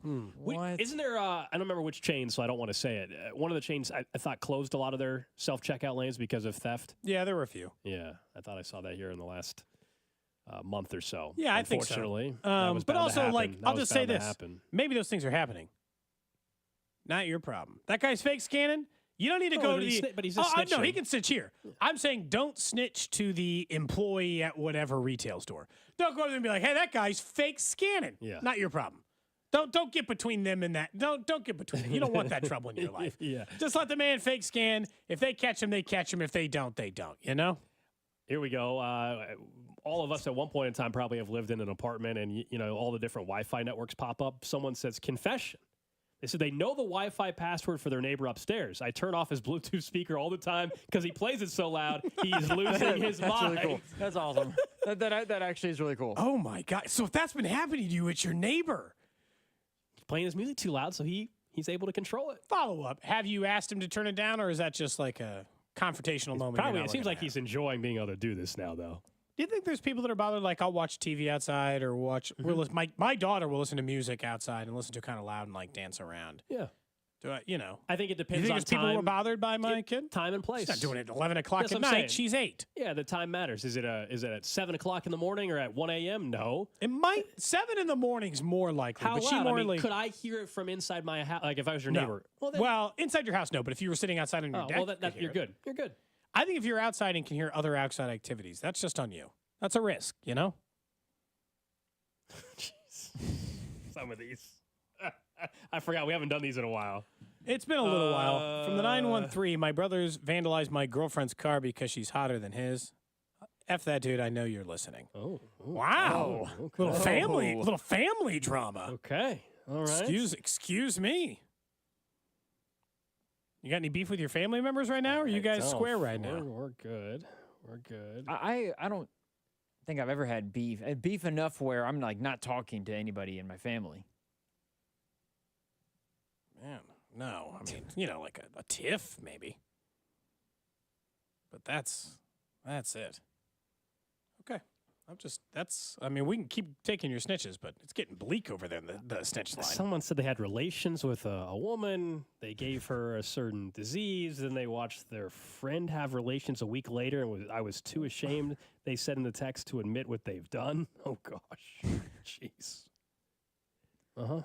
That's one that Cody glossed over there on the old snitch line. I told you, man, it's getting bleak over there. The text line's all getting the spicy snitch dark. lines today. That's what we took a time off of it, for. and it's getting dark. Well, that's what we're looking for, Someone says they use the infrared IR blaster on their phone to turn off TVs in public that are playing a certain news station they don't like. Wow! So they're just turning people's channels off. Have you ever used one of those? No. Have you? No. I used to use one app I thought was really underrated for a long time was like TuneIn or whatever, where you could hear the play-by-play of any TV. I always thought that was kind of a nice. Yeah, is it TuneIn or what's the name of it? I don't remember. I know It's what something app you're like that. talking about. I don't know if it's TuneIn or not. No. Man, there's so many people doing this crazy stuff in their city. Someone says from the 816, I know my younger sister is skipping class, and my parents pay for her school. She tells me not to tell them. Should I snitch? No. All right, hold on. The fact you're asking the question, I think, answers it for you. Hold on. No, how old's your sister? If she's for her school, so college, I'm assuming. There's right? private high schools. Sure, I'm just assuming college. Maybe I'm off. assuming high school would rat him out. Yeah, I'm assuming if it's college, yeah, they can always, people skip school and college. They'll see those grade cards eventually, and if it's not going great, they'll have something to say about the amount that she's attending or not attending class. If it's college, no. If it's high school, yeah. I mean, they got to get through at least high school. I agree, but I think we'll find out from the texter. But I'm guessing it was college. I could be wrong. They said in college. Yeah. I don't think it. Yeah. Someone says, "Damn, welcome to the Jerry Springer text line." I told you, this man, is it what got happens. Weird. It's today. why we paused the snitch line for months. But it's got to build up so that more bad things can happen. Yeah, we're probably not going to do this every week. It's going to be maybe twice a month, once a month. That way we have plenty for everybody to share. Someone from the 913, I didn't want to finish work last Friday, so I went and flipped the breaker off on my house and told them my power went out. In a way, you weren't wrong. Your power was out. But were they the asking? cause? The cause was a different thing. And the last one, someone says they have a digital copy of the Hallmark movie, Chiefs Christmas movie, that is releasing in November. If they don't pay them $250,000, it's going online. That is our last text on the snitch line. Go ahead and just send that to me. Thank you very much. Up next, we will get to what's trending and back into what's happening out west with college football. And could it actually impact us in Big 12 or SEC country? This is Cody and Gold on your home for Kansas City sports. 96.5, The Fan. Brought to you by Heartland Men's Health, the leader in men's sexual health. Thousands of men have been successfully treated for low T, ED, and more, all with discretion and compassion. Make your appointment at heartlandmenshealth.com. Twin Peaks is the best in the game. Here, it's bigger game days and bolder fight nights. I mean, where else can you find a scratch kitchen that always comes in clutch every day from lunch to late night? Only at Twin Peaks, the #1 sports bar. Viva la fiesta! Celebrate Mexican Independence Day at Twin Peaks. Enjoy unbeatable specials on your favorite tequilas, margaritas, and ice-cold cervezas. Pair them with our mini tacos, smoky chicken quesadillas, or our loaded double-stack nachos. Don't miss the fiesta. Hey, it's Bob Fesco, and I'm here with my friend Brian Manning of Manning Roofing. Why is it important to deal with a roofing company that understands the insurance side of the business? First of all, you want to make sure that you get all of the damage covered at your property. We have a very experienced team that's licensed and insured. We do roofs, windows, siding, and gutters, along with some interior trades, and we can make sure that all of the damage is taken care of. I've used Manning Roofing at my house, so set up your appointment today at manninggc.com or 816-448-8208. The choice is simple. It's Manning Roofing. Kansas football fans, picture this. You bet on your favorite player to score the first touchdown, and he throws an awesome block so his teammate can score instead. If this happens, MGM wants to give you another chance at the end zone. With BetMGM's second chance promotion, you'll get your stake back if your first touchdown scorer scores second instead. That's right. Bet on any pro football player to score the first touchdown of the game. If you're right, you win. If your player scores second, you get your stake back in cash. Everyone knows the most exciting part of football is the score. With BetMGM's second chance promotion, you have a chance to keep the fun going after the first player crosses the goal line. BetMGM and GameSense remind you to play responsibly. See BetMGM.com for terms. 21 plus only, Kansas only. Existing customer offer. Subject to eligibility requirements. Please gamble responsibly. Gambling problem? Call 1-800-GAMBLER. In partnership with Kansas Crossing Casino and Hotel. Men, when addressing the problem of erectile dysfunction, you want the right treatment for your specific medical situation because every case is different, and finding the right treatment can mean the difference between just an okay experience and an amazing one. This is Jeff for Heartland Men's Health, and at our practices, we offer the full range of ED treatment protocols and can even combine therapies to help make those intimate moments special both for you and your partner. At Heartland Men's Health, we take great pride in providing excellent care and treatment options for ED. Our medical providers specialize in men's sexual health and understand that no two cases are alike, which means you'll get the right treatment for you based on sound medical evaluation and appropriate applications of medical therapies. Plus, we offer treatments that are effective in well over 90% of cases, which means if you're like most men, you'll get your sex life back. So call us. Your initial visit is just $99 and includes blood work, a medical consult, and if medically advised, a test dose. And if that test dose doesn't work in the office, your visit is free. Call 844-447-6600 or go to heartlandmenshealth.com. We have 3 offices: Overland Park, Independence, and now North Kansas City. Many of us are looking forward to retirement. But when it's time to tap into your savings, do you know how long your money will last? Make a game plan for your retirement income distribution from UMB Private Wealth. They'll create a custom strategy for you to help make your hard-earned retirement savings last. Just go to umb.com/privatewealth to schedule your personal appointment. That's umb.com/privatewealth. When a KU versus K-State rivalry game begins, emotions run high, legends are created, school pride hangs in the balance, memories that last a lifetime will be made, because each game is the most important game in history. At least, until the next one. Get in the game with your chance to win up to $50,000. The Rivalry Riches instant ticket from the Kansas Lottery. See kslottery.com for details. At Uline, they know firsthand the road to success is an uphill climb. Uline started in the family basement, and through hard work is now North America's most trusted shipping and industrial supplier. They get what it means to have the support of reliable, hard-working partners. So they keep 41,000 items ready to ship. Whether your company is still in a basement office or expanding cross-country, Uline will be there on your road to success. Visit uline.com. It's Wrangler season out there. Warmer days, cooler nights. Open roads, endless horizons. And you need to be ready in jeans made for the unpredictable. Wrangler, for the ride of life. Shop our newest styles today at Wrangler.com. Keep it twisted all year long with Twisted Tea Hard Iced Tea. Twisted Tea is real iced tea that packs a punch with 5% alcohol. Tastes great at the beach, the mountains, or even in your backyard. Look for the bright yellow Twisted Tea cans. Twisted Tea Brewing Company, Cincinnati, Ohio. Please drink responsibly. At Lowe's, save big every day when you buy in bulk. Save 10% when you buy a pallet or more of select concrete mix. And there's more. Save up to 25% when you buy a pallet or more of select drywall panels. Plus, get free same-day delivery to the job site when you order by 2 p.m. Because Lowe's knows pros. Selection varies by location. While supplies last. Discount taken at time of purchase. See sales associate for details. Exclusions apply. See Lowe's.com/same-day delivery for details. Mom, meet Sarah. From first-time Nana moments. Yeah, welcome to Flight 101. To annual girls trip moments.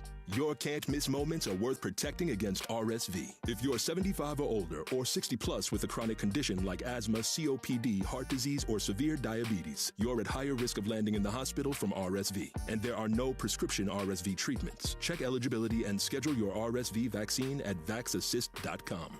So where should we go next? Sponsored by Pfizer. Wow, honey, have you seen the electric bill? Yeah, it's out of control. But have you heard of Navien tankless water heaters? Tankless? How does that even work? Well, instead of constantly heating and storing water, it only heats water when we need it. So much more efficient than our giant tank heater. That sounds great. Let's look into Navien. Already on it. Imagine all the hot water you need only when you need it. Bulky tanks are history. Navien high-efficiency tankless is the future. Compact, wall-hung units free up floor space, lower energy bills, longer life than tanks, and a 15-year warranty. Find out more at tanklessmadesimple.com. Brought to you by Bud Light, the official beer partner of the Kansas City Chiefs. Bud Light, easy to drink, easy to enjoy. What's up, Kansas City? It's Mitchell Schwartz. Join me at the Buffalo Wild Wings located at 152 Highway and North Flintlock Road in KC-Mo on Thursday, September 12th. I'll be there with the crew from 6 to 8 p.m. celebrating the back-to-back Super Bowl champs. Enjoy responsibly. For more details, go to 965thefan.com. What's trending? Number one on what's trending, we learned today at Chiefs practice, no Hollywood Brown once again. So that is still no practices all week long. The Chiefs play Sunday. We know how this typically goes. He's not playing on Sunday. It's week 2 of the season. If it was a playoff game, different story. It's week 2 of the season. They're not going to push this thing. Can't blame them whatsoever. We'll keep our eyes on, I think, week 3 to see if the Falcons Do you think he'll even play week 3? I got to, well, if he's not practicing fully by next Wednesday, then no. I mean, it's the same thing. If he's limited like next Tuesday or something, then I think he's on track. But yeah, right now, it seems like next week will be the week to watch. I thought when we were at training camp and we were talking about the injury at that time, we said, hey, Falcons is probably the target date. And then something happened like a week where all of a sudden everybody started to get more optimistic. Like maybe he could come back sooner.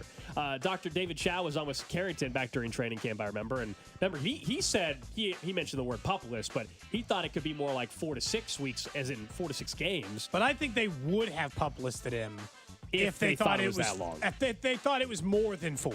I still think he'll get in under the 4. I just think he's going to play game 4. Which is a game earlier, though. Against the Chargers? Against the Chargers. That's when I think this is the first time. Think about the same thing. You wait the first week, you get all the rest time in the world.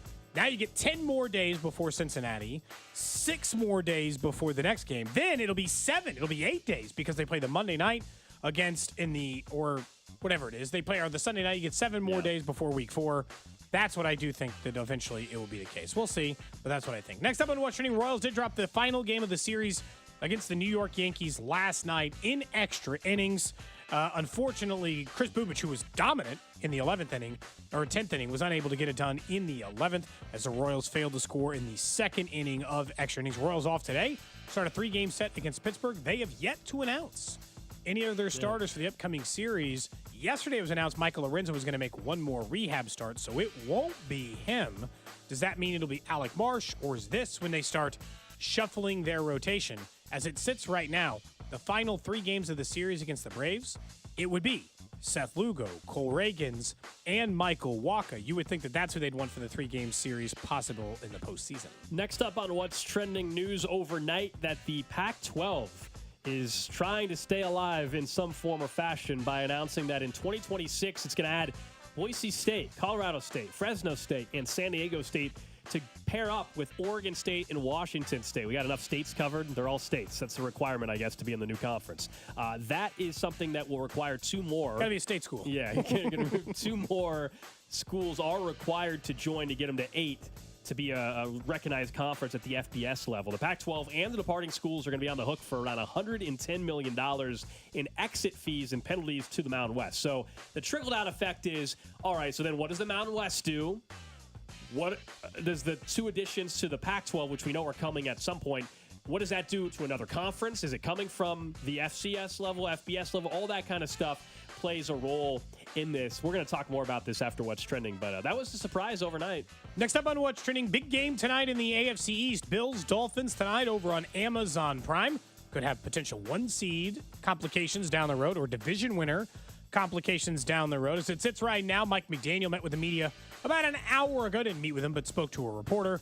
Said that David Charchian is still a game-time decision for the game tonight. So for fantasy football players, not yet known which would be the case. The Bills are the healthier team going in that game tonight. Miami's running backs got banged up pretty much immediately. But the Dolphins are also a favorite for a game at home against Buffalo. Slight favorite. Last 4 meetings, the Bills have won. Josh Allen has averaged around 333 yards passing. Weather supposed to be maybe rainy. We'll see. Yeah. I think a lot of people like the under. Very humid. Yeah, I'm on the under 48.5 tonight. And you and I were talking during the break. I'm talking myself more and more into just taking the Bills on the money line. Because you can get the Dolphins -3, but that's kind of, as we know, a key number. Why not just take them on the money line if you think they're going to win? That's What's Trending here on Cody and Gold. Of course, the drive coming up after us here in about 20 minutes or so on your home for Kansas City Sports, 96.5 The Fan. I mentioned during What's Trending, I just want to talk about this a little bit more, which was the Pac-12. Last night there was reports, and now it's official, as all the schools that are joining this Pac-12 conference now announced it, but they're rebuilding the league. We all know what happened this past summer, and Stanford and Cal and Oregon, et cetera. They're all gone. They all left either for Big Ten or ACC. Some left for the Big 12. So we all saw the remnants of that left 2 schools, Washington State and Oregon State. They played a schedule that featured Mountain West schools this year. They had an agreement. News came out a week ago that they did not reach an agreement to do it again. And now we know why, because they said, we don't need to schedule you guys. We'll just use our brand name, Pac-12, and we'll just steal your best teams and best schools. And that's what they've done. Now, do I think they're suddenly a Power 5 conference ready to go? They're a real player in the college? No, they're a group of 5 Do I think this is their best path to surviving and keeping the Pac-12 name? And if you're Oregon State and Washington State, is this your best path? For right now, yeah. I mean, you are going to try to become, I'm assuming, the best group of 5 conference in the country. We can be skeptical about it all we want, but that's what I think they're trying to do. Who are the next 2 teams? I think they're waiting, Cody, to announce the next 2 teams because they don't know who it is yet, number one. But also, they want to see what happens with the ACC. They lost Stanford and Cal to the ACC. They can't leave with the current agreement. But if you think the ACC could implode, if you think Clemson and Florida State are getting stolen by the SEC or the Big 12, then we'll get a whole other round of realignment. So I think that's what they're waiting for. Remember, it's not taking place until 2026. This is not even happening next fall. They help themselves because the truth is they're never going to be a Power 5 again. It's a Power 4 for now, and I think eventually it'll be a Power 3, if you know the truth. So it'll never be a Power 5 conference again.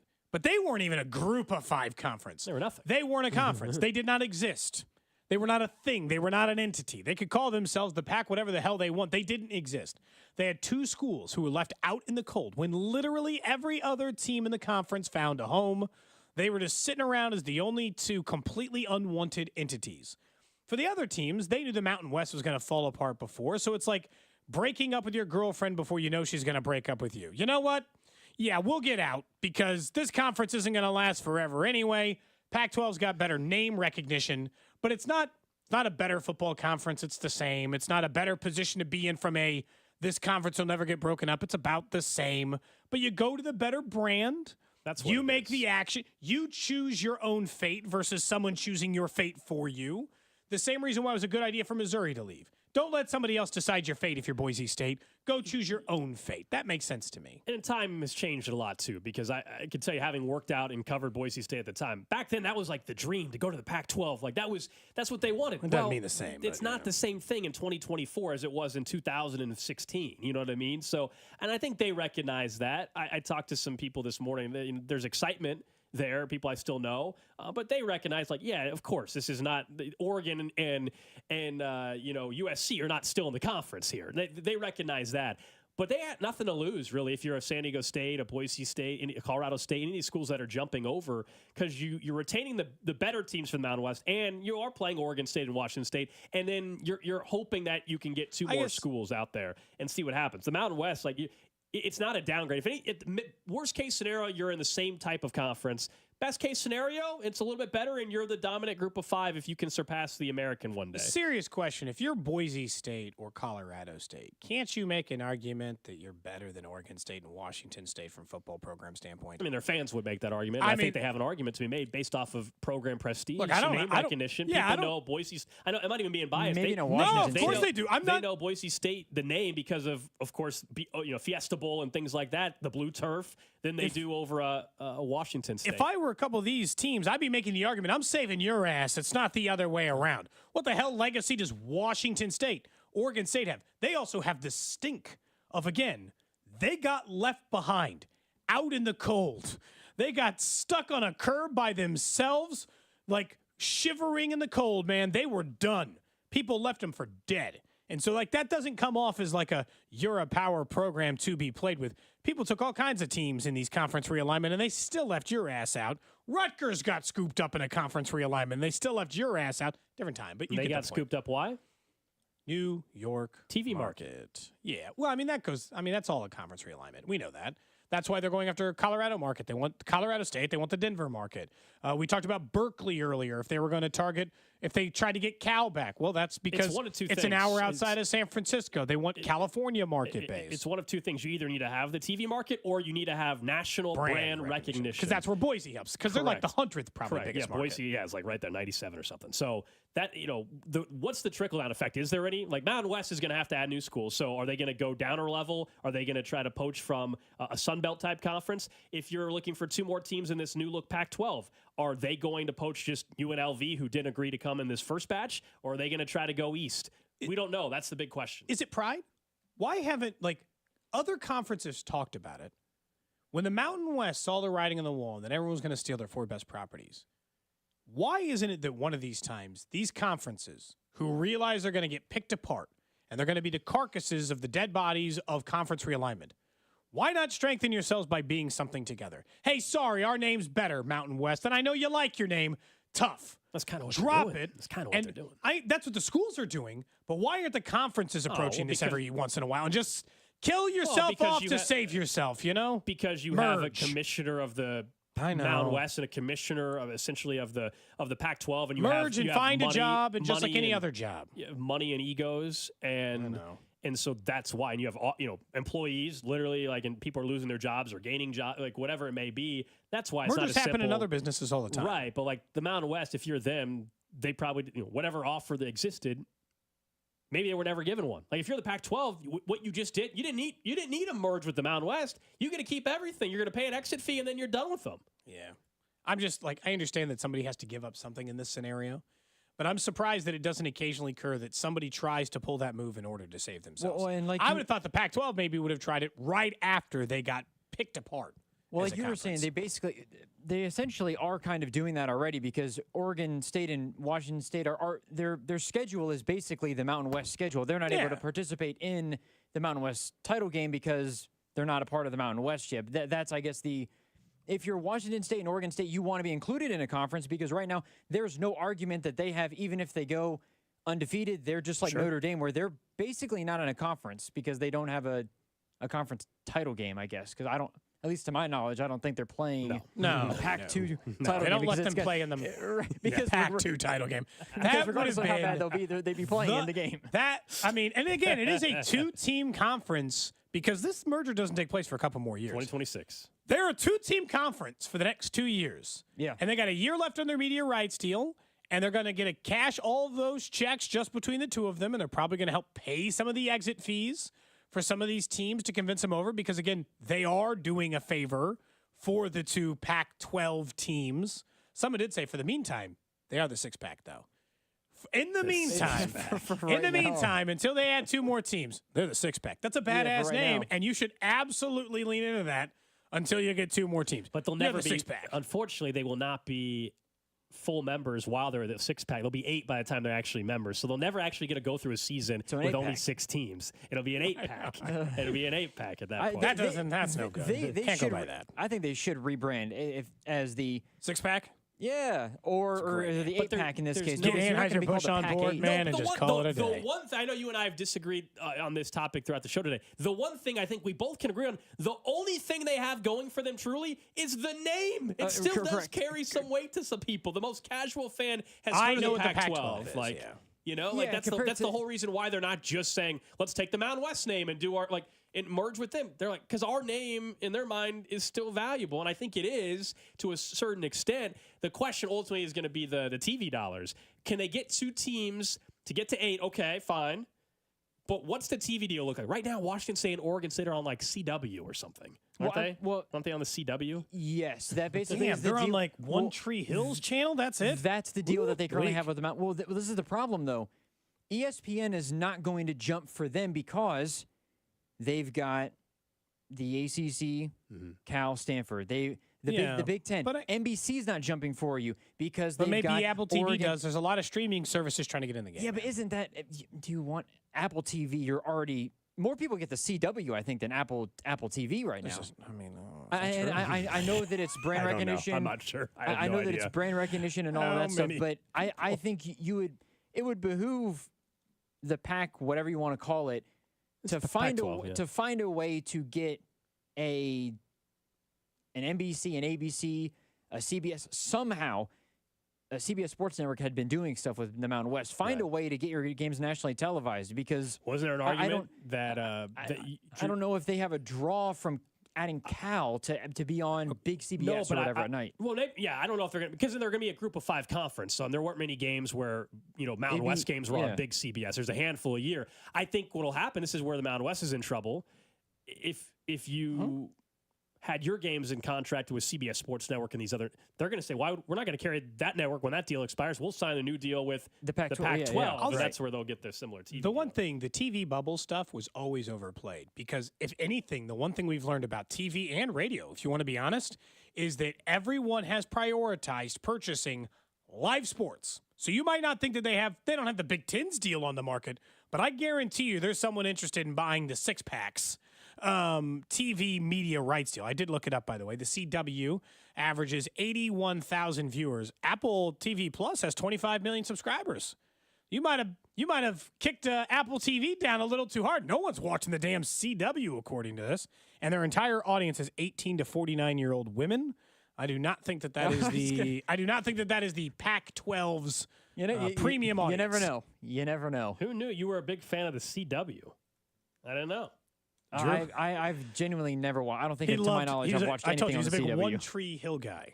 What are the biggest CW I might have watched shows like a rerun of Seinfeld if they even had it on CW at the time, a long time ago. I don't know.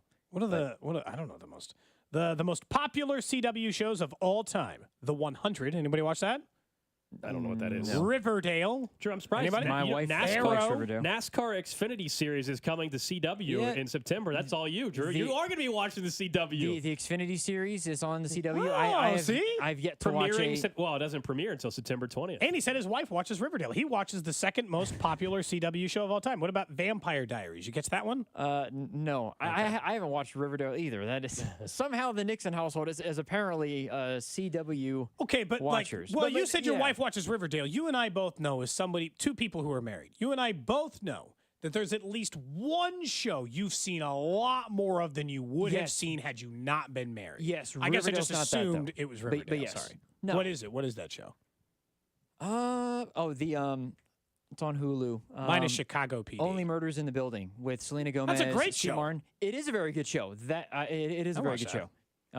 Great show. She got me into that, and that's one of the shows. And Scooby-Doo, right? What's the one? Scooby-Doo was already. The one I want to know is, Drew, the one you wouldn't watch if your wife didn't make you. I would never watch a single episode of Chicago PD if my wife did not watch that show. I'd never catch one.